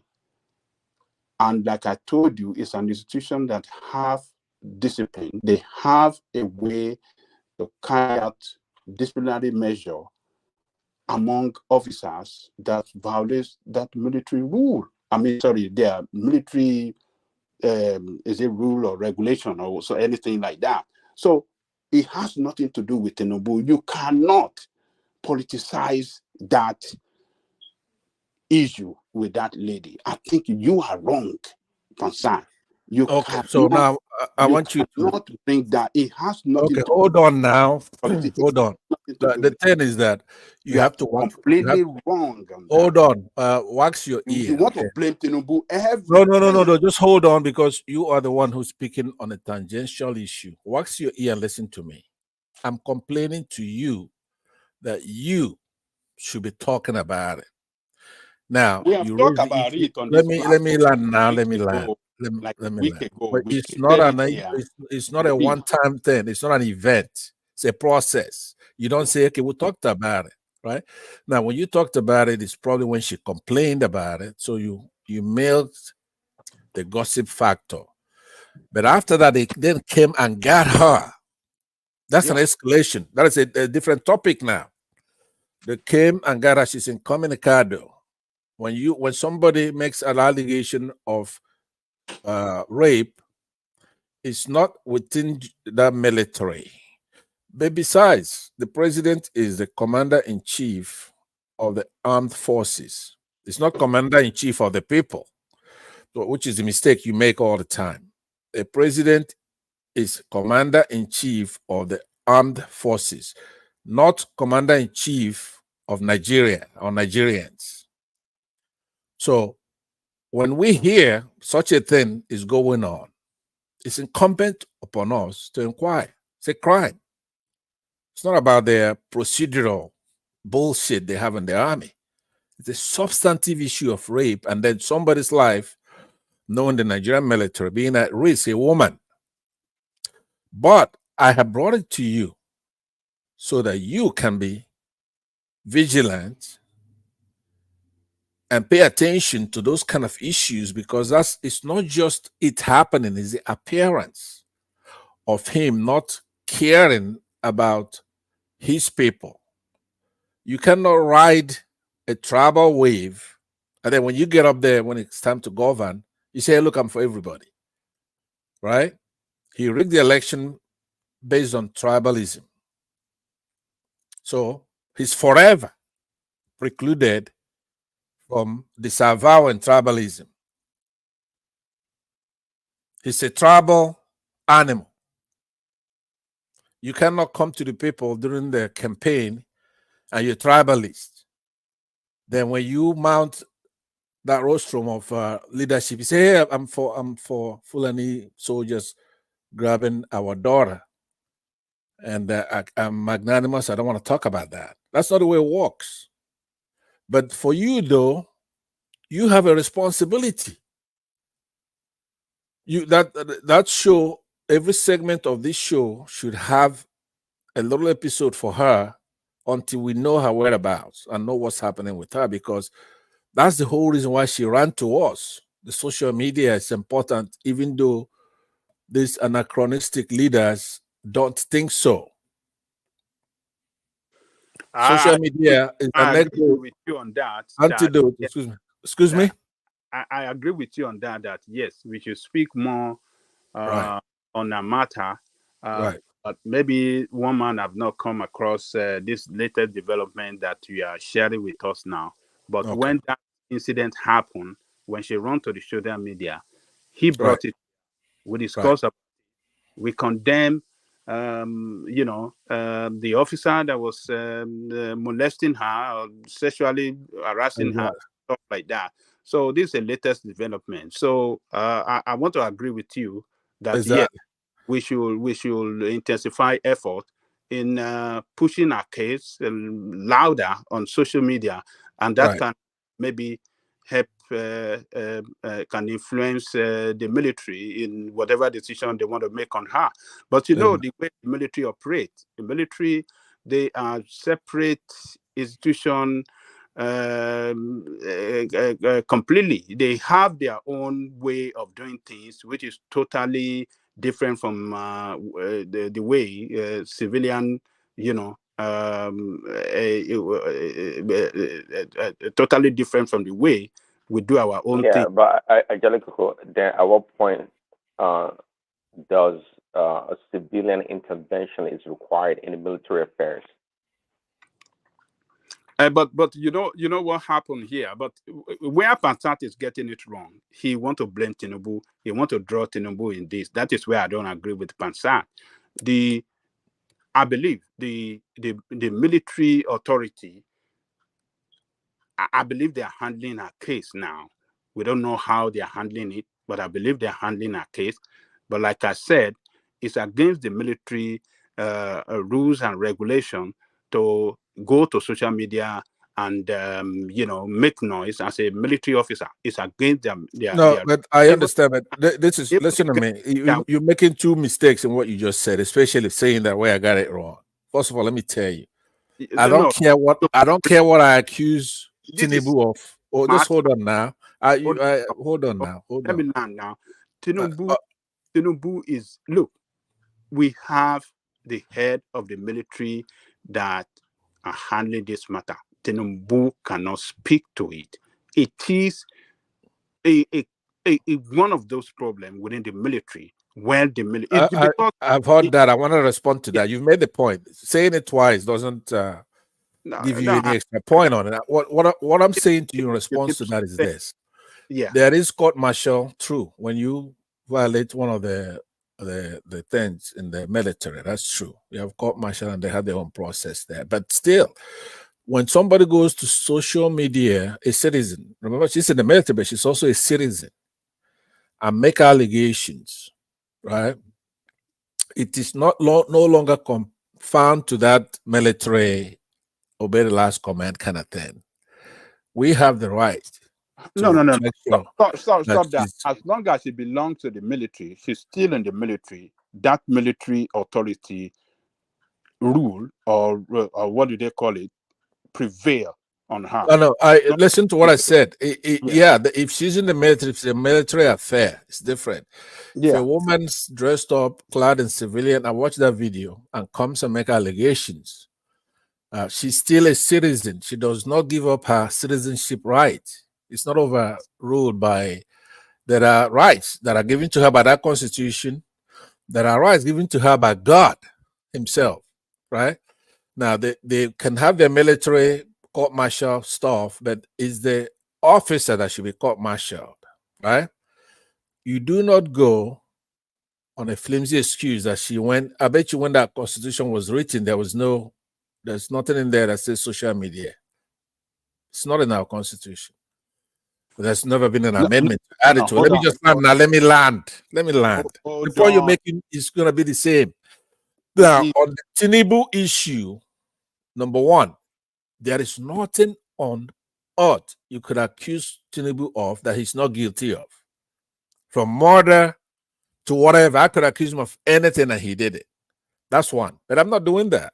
So you cannot exonerate him and say, oh, his hands are clean, he's president. That's not the way it works. But on top of that, you just said that he's commander-in-chief, the buck stops at his desk. Now, he doesn't have to. I'm saying to you by appearance, right? Politically, he has to have some kind of base because as you were mouthing off about Northerners getting ready, I was going to talk about that after this. When it's my turn, I was going to talk about what the Northerners are doing. But you just said the Northerners are fond of doing blah, blah, blah, and that Tinubu should not let it happen So now that's tribal. You're not counting on some kind of base. Now, who is he counting on? If the Yorubas see that girl, say the news come out a week from now, 2 weeks from now, God forbid that they buy it, right? Because she complained. And he's right there sitting there as commander in chief, and he doesn't do anything about things like that. He's Well, gonna lose. hold on, Pastor. Yeah. Sorry, okay. Say, as bad as it sounds, I mean, nobody should be, especially the female, be abused at a workplace.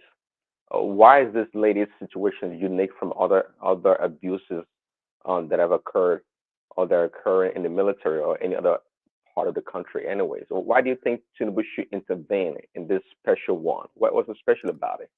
Okay, what I was saying politically, right, and appearance wise, the woman cried out on social media.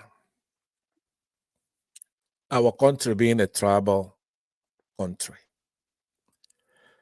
the minimum he would do, because she's a woman and she's helpless, and she cried out pathetically. It was a pathetic cry. Do you even know if Tinubu ever heard about it or it was brought to his attention? Of course. Is he living in Mars?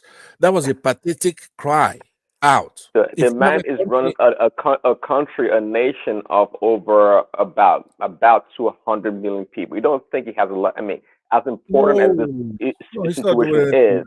But dancing all one way around everywhere. It's not. What is he doing? He has. Let me tell you something about presidents. Presidents have intelligence given to them every morning, and a lot of them read like gossip. When you hear intelligence, it's not like highfalutin something where they're capturing aliens and then tell them about aliens. It's just gossip. Like, hey, look, that's a soldier, it's a woman. It may affect us politically. The people his counsel, they will advise him on that. Else, if he's not doing that, he doesn't know what the hell he's doing.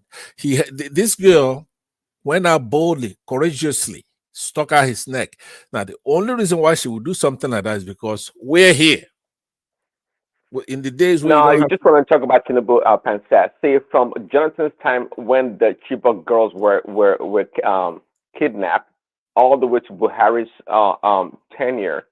This guy did not lose any sleep. 200 young girls were captured, abused, and maltreated in unimaginable way. One can only imagine what situation they found themselves. I didn't see the politicians losing sleep. Some people said that affected Jonathan. It was under Jonathan that the Chibok girls were almost 300 girls, but Jonathan denied it. It affected him somewhat, security-wise, right? But we Southerners, including Tinubu, we're not like Northerners who are born with terrorism. It's part of their culture, right? If they don't do anything about terrorism, nothing happens to them. Like Buhari. I don't think that's a fact. As a matter of fact, it's a plus for them. If Buhari doesn't do anything with his body language, then they want him in. They want to vote for him the more, right? But it's not like that with us who are with the Western jurisprudence and culture and Christians, right? If you do not pay attention to something like that, it will affect you. Trust me, it affected Jonathan, and no Southerner is gonna hear that woman cry out and have them come and grab her the way they did. Now, in this case, he's a Yoruba president, a tribalist, right, to the core, and then they grab the girl. Politically, it's fine, and of course you have that opportunity to do so, to see everything from the lens of tribe. That is fine, but they made me do it. I'm not usually but you have to deal with the country we have. When somebody comes and say Emiloka, right, and go around this place and talk about how it's their turn, and you have to keep that up. You cannot do that during campaign, and then when it's time to govern, I think the problem you have with that is that the phrase Emiloka is a Yoruba phrase. because that term, Emilokon, is always been part of a political culture. If you want to put it that way.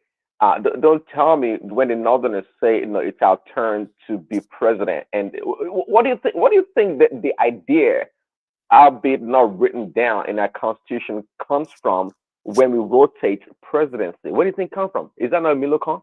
Is that not? Yeah, Okay.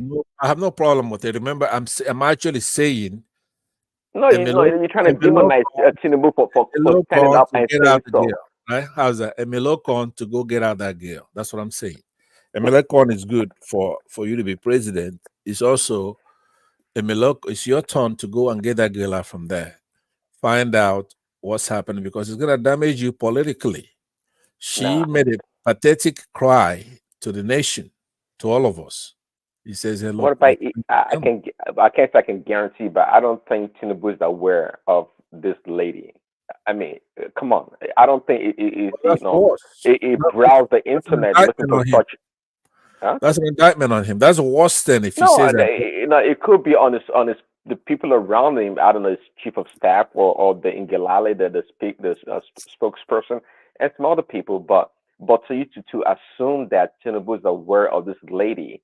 And even though even if he's aware of the lady, he may not have, just like Angelico said, any action to take, leverage, because it's under the purview of the military to handle the matter accordingly.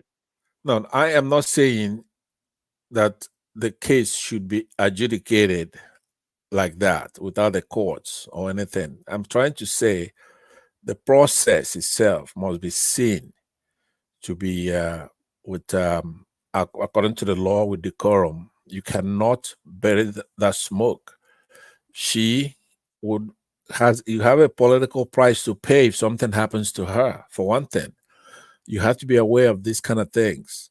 Don't go hedging your bets on what happened in 2023, where you steal the election. You're gonna have to serve the people. The president is a servant. He's nothing else but that, right? I think you've been dramatic, Pansat. No, I'm not. The last terrorism, hold on, the last banditry or terrorist act that occurred in our country, how many people died? Oh, how many people were kidnapped? Do you remember? When? Well, maybe a month or two ago, something really bad happened in the country. Right.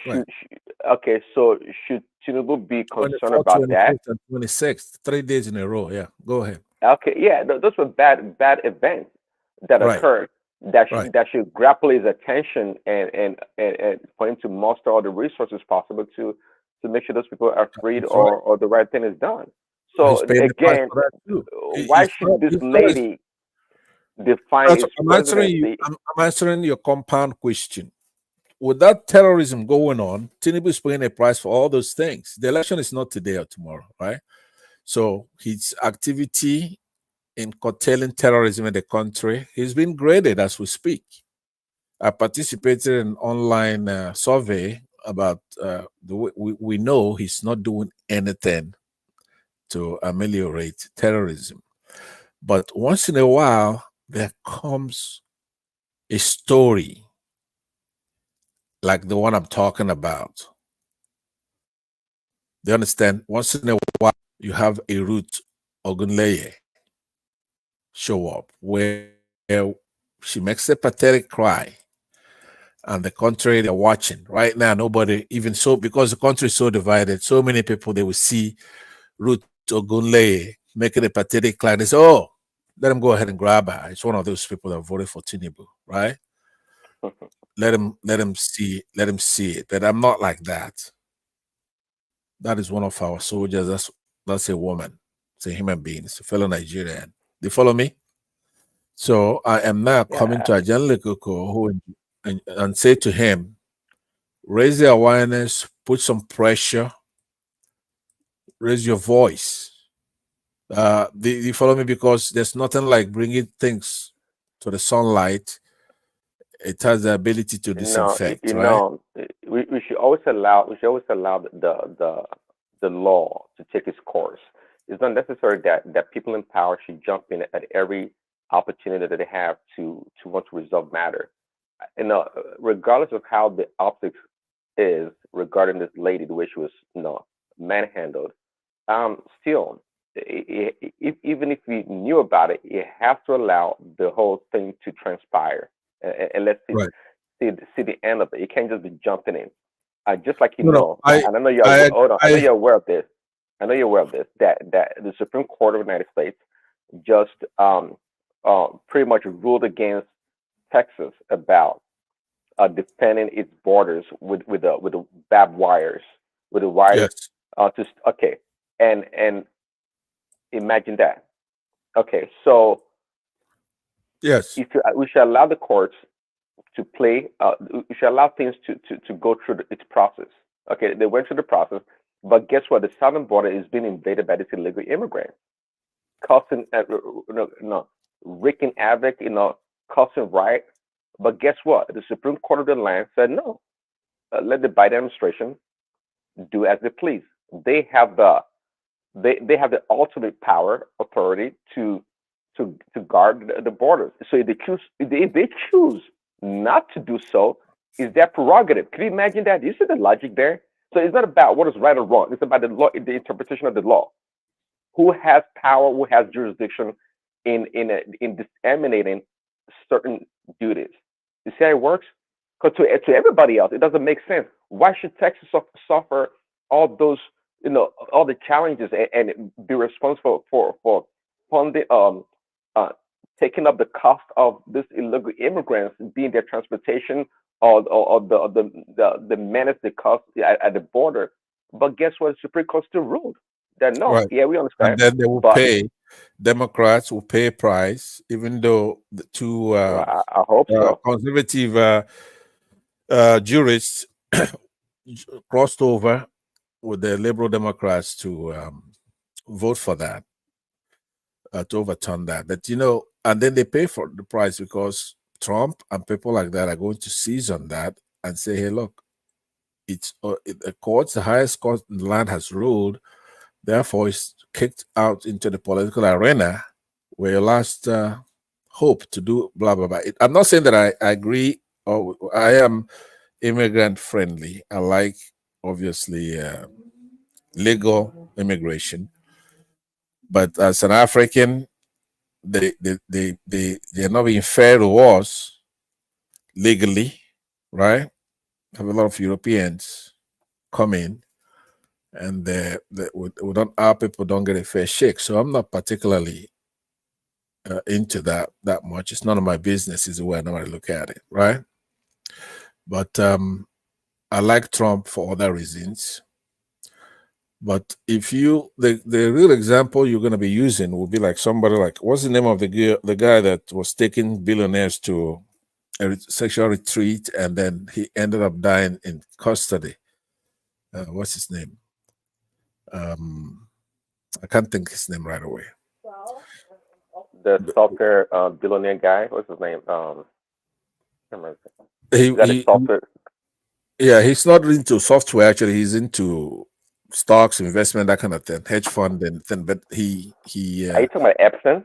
Yes, Epstein. Exactly. So he died in custody, and then the question is, how did he commit suicide? And there's you under custody, and then he leaves the and then there is a conspiracy theory. In his case, I believe he'd already been convicted, right? Was he convicted already? And he was serving his time. So yeah, it was all the way. It goes all the way. So if something should happen to this girl, it's gonna be something like that with this administration. So I'm advising that if your president don't know about it, we should raise our voices in these platforms, and say, hey, look, we know about this girl and nothing better happened to her. Yes, put her to whatever judicial process, if it's court martial, if it's military, fine. But we don't want to disappear. And it's the Nigerian military we're talking about here. People disappear in prison. People don't even get released when they're ordered to do so. So it's not like you're talking about a Jeffersonian democracy there. compare them to our liberal democracy here, where individual rights count a lot. So, besides this platform, whenever it's a Southeasterner, you talk about everything, the size of women underwear. It doesn't matter what it is, you talk about it here. So if somebody goes out there and court martials a girl, soldier, a woman soldier, it seems to me it's an appropriate thing to discuss daily until you have something better to talk about. And I'm sure you agree with that, Prince, because you are here in the United States, right? You know that of course. when somebody makes a pathetic cry like that, we'll have to look into it. Well, sure. I mean, we shouldn't discount anybody's cry, but each case should be taken on as individually and addressed. Because somebody's crying. I don't know much about the issue, but at the same time, the lady, I think Angelica was saying she may have violated or she did violate what do you call it, the military code of conduct. Yeah. Code of conduct. Don't go and was she in uniform, by the way, when she did that video? What did she say? What about it? No, she wasn't in uniform. She was not in uniform. Well, no, but she's still a member. She's still a member of the military. That's Angelica's thing. But the point I'm making is that if there's another crime such as violent military thing, that's another. You could charge her with that, but she shouldn't go incommunicado, or her own original allegation isn't going to be wiped out by such bullshit about military and social media. That's an allegation. It's an infraction, I would think. The other one is her allegation is a criminal allegation that's punishable by all kinds of things in our code, right? Pursuant to our constitution. Do you understand what I'm saying? She's still a citizen. Just like, hey, if you go to court, criminal courts, you see soldiers as defendants. Even though they have their military thing they do over there, but you cannot take a girl who's begging, telling the public that her life is in danger. Instead of investigating that, you come and grab her. And, we have the right to know what's happening there. So that's all I'm saying. My plea to Angelica is to discuss issues such as that when we're here. I don't know why you disagree with it. By the way, you surprised me a lot, Prince. I look at you as somebody who's a Democrat, Republican in nature, somebody who's educated, somebody who chooses right over wrong, chooses good over evil, somebody who chooses truth over falsehood. Do I have you right? Yeah, no deviation. Yeah. No deviation. All right. And then when it comes to Nigeria, you want a Nigeria that is progressive, right? Yeah, sure. Progressive in the right direction. I mean, there's In the a lot right of direction. progressivism. There's a lot of progressivism, just like here in the West, and that direction is not the best direction to go. So if it's progressive in the right direction, absolutely, I'm for that. No, I'm just talking about grammatically progressive, not the American progressive movement with the big. Okay, sure. I mean, the small p. Okay, so a country where there's work for the youth, the schools are equipped, people students go back to school and study, and the country is secure, the border is secure, right? There's health care for our elderly, there's welfare to back that up, right? Where the courts work based on justice, a secular state, right, with a constitution that guarantees everybody equal rights.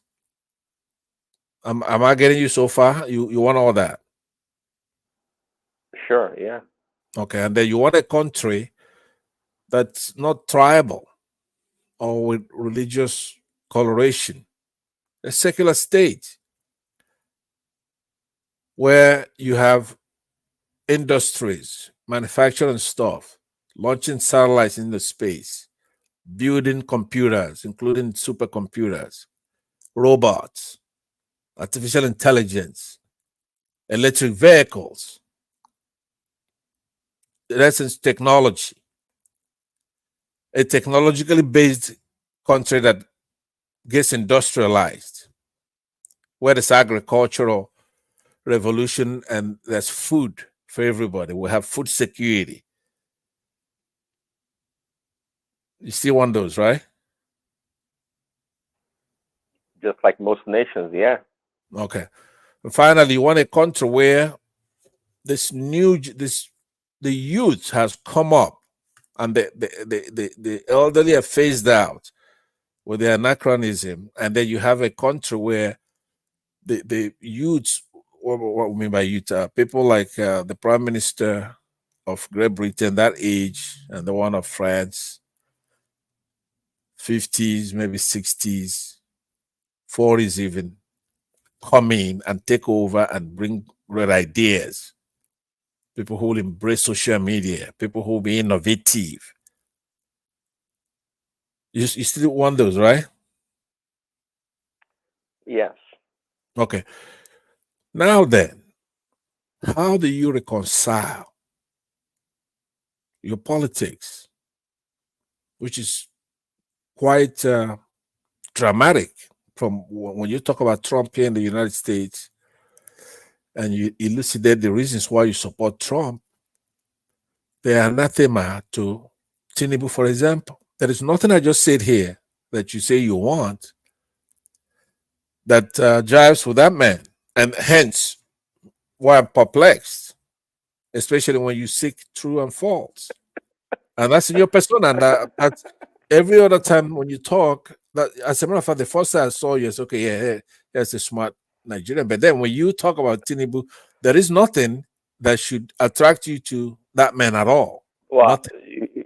you have to put in context. In essence, I was probably talking in binary form, Peter Obi or Tinubu, and I've expressed to you clearly that there's no way you can convince me that all those things that you desire or the qualities you're looking for in a leader, that Peter Obi espouse such qualities. It does not. I don't see it, and I know you don't see it neither. I mean, so that's the problem. Now we're not comparing Tinubu and Trump and their qualities and their capabilities. We're not doing that. We're talking in binary form again, Peter Obi and Tinubu, and I don't see that. I mean, a man that governed a state of Anambra and Lagos State, they're not co-equals. They're not in the same category, and I know you know that. So what is a man, but Tinubu, right? He's been in politics. It's no, he's been a kingmaker. He's done a lot in that country. To see, you gotta, and I know you know this. Peter B is an isolationist. You know that, and he showed that in his past election, the way he played his politics. For a leader to rule, by the way, tribalism is a reality in our country. We can't deny that. But our ability to be able to manage it that matters. So, and Peter B is definitely not that kind of a person. By the result of the election, was an indictment on him and his supporters based on his performance in the North. So, why would a country like Nigeria want somebody like Peter B over Tinubu? It defies logic. It defies what we want as a country. Peter B is not accepted by all, and we know very well that the North is a big part of Nigerian politics. We know that. So we can't say Peter B gets 99% in the southeast and did very well in the southwest. So is the right kind of a leader. Apart from this uh, being able to appeal to the general public nationally, Peter B does not have the acumen nor the intelligence, the capability. It's not is not well read. What it does is graduate, and I told you before. I've studied Peter B for about 5 years now. That's when it became the VP running mate to Atiku. That's when I knew about Peter B because why? Because Atiku is a very non-interesting person. So rather, Peter B was more vibrant than Atiku, especially back then. And I actually paid more attention to Peter B, watched his videos, and I heard directly from the horse's mouth, you know. And I'm like, no, this guy does not have that level of ability based on the way he speaks. I watch him, listen to him rather, analyze situation, and they were quite in a pedestrian or kindergarten way to address or try to explain economic matters as a business graduate. So like, Peter B is not a guy. But we have Tinubu on the other hand. It's work for months and of what you want to say. The man is performed at the highest level. The man ran a state in a country whereby the entire budget of Lagos is bigger than most nations in Africa. So you can't take it from him. It's been somewhere. It's done some things, and that's it. So don't look down on me for supporting Tinubu over Peter B, and you see a great economy, me supporting Peter rather Tinubu and Trump as being polar opposite. Not quite. You have to put All right, everything in context. let me, since you're trying to quantify what I said, then let me say that you were responsive to my point, right? But you do not remove the ambiguity, to put that politely, right? Number one, the election was not a binary choice. It was not between Peter Obi and Tinubu. There were other actors such as Showore, such as Atiku, right? Oh, come on now. Let's get Let me serious. land now. Let's get serious. I'll listen to you carefully so that I can respond. And you were direct and effective in, so you did hear what I said.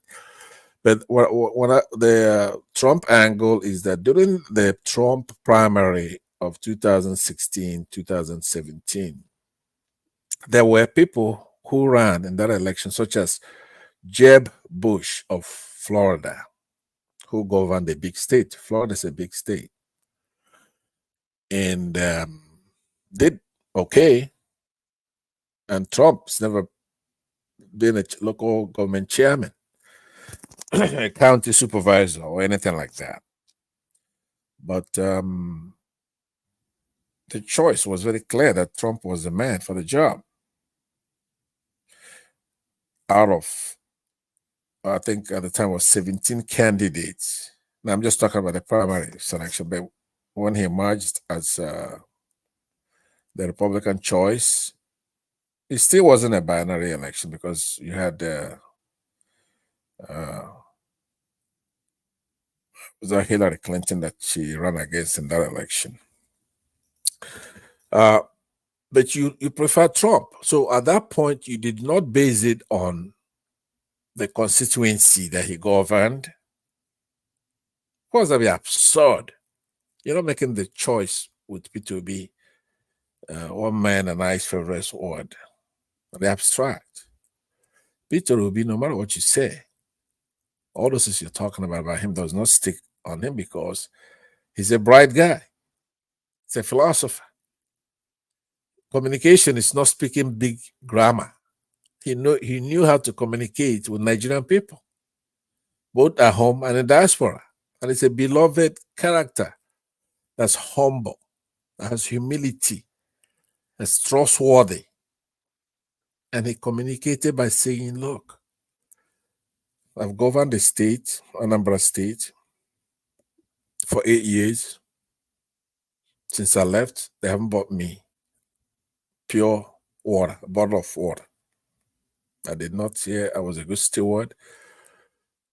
I did my job from day one. They tried to corrupt me. I came in there, canceled a lot of things, and saved money while winning awards for doing the things that I did. Took my state from number 27, 26, 27 to number 1. Forget about all this talk. For a smart guy like you, a youngster. No, especially in your case, it's Glenn, and I want to tell you, you look very bad. I can see Baba, even a John Lekuko. And sometimes one mind talking like that, but it doesn't fit you to talk like that. Not at all.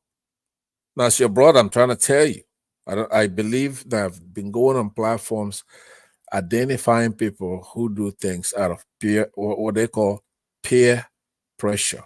That's PEER, pressure. And you're one of those.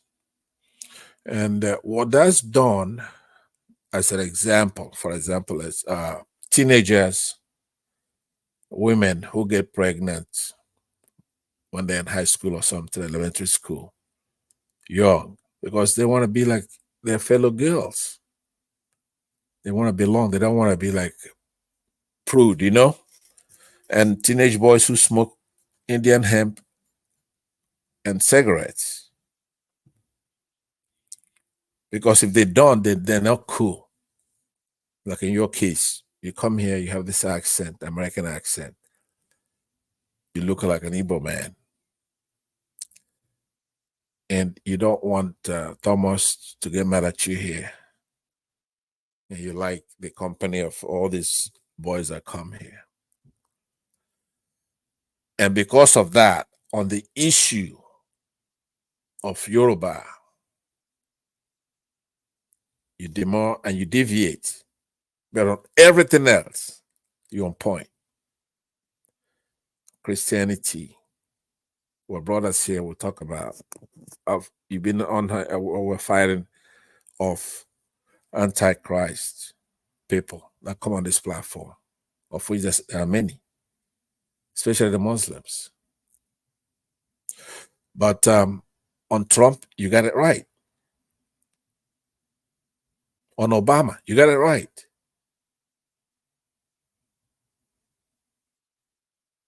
On the current president right now, on the Democrats, you got all those right. On the Lord, you got it right. Except when it comes to Tinubu, then how come you got that wrong? How could anybody get that wrong? I wish if I was a Yoruba guy, right, you would have really heard from me. A lot of the things that we don't say basically is to just give Yoruba as a pass and a respect, you know. It's a tribe. What can we do? But all that comes down on your shoulder. Prince, what you're doing doesn't fit you. It doesn't.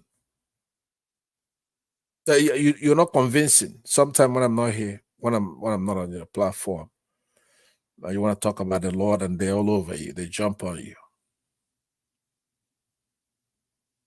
So I conclude by saying, I'm not saying that you should just be on your way to Damascus right now on this, but you're going to have to realize that the country needs you to speak the truth.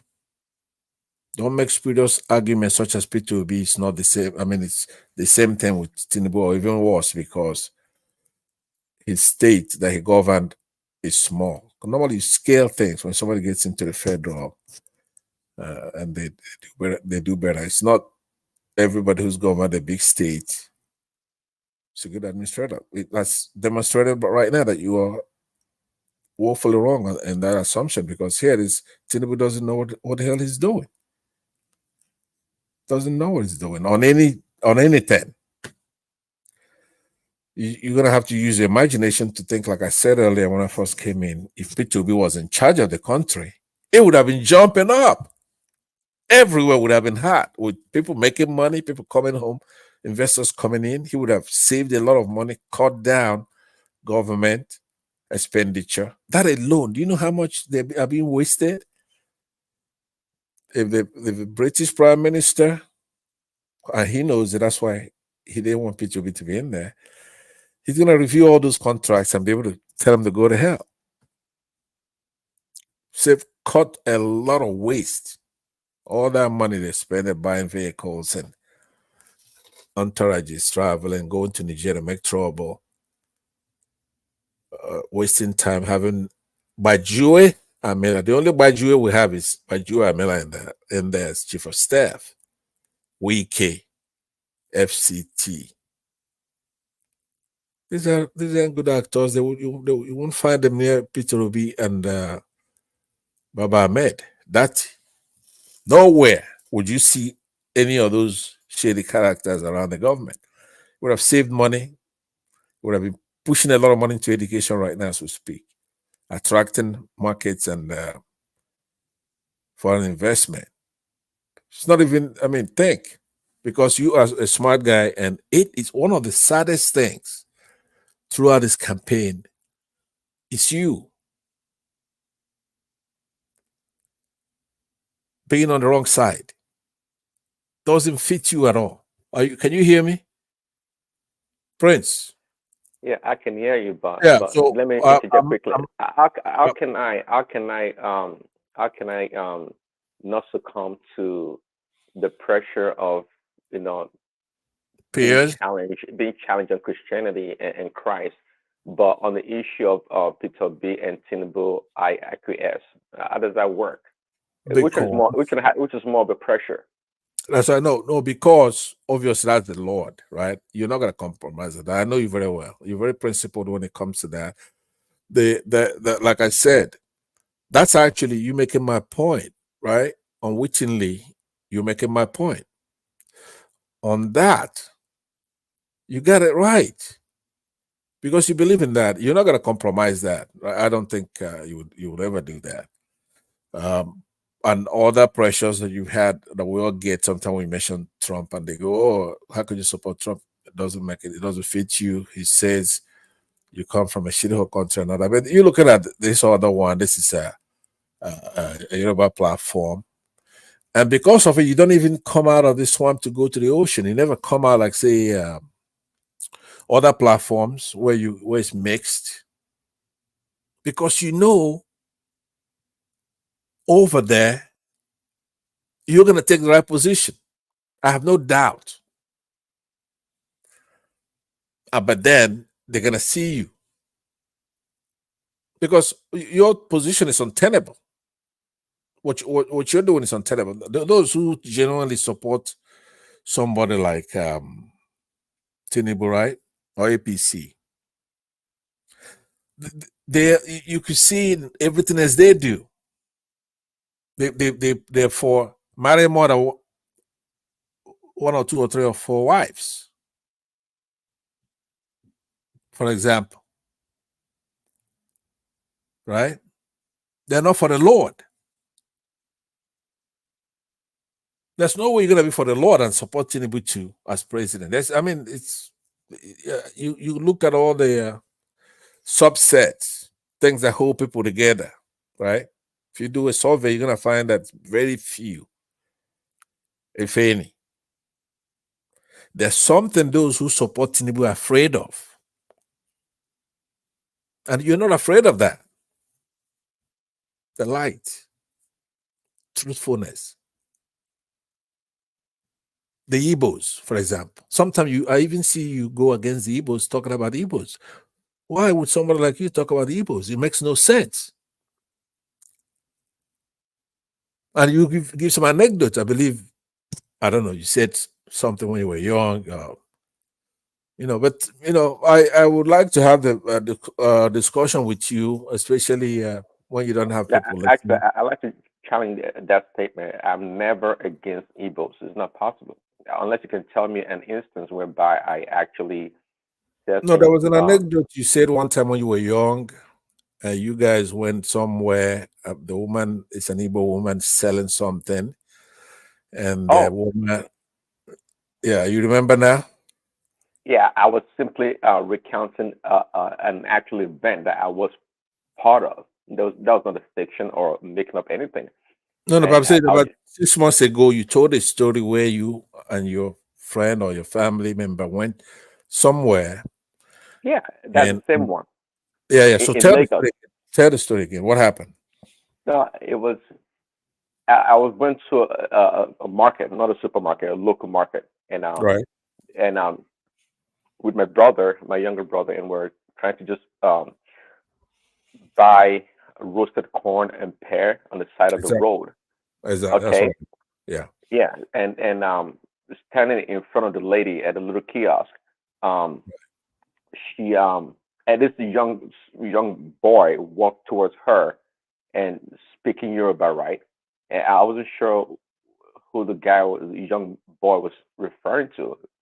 But anyway, the lady just turned to the boy and said, "Get away from me with your batty batty, you know what you guys say," and um and just shoo the boy away. And there was my brother standing right there. And my brother said, "Madam, you know, say I be Yoruba or I hear what you talk." And she was like maybe shocked or whatever, because Right. she assumed that we're not Yorubas, right? Right. I see. So so I was like, Yeah, I remember so you yeah, told that story verbatim. That's exactly what you said about 6 months right. ago. I remember it.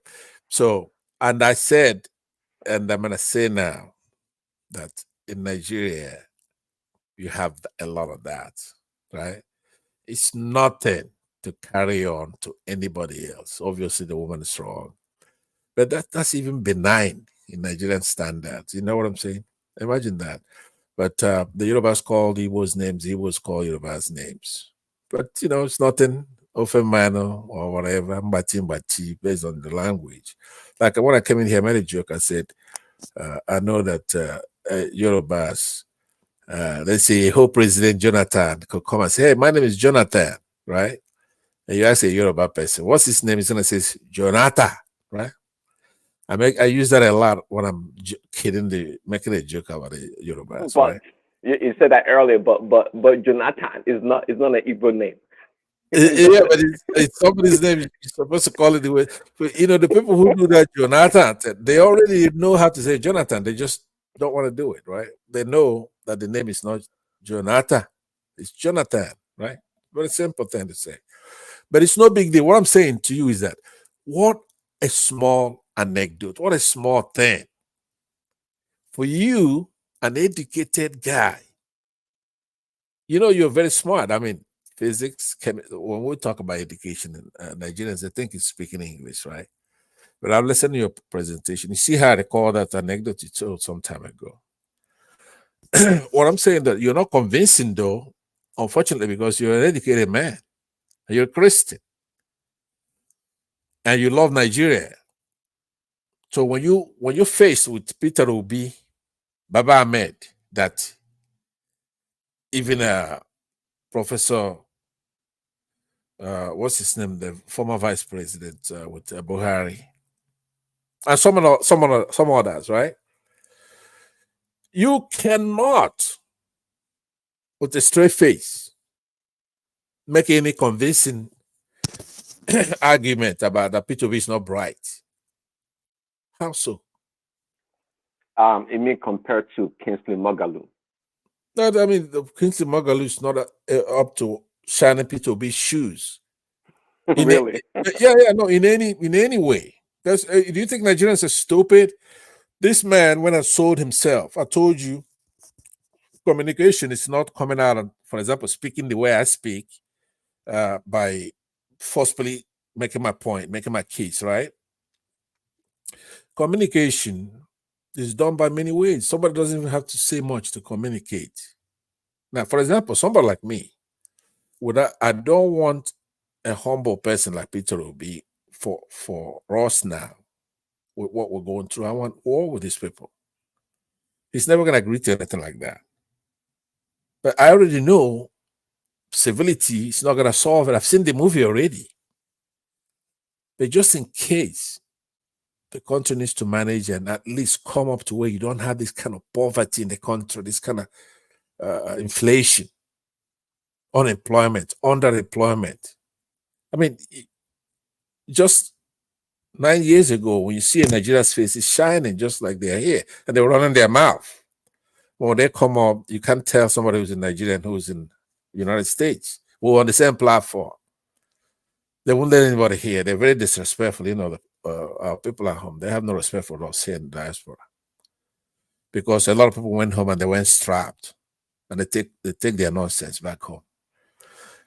So anyway, what I'm saying is that, but now when you see a Nigeria's face, you could tell that they're mired in that third world country. Nigeria is like second largest population in poverty right now, only behind India, I suppose. But if they count it properly, if the Northerners tell the truth, we're probably the worst. Because what is there? People don't make 30,000 naira as minimum wage over there. Even if you promised it, you don't have to pay it. So it still take a lot to make 1 million naira. Takes a lot to make 1 million naira. And what kind of country are you going to be in and you have all these bills just to change $10 or $100? You have all these bills and you let or you both tell you to do that. And you don't get mad and do something about it. What kind of country is that? So I know Peter Obi is a humble guy. That's what people in Yoruba say they want all the time. They want that the Igbos, the reason they don't like them is that they're there, they're loud, they make trouble, they do this, they fight. They want to be condescending, that they want to be better than you are. It's all bullshit. They don't believe in any of those things. Because here is a man now who's a patriot, who doesn't give a rat's ass about tribe or religion, even though he's a Christian. And he should give a hoot about that. He doesn't. Coupled with another guy who's very honest man. I know you're Christian, and I know you believe in time and chance. So just like Ron DeSantis, do you think it wasn't Peter Obi's time the last time? No, it was Peter Obi's turn. You see, Peter Obi won the election very clearly. Very, very cleanly. Yes. Tinubu came third. Right? Third? It's not, I mean, it's not, you should look at it objectively. Tinubu did not win Abuja. Tinubu did not win Lagos, even with the rigging. He lost Lagos, his hometown. Lost probably his precinct, who knows? He lost a lot of places. Didn't win anywhere in the southeast, nowhere. Lost another state in the southwest to Atiku, I believe. And even with all that rigging, now the River State where Wike rigged for him, that's why he made him minister, right? Now who's gonna go picking Wike to do anything unless you're corrupt? It's a troublemaker. He's never gotten along with anybody, even in his former party. So why would you pick Wike for anything? But anyway, we see the result. Tinubu did not win. I just told you that he lost. It's like Peter Obi losing Anambra State. It's impossible. They didn't lose any state in the southeast. So he won a lot of states. I don't even think, I mean, come on. I'm telling you, they rigged it. They rigged. Anyway, you have a strong man governor, like in Akwa Ibom or something like that. And in River State. So if you're able to rig it for him, then he will reward you later, because Wike has no shame. It's one of those guys, he has no shame. He rig it and pencil it in right there, talking nonsense. What are you going to do, right? So, but nobody else, no decent person, let's say in Owerri, where they have, in Imo State, where they have another APC governor. So he couldn't pull that off at the time. But when he saw that Nigerians are docile and that we can get away with that, then he rigged the gubernatorial election where he put to himself all 17 or 21 local governments and he won. Somebody who is the least popular person in the state. Nigerians did nothing. So back to what I'm saying to you, though, is that I stated all those virtues that you have, and somebody in your position would prefer, and you ticked all of them off as you. So, just on principle, even if you know that somebody's going to lose, but you don't want to support an evil person, you're supposed to still do the right thing. As a young Nigerian, do you see what I'm saying, Prince? You have to have a Yeah, tenable but you position. you you may see Tinubu as evil. I mean, I don't, and I didn't. So that's where we are. How come? How come? How? No, tell me, what's the rationale? You're in the United States, you know his activity here in the United States, right? You know. You're not back home where maybe if you say that somebody was forfeited 400,000 1970s dollars, which is probably millions of dollars by now, and ran home and he forfeited it, and it's a heroin related crime. You understand? In Chicago, a lot of families were destroyed for that drug. It's not like marijuana or something, which is still bad, or crack even. This is heroin. And he's a drug lord. And you believe in the Lord. So our people back home, they don't have those kind of sensibilities because they're back home. But you're here. You're educated, you know that that is wrong. That's evil. And then he runs home. It's not like he went there and joined the choir and found the Lord and repented. No, he went home and got worse. In that state of Lagos, you know his activities there. So, it's stark. You couldn't actually escape this. You're going to have to, like, I'm coming to you with respect, obviously. You cannot do it by fiat. You can't tell somebody to do the right thing. But I'm saying that you will be an asset if you just stop that stuff that you're doing. Nobody's going to do anything to you here. You come in here. I don't believe you're a Yoruba guy, but since you're claiming it, you look like an Igbo man to me, to be honest with you. Now, it's not very often that I say that. You should know who you are more than I do. That's true. So, but respectfully, I'm saying to you, you come here and people won't give you enough time to talk. You just be like me. That's the worst that could happen to you. They don't like me here to talk. But when I do talk, I'm going to tell you the truth. And perhaps if you do that, you're going to affect some of your people to do the right thing. I don't know if you follow my logic. Even just like when you come to the Lord, you could come as you are. You might have sinned for years and years. When you come to the Lord, confess your sins and accept the Lord as your Savior, you're forgiven. Just as good as anybody else. You understand what I'm saying? Oh, absolutely, yeah. Yeah, because first of all, you don't even if you have to just go and look at the old tapes. Nobody believes you when you on your activity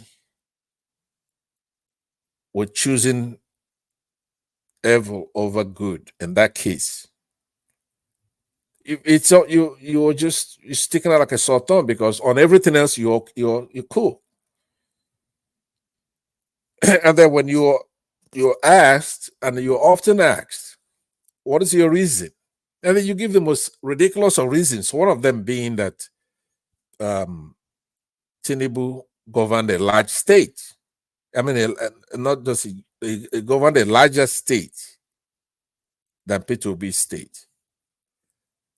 even though in the election it's not a binary choice, it's a multiple choice. You could have voted for or supported Showore, for example. So the only He had no thing, pathway. He had no chance. And I was never going to support Atiku in the first place, anyways, because Atiku, I thought was the turn of the South, anyway. So, but every time you talk about this thing about Peter B and whatnot, you always forget, you don't bring up the point that I was actually angry for the fact that the PDP denied Peter B the opportunity to be the flag bearer. I was actually quite upset about that because I thought it sold him out, especially his fellow Southeasterners that have sway in the party. They sold him out. Yeah, and that really ticked me off because I didn't think Waziri had any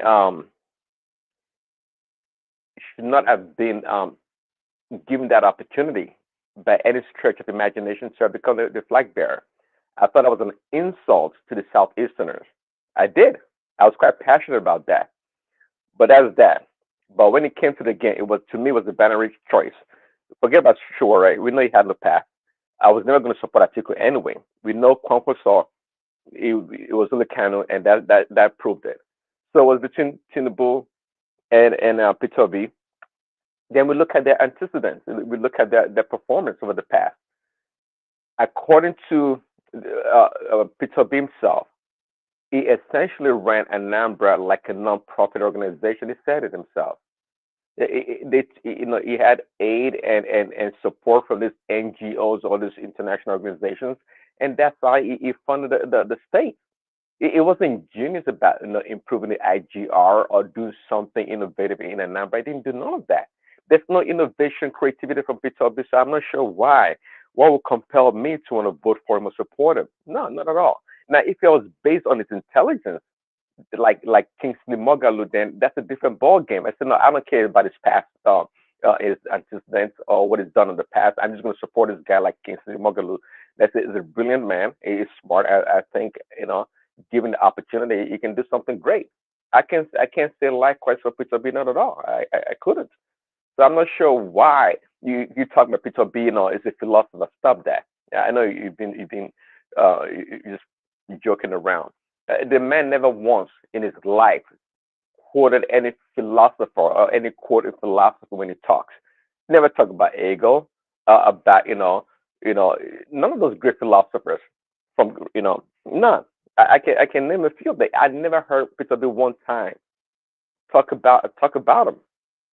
So simply because he went to school and studied philosophy doesn't mean he's a philosopher. He's far from it. Far be from it. Way far from being a philosopher. He's not. He doesn't even understand the concept of what his philosophy is all about. And if he did actually, if he speaks, when a philosopher speaks, you would know that, hey, oh, this guy's deep in his thought. You may not agree with it. Wait a minute. That's funny because you're looking at a philosophy to look like or speak like Socrates or something like that. You want to speak Latin? No. See, just like a doctor. Okay, just like a doctor. If a doctor is talking, we hear Babati all the time and Sinbad. They would naturally default to their profession, their training in explaining things in the simplest form as much as they could. Just like an accountant, sometimes every time we hear Emeka speak, is quick to go to his background and try to explain based on his training and background on accounting. We can tell all these things where they're coming from. Okay. But Look, not so much when you hear from production, from consumption to production, that is graduate. That is graduate quote. But the thing is that there is no doubt that it's an effective communicator. You should see some of TED Talk kind of platforms where he's spoken, and he's quite energized in some of the ones that I saw, running from one side to the other, talking about anecdotes about when he got in there and how they wanted him to spend a lot of money, or when he goes to Lagos, people want to accompany him, and he say, "Hey, look, I was elected. You weren't elected. You're not going over there to do anything." Or who are all these people supposed to be guarding? Just me? No. Or when Obasanjo wants to come and visit him, and normally these politicians build a house, what they call a presidential suite or something, where the president comes, and normally the president may not even come at all or once through his tenure. And he tells a story where he says, Obasanjo could stay at my house or something like that. So a lot of stuff.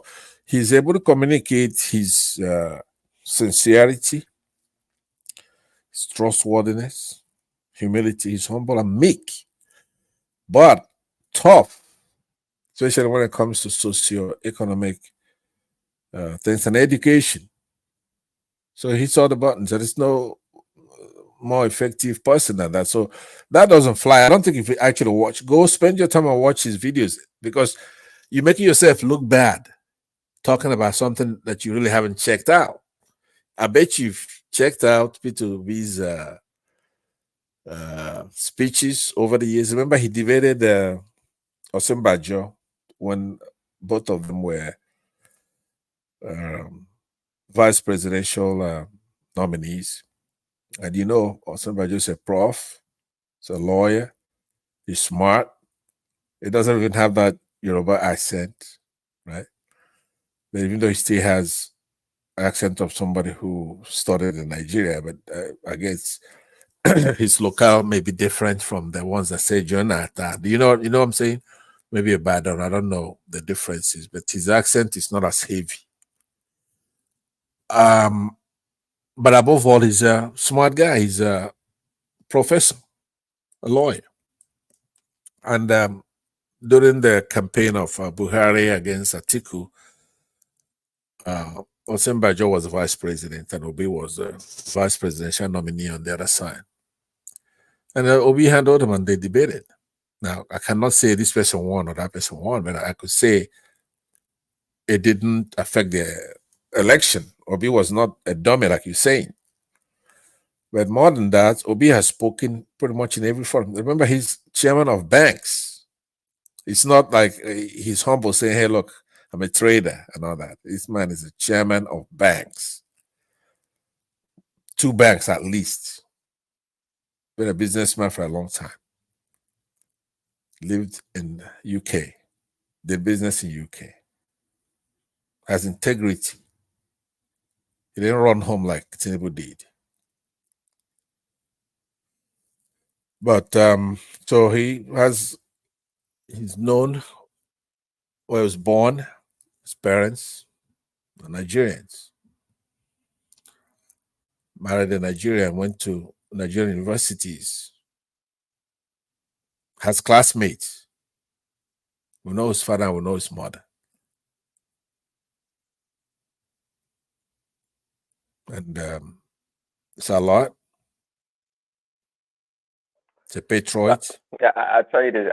Maybe you've not heard me say it before, but Peter B. Look, because it wasn't my choice, Peter B. is a well accomplished individual. He holds a unique position in this world, actually, to have run in a country as Nigeria, the most populous black nation, influential nation in Africa. Peter B. To have run as a presidential candidate is a big deal. It's a big deal. The guy's a multimillionaire, from my understanding. He's rich. He was a governor twice in the state in Nigeria. He's a well-accomplished person. As for Peter B's accomplishment, it's undeniable and cannot be taken away from him. Not at all. The guy is successful in his own right in a lot of ways. Growing Up, that's a book. I don't know if you know about it. It's a compilation of influential people in Nigeria, in which, of course, my dad was one of them. It's a book. You find people like Obasanjo, Buhari, the Ransom Kutis and whatnot, Alexa Kweme, you find them in that book. I don't know if they still publish that book, but Peter B. absolutely will be one of those people in that book because it's an important Nigerian. Absolutely, it's one of the very few people, as big as Nigeria is a very important person. Again, his accomplishment cannot be denied. He's He's one of a kind. But I still hold my position that it was never my choice. And that's it. I don't hate the man. There's no way for me to hate him. I mean, as a Christian, it wouldn't make any sense. But it wasn't just my choice. Okay, look, I understand that. Now, by the way, Peter Obi, I'm just speaking figuratively now for Peter Obi. I'm not saying that you should support Peter Obi. That would be the wrong thing to do. But so what's making it particular on Peter Obi is like you're saying that you don't see him as a philosopher. You don't even see him. You see him as dull, and even you mentioned something about his intellectual acumen, IQ kind of thing. But that only if you're ignorant of his accomplishments would you say that. You see what I'm saying? Because a lot of people, and that's just the nature of politics and the way this 2023 campaign went, which is actually why I'm approaching you. Not everybody that I'm interested in their reconsideration and attention, because I believe the country has to be savaged one by one like this, right? One on one. For whatever reason here, we're blessed with people just listening and they're not interjecting. But you do know, if you go spend time and read, because now I'm trying to also make you look good. You make yourself look bad when you argue some of the things you're arguing. Now, it's encouraging the last things you said about Peter Obi here. You normally don't even say anything like that, but like I say, I chuck it under peer pressure, right? But I'm here to say to you, you're free. Nobody can do anything. You're not going to bury smoke. Peter Obi galvanize the youth of Nigeria. If you know anything about the youth of Nigeria, they're not pushovers. No. They've sparked a revolution in the country, right? Anambra was the first state to commence what they call sub-sovereign wealth savings of its kind in sub-Saharan Africa. Now, you did make mention that Peter Obi pretty much went to, like, say, United Nations, and he took some recommendations and implemented them the way it was recommended, right? You said something like that, right? Prince.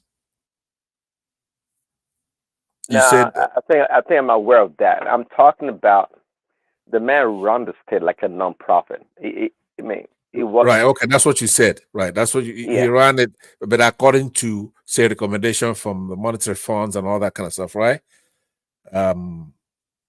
Okay, I told you already that Anambra is the first state to commence sub-sovereign wealth savings, the first of its kind in sub-Saharan Africa.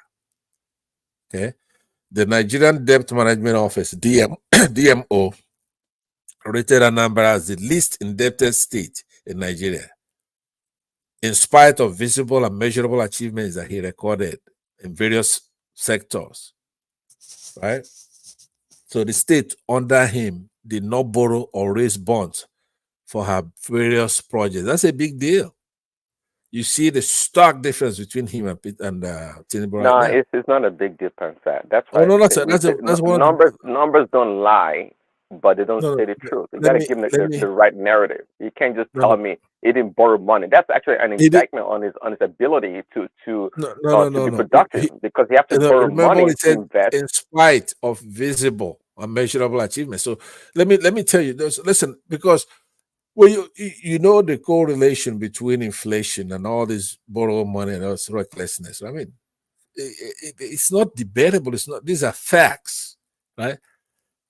Causality is another thing you're not going to deal with, because I was having to talk to Nigeria about causality, but in your case, okay, let me land first. So I told you about the sovereign wealth fund thing. These are facts now. These are not from me. It's not an opinion. You had that rated by DMO as the least indebted state in Nigeria, right? In spite of the measurable achievements we said. The Senate of the Federal Republic of Nigeria rated Anambra State as the most financially stable state in the country under him. The state also entered into strategic partnership with the churches in the health sector. You're a Christian.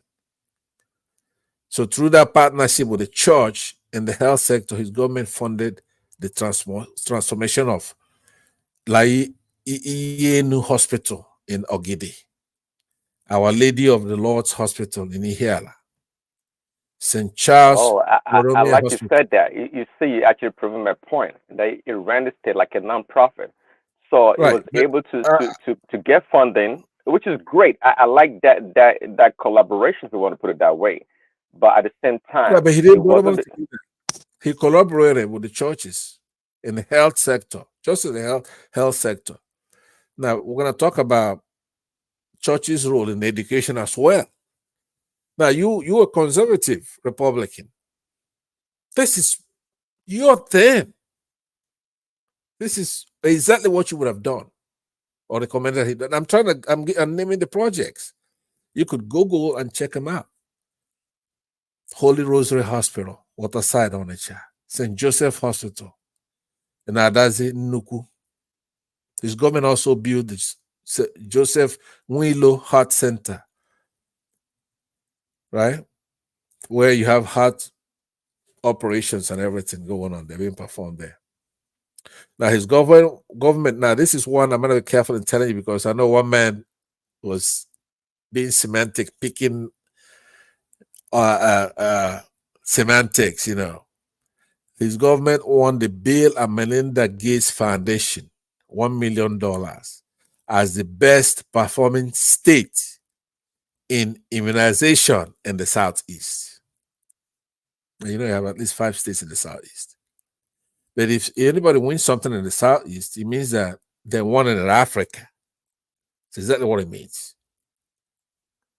Because the Southeast is the best when it comes to things like that. Now, the state was the first to procure and distribute more than 30,000 computers to secondary schools, including 22,500 from HP. So Anambra State provided Microsoft Academies to more than 500 secondary schools, including internet access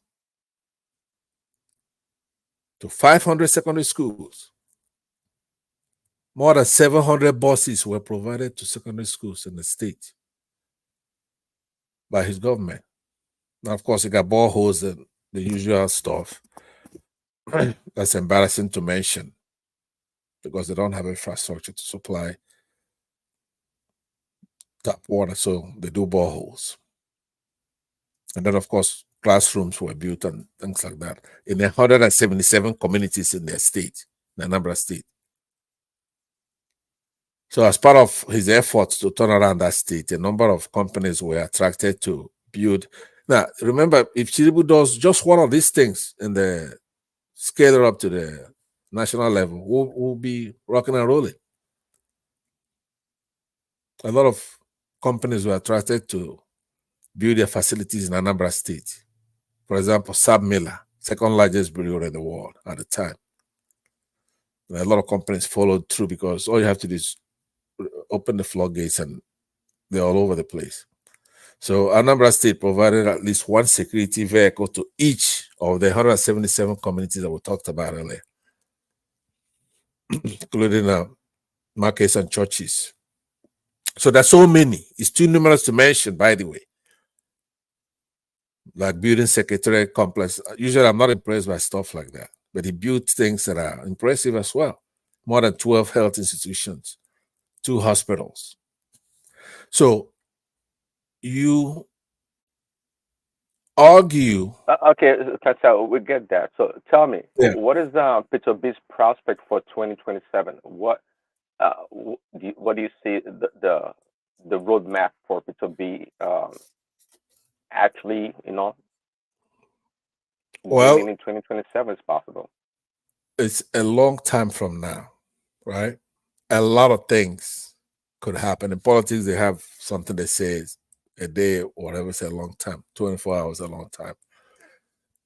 Especially with the trauma and the shock. Now, because now, I said this earlier, Nigerians, if they're not ready now, but very soon will get on their knees and beg Peter Obi to come and take over. There's nobody, unless there's something huge scandal or whatever that happens. If Peter Obi is on that ballot, you have to be stupid not to vote for him. Who are you going to vote for?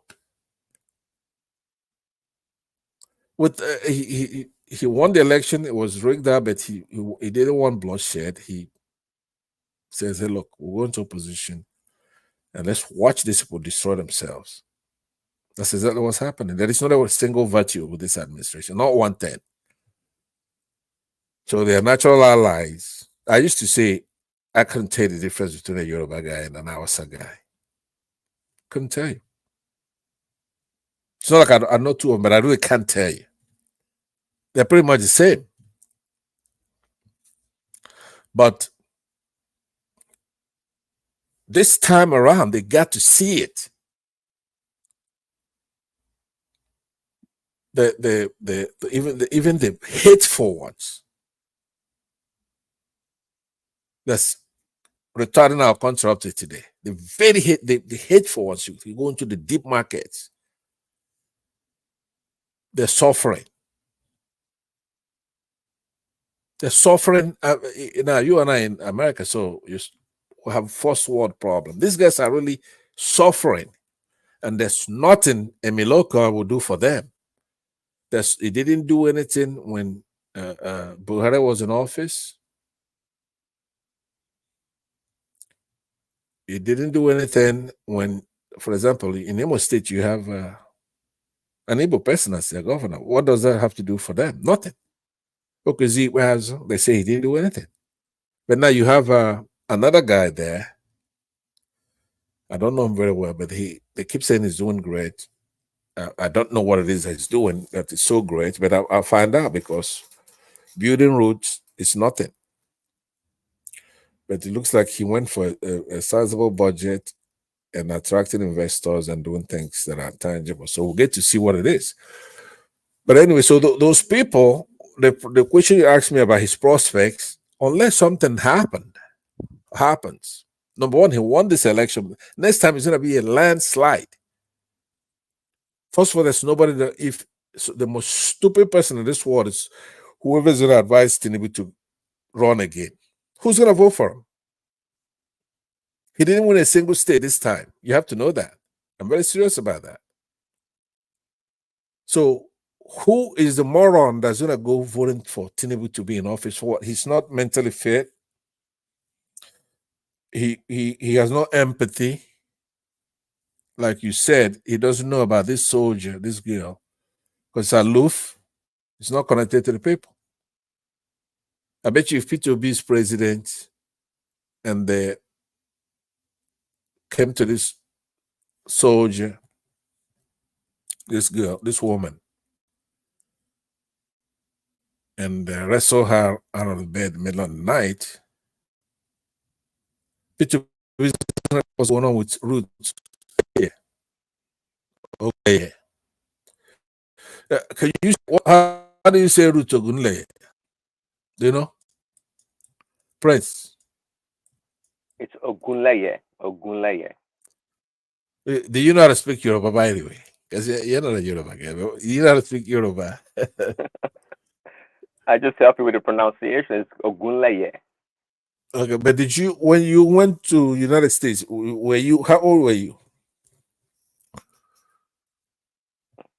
That's undisclosed information. Fairly young, but not too young. Okay, but were you able to speak at all? Speak Yoruba? Of course I speak Yoruba, and also I back then actually I was pretty good. I wouldn't say I spoke Igbo language, but I was pretty good at responding in Igbo language. I know you're an Igbo guy. You can't fool me. Blood is thicker than water. But anyway, so what I would do, I would then listen to you for 7 minutes, right? And then I guess we'll start concluding after that. I'll listen to you uninterrupted for 7 minutes, but be succinct in addressing what I said. Number one, the 2 points you make, let me just, in a synopsis, tell you that you are not credible when you talk about P2B as being this guy who cannot talk and who's not accomplished or lacks intelligence or something like that. Nobody's going to believe that because you be calling Nigerians stupid, right? P2B has people who love him from the West, love and respect him from Yoruba, Hausa, Igbo, EFIC, whatever you out there that we have. P2B has fans from all over who respect the man because he's an honest man. He's a humble man, right? Worked hard, and that's the kind of people we want to promote. Africans such as he is. He's a great guy. So you should abstain from talking about that unless you do your research very well. And then after you do your research, if you're gonna be picking evil over good, then good luck, because that is one flaw you have. I don't believe you've done your research very well. I trust that you won't be saying that. But you're free to say it, and I'll defend your right to say things like that. But that is one flaw you have. Number two, another problem you have is to take somebody who's got no empathy, who's known to have been a heroin dealer there. Now, I don't believe that people are condemned forever. If you did something when you're young, okay, fine. You could confess and change, but he didn't do that. Comes home, nobody knows. It's very dark. Assembling all these strong men and put them into office and destroying the country, basically, right? Destroying he doesn't address the people. He's aloof. He's completely away, because he did say during the campaign, "Get me away from these people," right? He doesn't do press conferences where he answers questions. He was set up perfectly. If he come in and he was a nice person, Nigerians will understand because of the kind of country that was handed to him. But he's not even addressing anything at all. He keep playing games with local politicians, playing games, getting ready to rig the election again in 2027. That's never going to happen. So, a short answer for you is that let me end with this. What I suspect is going to happen, I could see the plan now. Remember, I'm an analyst. I'm going to tell you what's going to happen. I'm not a historian that would say what had happened. What I see is that there are various actors, especially the vice president now, setting him up, having him do things that are very unpopular in the North, because he wants, when Mrs. T or something to Tinubu, he'll be accepted by saying, okay, look, Tinubu was going astray anyway. We trusted him, but here he is putting an FCT, a Christian from the South, to govern FCT. Here he is moving agencies from Abuja to Yoruba land.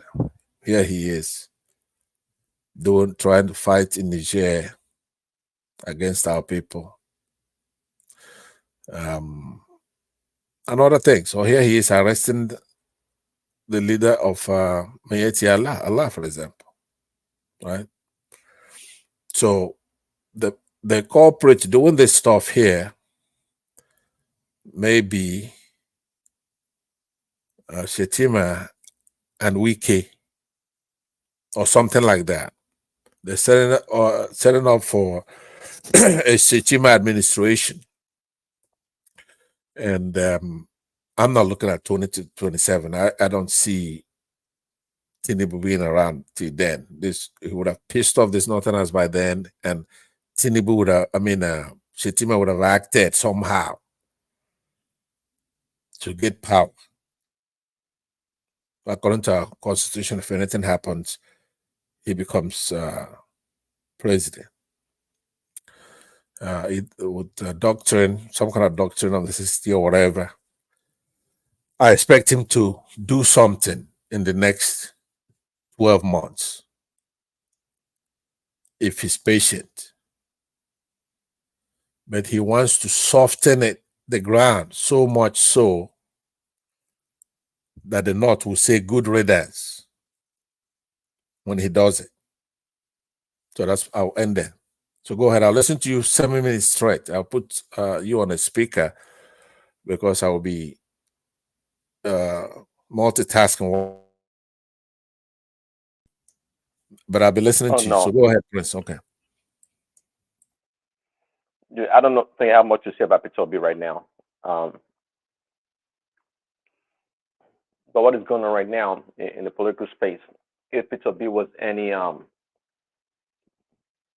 serious about politics, it would be playing an effective opposition. But as usual, I've said it before, Peter Obi is not a builder. He doesn't know how to build from scratch. So, and by now, I think we all expect him to jump ship and go back to PDP. I don't think he's going to go to ABGA or go to any lesser party and try to help bolster the party or build something from scratch. It's not going to happen. He's an opportunist, just as said by Sheon Kuti, right? So, and in the sense of Nigerian politics, Nigerians don't have, in politics, there's no real opposition, because the only opposition or pretentious opposition they tend to have is just pointing finger at what the current government does and how they could do it better. But in terms of like the real opposition on ideology, it doesn't exist. So Nigerian politics is free for all, and that's why they can fluidly move from APC to PDP and back and forth. So it's just an interesting political environment.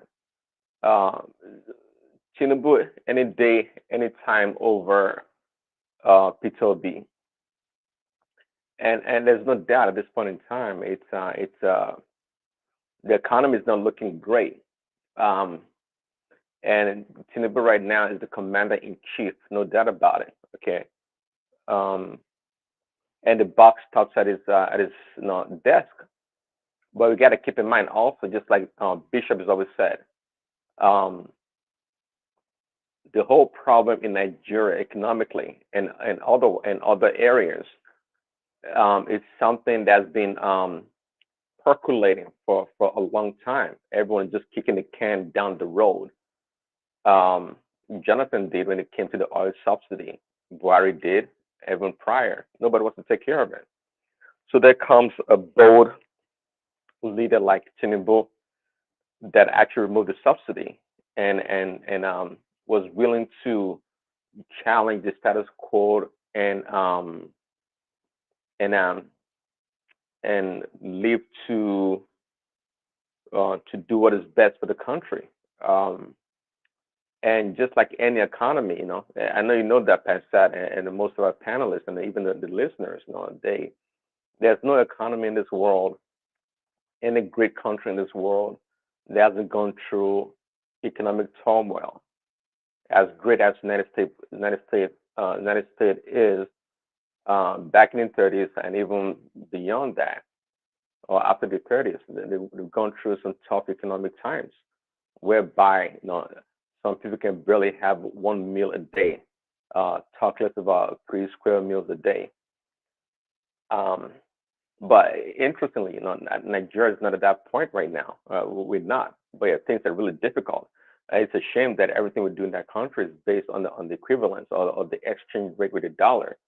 So this is all combination of bad economic policies, physical policy, monetary policies over the years. So it kind of amazes me, and it behooves me at the same time when people like yourself and that think Tinubu is a magician. I'm not disappointed in Tinubu, at least not yet, right? Because I don't expect him to come in 6 months or 8 months and fix the economy overnight and get everybody, enjoying the best life. It's not possible. And so I'm always surprised when people don't set the expectation accordingly. Even in the West, in America, for example, most presidents, when they come, they tend to want to go to terms because it will take at least 2 cycles for them to get a grip of what they are trying to do. It doesn't mean that they can have extemporaneous effects from the onset. They could, but if they want something tangible, it has to be a two-term kind of a presidency, and Tinubu would not be any differently. It can't fix it. It can't fix Nigeria in just in one term. It needs more. But what it does right now, it's what is going to determine how successful we will be in the second term. And I think the foundation that is laying right now is actually quite apt. Actually, we're going through the tough times right now. We are, as a nation, especially the people at the bottom rung of society. But I think in the next 2.5 years, 3 years, going to the end of his first term, I think if they keep working at it, doing what they have to do and being diligent, the Nigerian economy will be a surprise to not just Nigerians but to the world. It's very much doable. We've always talked about Nigeria's ingenuity. Now we have the human resources, we got the smart people. It's just what we've been missing for such a long time is the leadership and the ability to organize a society. And I think if anyone can do it, I believe in Tinubu. I think he can do it. He's a smart man. He understands business. He understands the corporate world. He understands a lot of things. And he knows how the world works. He knows how the world works and what is good for Nigeria and what is good for Africa. So that for that reason and many others, the reason why I support Tinubu over Peter Obi. Peter Obi is not foresight. He has a poor outlook on a lot of things. He jumps up and down from one country to another, trying to compare Nigeria to other countries like Egypt. For the most part, Egypt is a backward country, or for the most part. That nation has been held together by the support of the United States militarily and economically, actually. And it has a favorable trading opportunities in the global economy because of the United States being a strategic nation in the Mid East. If Nigeria gets such opportunities as well, we'll do great. Even without such opportunities, we're already doing very well. I always give credit to the Nigeria's private sector. It's the creativity and ingenuity that comes from that sector is so great. If it wasn't for the private sector, Nigeria would be a doomed country, because the government, the way they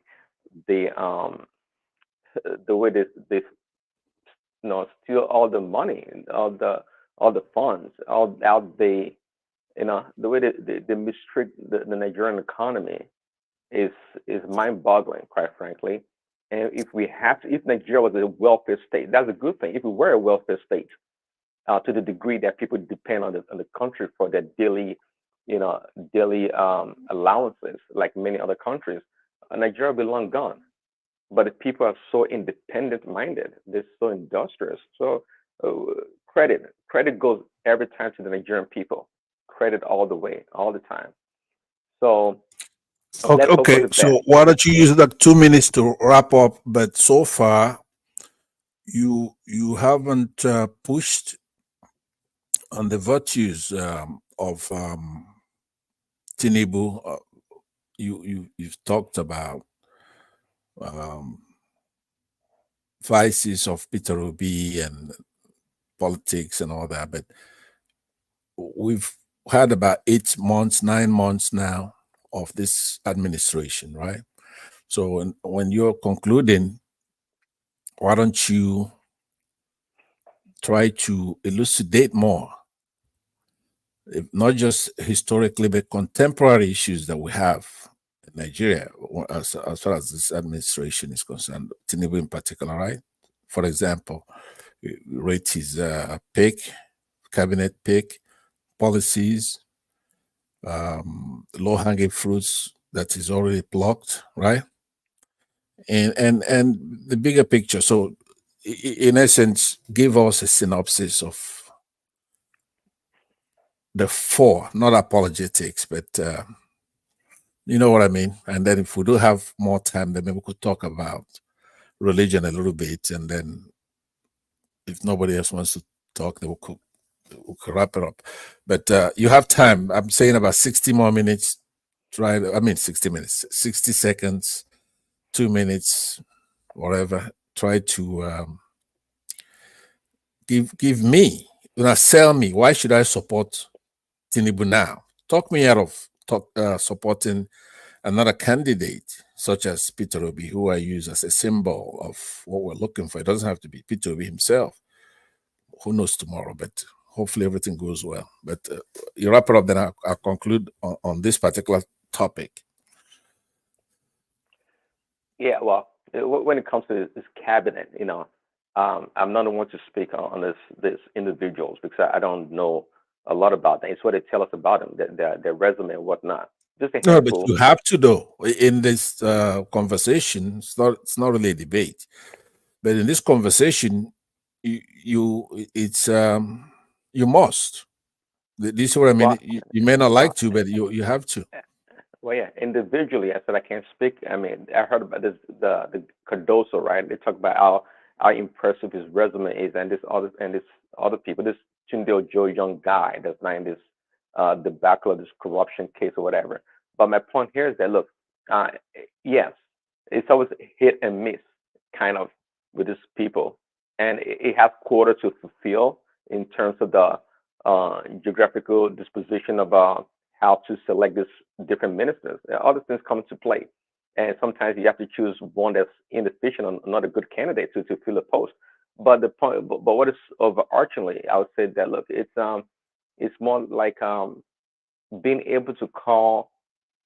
I think you can also agree that Tinubu is quite responsive in the sense that being able to call the ministers into questions when there's wrongdoing going on, when something is not right, is quite responsive in that case. So that's all you can say. That's all you can say for a leader that's responsive to the need of the people. Just like an employer employing a candidate after an interview. The candidate may perform very well during the interview, but when it comes to actually executing the task, the job function, they may be very poor. But guess what? In the corporate setting, such a person would be reviewed their performance and let go if they don't see a way forward. And I think Tinubu has that approach. We can't say that about Buhari. I don't think we could. I mean, even not at all. Even Jonathan, not at all. But Tinubu, that's what more can you ask for? That's the No, best you can ask for. Prince, the thing is that okay, let's say you have a Chelsea FC right now, football club, right?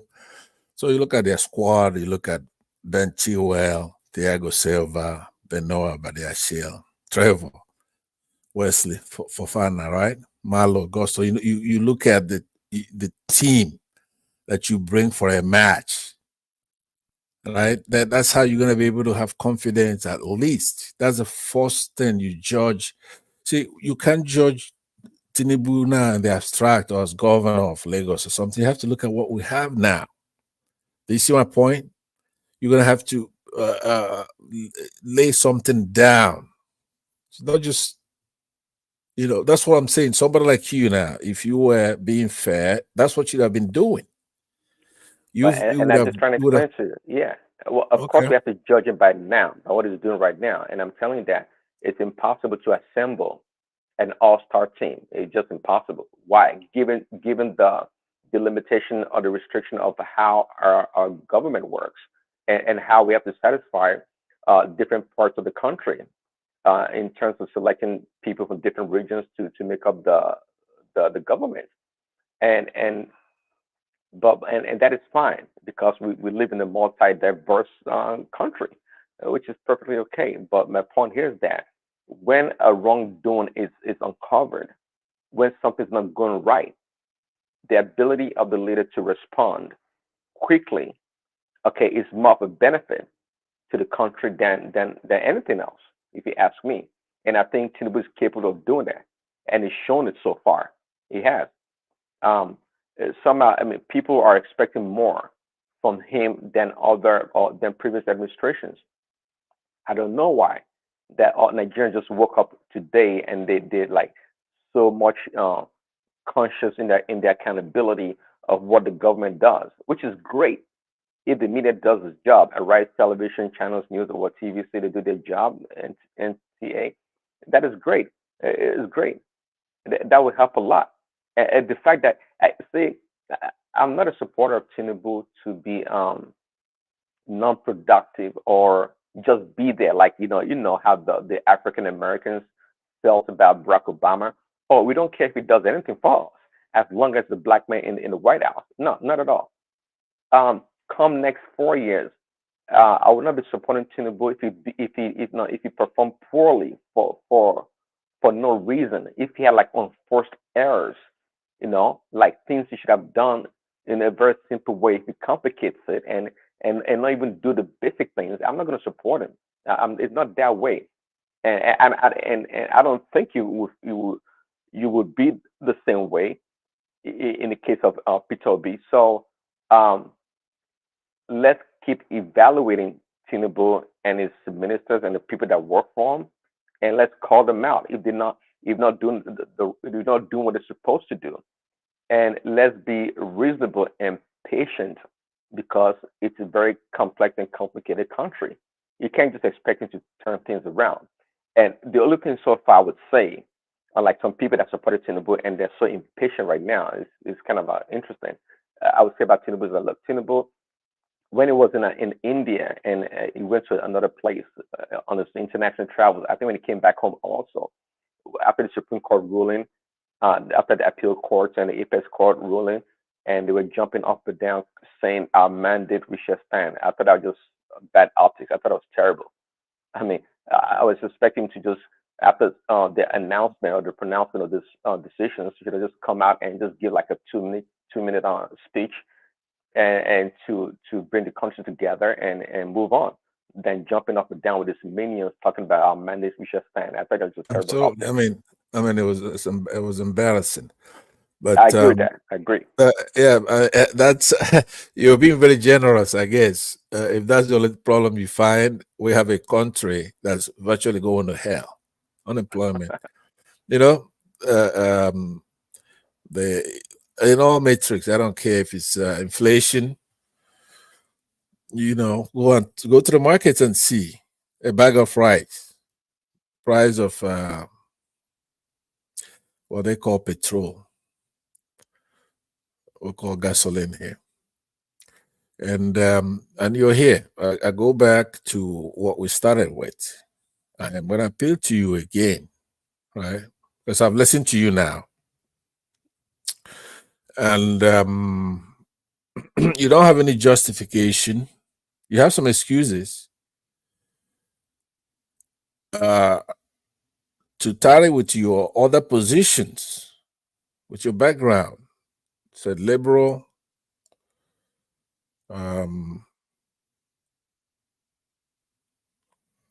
Democrat, not the big D, small d. From the United States, the cradle of democracy, with what people your age, the youth, are yearning for, the aspirations of the country. Now, we personify things like Peter Obi and all that, but what are we actually saying? We're talking about leadership, those who have that solid, all around quality like Peter Obi, obviously, who's like the best to come out of Africa. Since the beginning of the continent, really. That's how good he is. I don't think he's the only one. I'm impressed with Baba Ahmed Dati. We know the good Lord, the good book says that all have sinned and fallen short of glory of God. Obviously, he's not a saint in that generic sense. Not that he did anything. It's not inerrant. But as far as a solid person comes out of our country at this time, There is nobody else really in the horizon with a proven record. Especially, you could juxtapose him against people like Showore, for example. And Showore can even shine P2B's shoes, even in just little virtues such as corruption. P2B is incorruptible. We don't know about Choro being corrupt. But there's a big difference between that, because they say you know a man when they have power and money. And Choro has neither. But P2B's had both. And still humble as they come. Even as the baton is passed on, let's look at somebody like a flawed person such as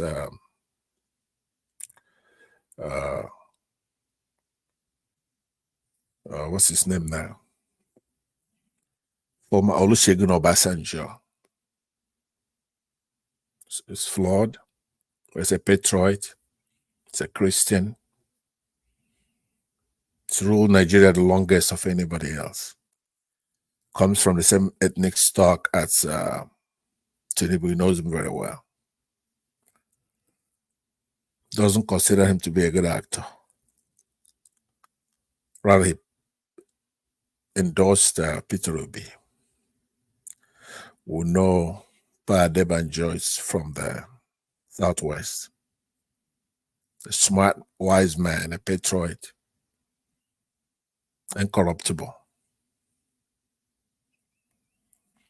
And he stepped out and he supported Peter Obi. Like I said earlier, with Baba Ahmed and their age, their accomplishments, their demeanor, with the problems we have today, there's no better team to solve that problem. I don't see anybody else in the horizon. Maybe they'll come up by next time that we'll go to the polls. But I'm afraid the next leadership tussle will be within 12 months in the country. It's not going to be an electoral thing. When it does happen, by that time, I believe that Tinubu would have completely failed, only because he's not even doing the things that he could do now. There are a few things that he could just do by saying tomorrow, end the prosecution of Showore. I want to unify this country. He suffered enough. He has 2 kids and a young wife. He could travel out of the country. Give him back his passport. Enough. He could do that tomorrow, and a lot of people are going to be happy about that. He has no reason not to do that.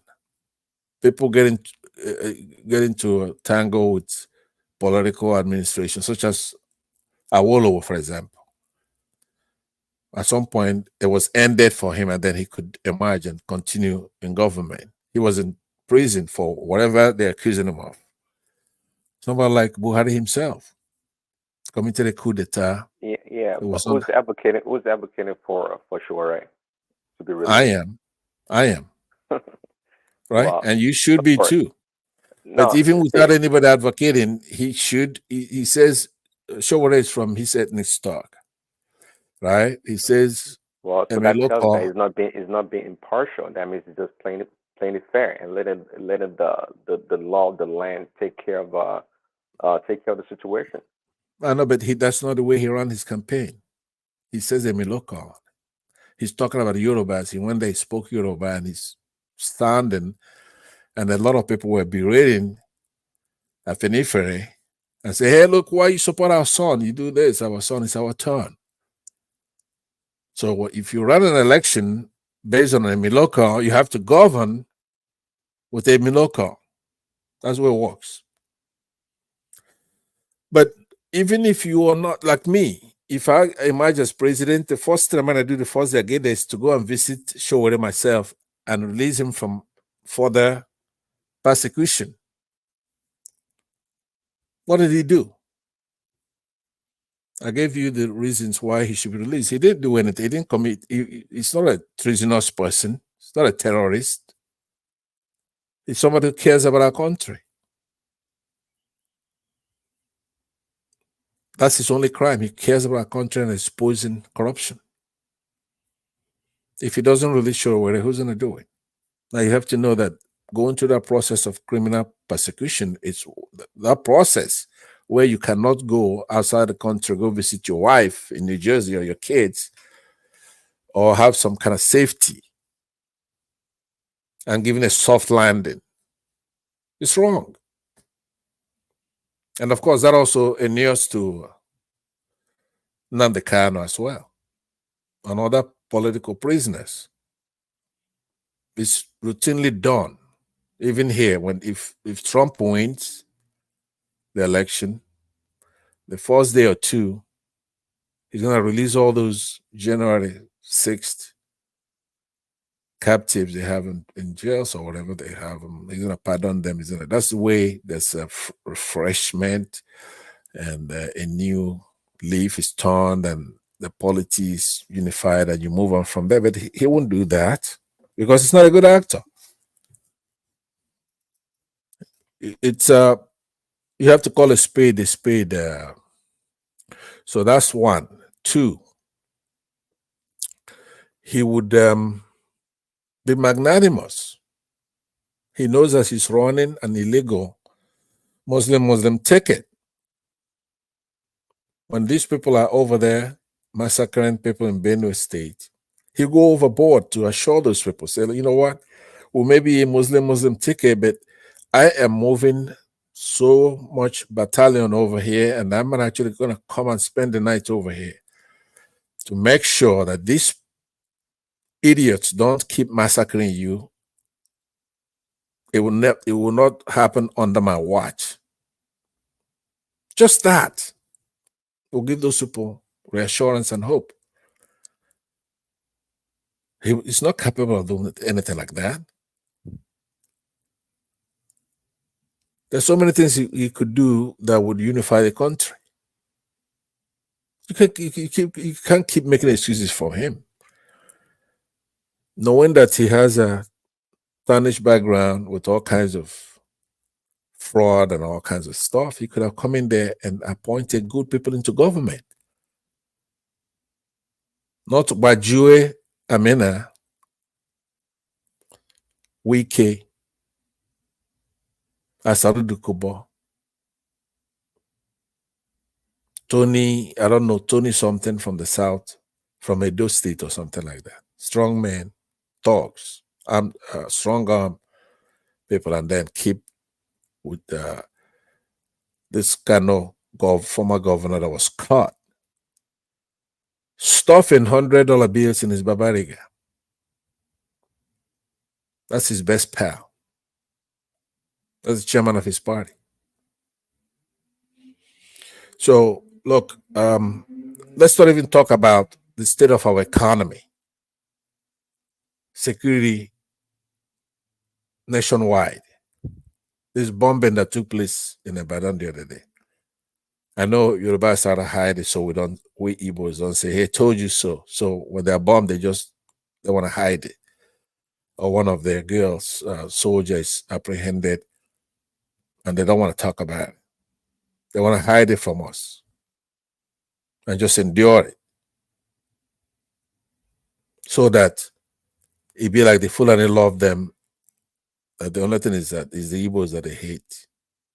I mean, they practically leveled a city with bombs. The governor comes and says, I don't know if he says dynamite sticks. They compared side by side bombing in Gaza on one frame, bombing in Ukraine in another frame, and then bombing in Ibadan in the third frame, and the worst one is in Ibadan. We know the physics when it comes to dynamite. We know what the dynamite is. It's not going to level city blocks. The only thing that could yield such a thing is a fertilizer bomb. And this is probably the third time they've bombed a Yoruba land, and they just want, for whatever reason, they don't want us to know about it. What I'm saying, us, I'm talking about us in the Southeast. We see it. We don't think the Fulani love you more than they love the Igbos. No, we don't. But we're not. It's like Benue over here. I'm the only one who talks about Benue and what they're going through, but the Benue Plateau and all that. The chief protagonists during the war for the Nigerian side come from over there, committing a genocide on our people, their fellow Christians. But I'm not gonna say hello because you did that you deserve this bombing that you're going through. I mean, this terrorism you're going through. No, still want to help you out, and perhaps we'll move forward from there. But anyway, if you want to talk about the Lord, I'll talk to you about it.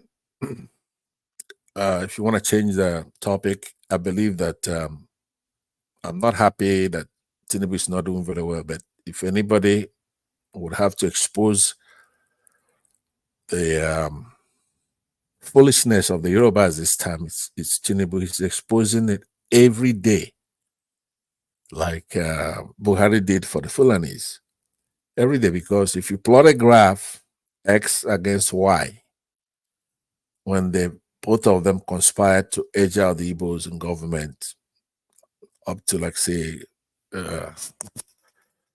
Jonathan's administration, when you had Ngozi Okonjo-Iweala and others.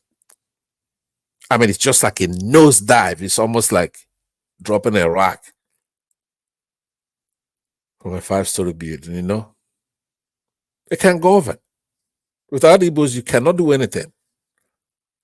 So to just weed them out of government, and then what the hell do you think you're going to be doing? So Nigerians see that, because now, Prince, that if you look on the geopolitical zones that we have now, South, people like Edo State, before, they wouldn't listen to an Igbo man. They used to be very obstinate and difficult to talk to. They say, oh, you don't respect our chiefs, you don't, our king or whatever. But today, they embrace one Nigeria. They're no longer under the auspice of the Southwest. A lot of them can't even stand it. They're ashamed of it when they did that.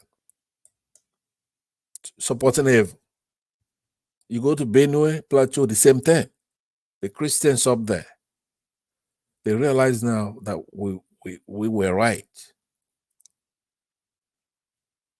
That we were right. Southeast. That we're actually the one who wants one Nigeria if it's going to be fair. But if it's not going to be fair, that we're going to exit. So that's why I'm saying to you, somebody like yourself is very important. I would like to see you eschew evil. Don't let people like what's the guy that come here? Enigmatic, Mike, Thomas, intimidate you to make you that you're gonna be like them, talk like them on the Tinubu issue. You don't have to, because you don't sound right when you talk like that. I gotta be honest with you, you don't sound right. And you don't sound believable even to them. Because in order to sound that way, you have to hold the other positions that come along with that. In order to sound that way, to like Tinubu, you have to choose Muhammad over the Lord Jesus Christ.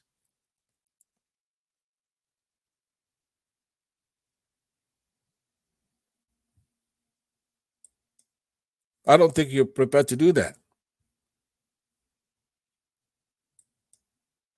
There are things that come with supporting Tinubu. That was erroneous. You can't make such a comparison.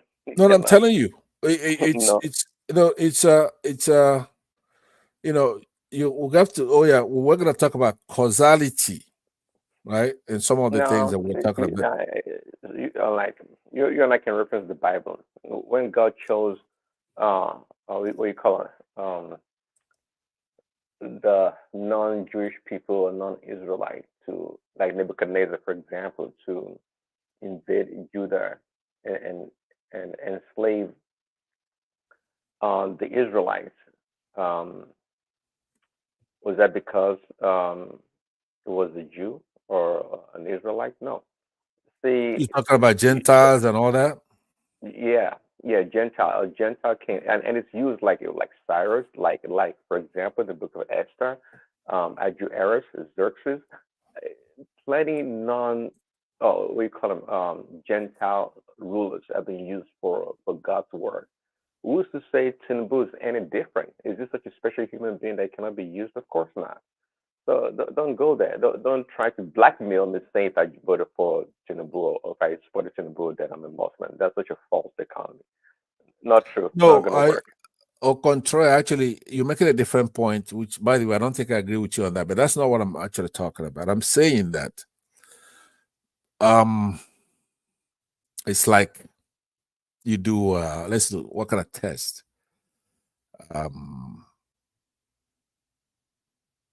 If you do, what's a scientific test that you'll be familiar with? You know, there are things that go with things. Do you understand what I mean? If you get a bacteria and you're testing it to know if it's a pathogen or not, right? And you do a gram positive test. Do you follow what I'm saying? So if it's gram negative, then it's not a pathogen. It's not pathogenic bacteria. Do you understand what I mean? There are things that go with things. You couldn't say in a country that has a constitution and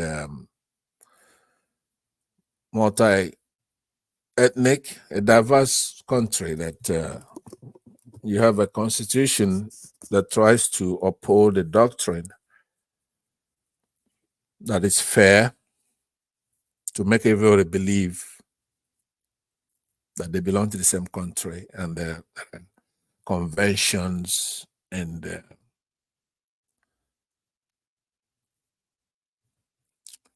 practices that try to have it where you have a Muslim here and a Christian vice president or vice versa. And then you have people strong armed and come in and keep Islamizing the country. Just that, without naming the actors.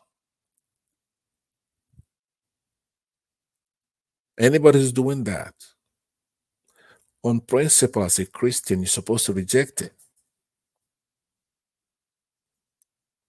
If you have a country where Muslims are radicalized, fundamentalists, going out there, buying people, collecting ransom, and you have one coming with takia like Buhari and speed that up, give them the body language to do so. For 8 years, and because of our Christian tradition of nonviolence and trying to accommodate others, and they allow that 8 years to go by, and then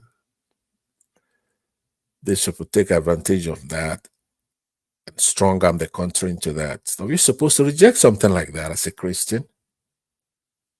Yeah, we don't go on crusades anymore to counter jihad. When we did it, it was quite effective. We modernized, went through reformation. But at least we speak out against stuff like that. It's abhorrent. It's something that turns our stomach and our spirit. No Christian will put up with that nonsense.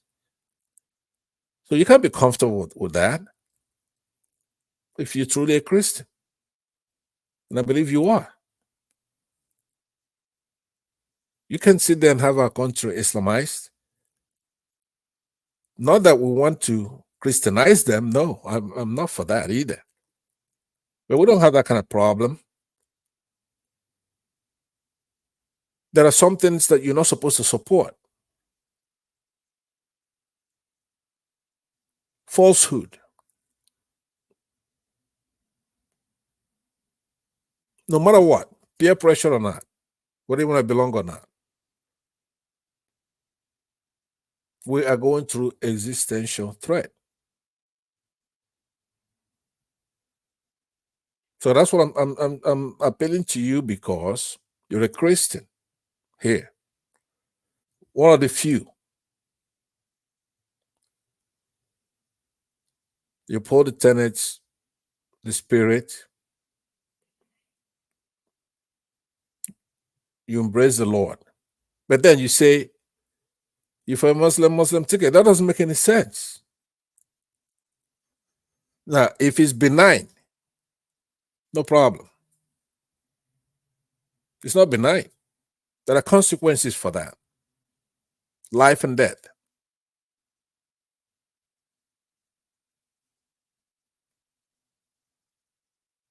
Promotes inequality. Hits of the polity.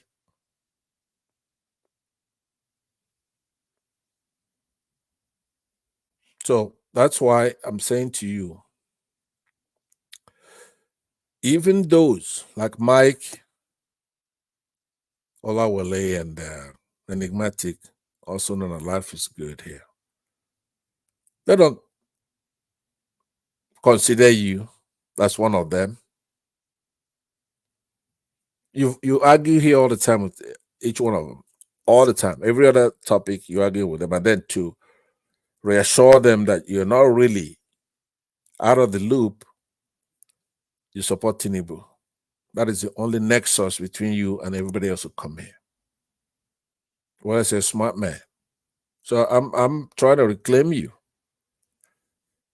for the country, for our side, from these people. You're not equally yoked.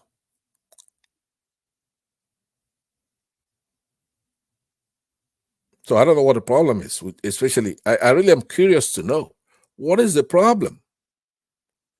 Now, you made a statement earlier that referred to Kuti, Fela's son. I don't know what his name is now, but I know it's Fela's son. And he's a smart guy. Sean, yeah, Sean Kuti. He's a smart. I listened to. Yeah, he's a very smart, smart guy. But it's wrong on certain issues. It's like Wole Soyinka, for example. Smart, but it's wrong on this issue for the times, for our country right now. I don't know if it's Afro. It's not getting oxygen in his brain anymore. I don't know what it is. This guy used to be a nationalist, one of our guys. But he kept fighting with Obasanjo, and Obasanjo describes him to the T. But in those days, who's gonna listen to Obasanjo versus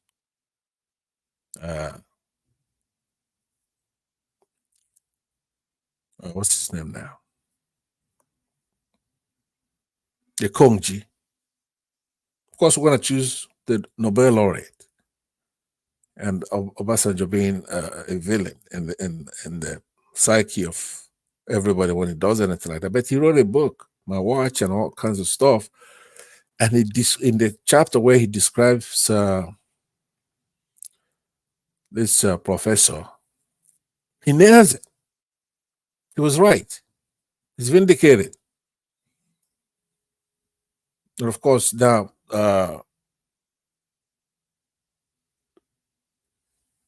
Professor Shoyinka tells us that he was broke,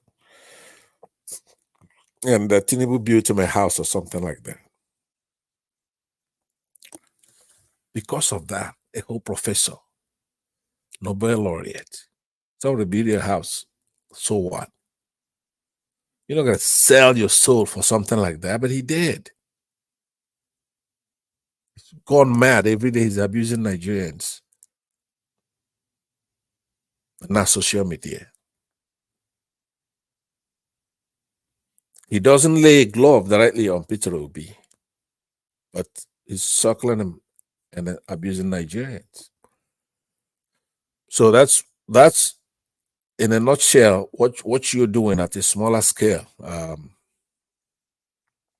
Prince. You're like a Nobel laureate that's talking nonsense.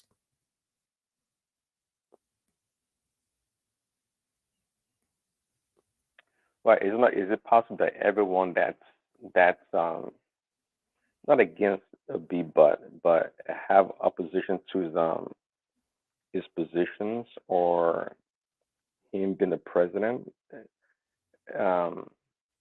make such people what your enemies or not No, worthy? I mean, no, hold on. You went from showing a musician, right, to a yes, Nobel laureate like Wole Soyinka, right. and common people like myself and others, A people from different backgrounds, governor of from Anambra background, State. Yeah, I from didn't. I'm sorry. I want to include the governor of Anambra State as well, and which some one is others. that? That's Which what's his name now? The Soludo, current the huh? Soludo. Soludo, exactly. Yeah, he was Yeah. also a good. He used to So be a good people are guy. different background. I mean, so it's not like so people are diverse background that don't support people.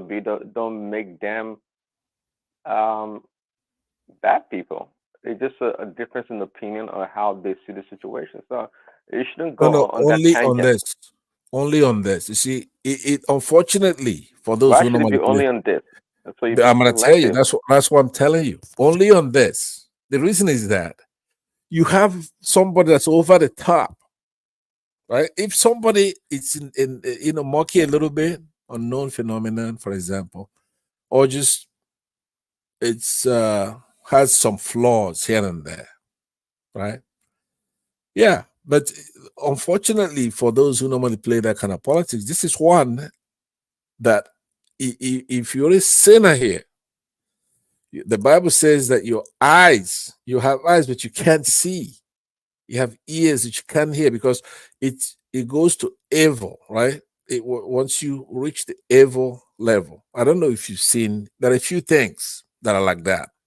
For example, in the Bible, that tells the story of David had is a king. He's got all these wives, beautiful wives that he has.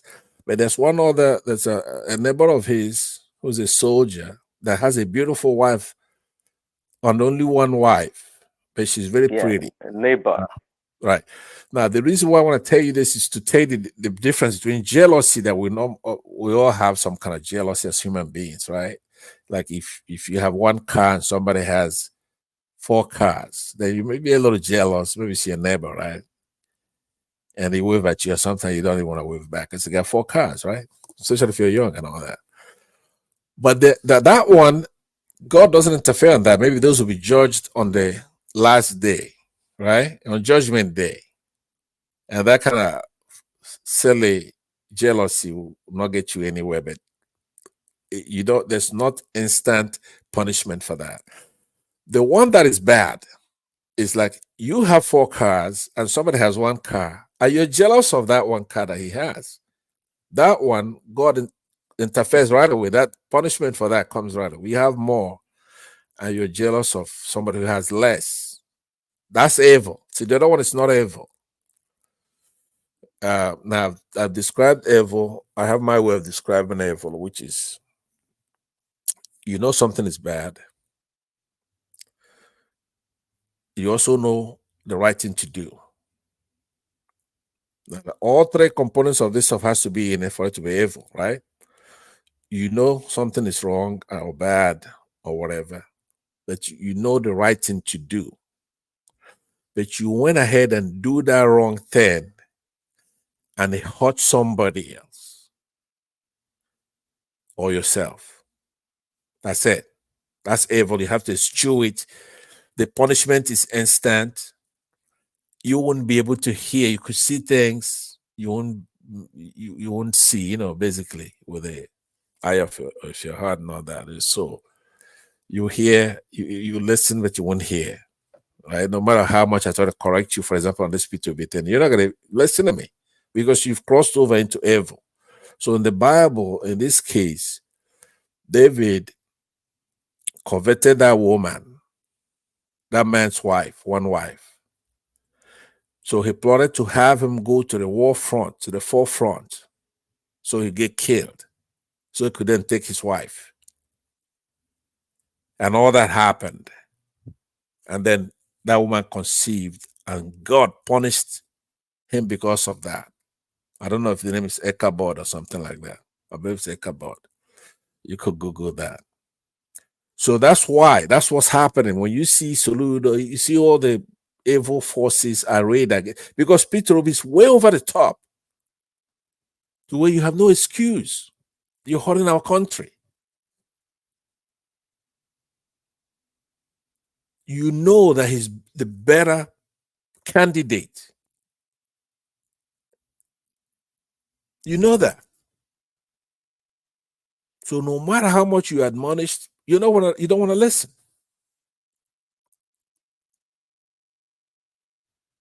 We're suffering the consequences of all that right now. You're hurting a lot of people.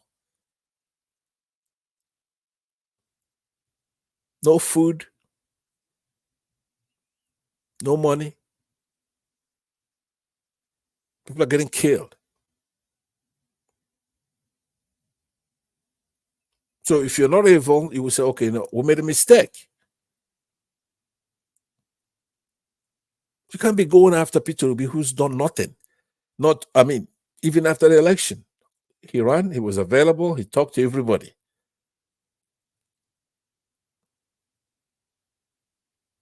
This is not the election campaign. This is, you have knowledge now. It's not benign, it's hurting a lot of people.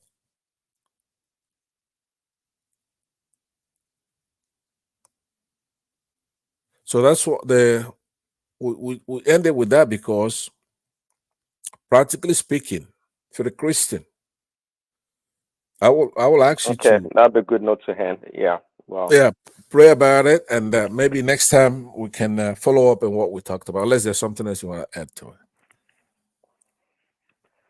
No, it's all good. No, as Christians, all right. No, we condemn nobody. So yeah. Exactly. Thanks for indulging in this conversation. Hopefully, absolutely, that obstinate, crazy guy, life's good, is going to be able to listen to this thing run over. Maybe Mike will learn something from it. All right. Good night, buddy. Appreciate it. Yeah, you too, man. Thanks. Later.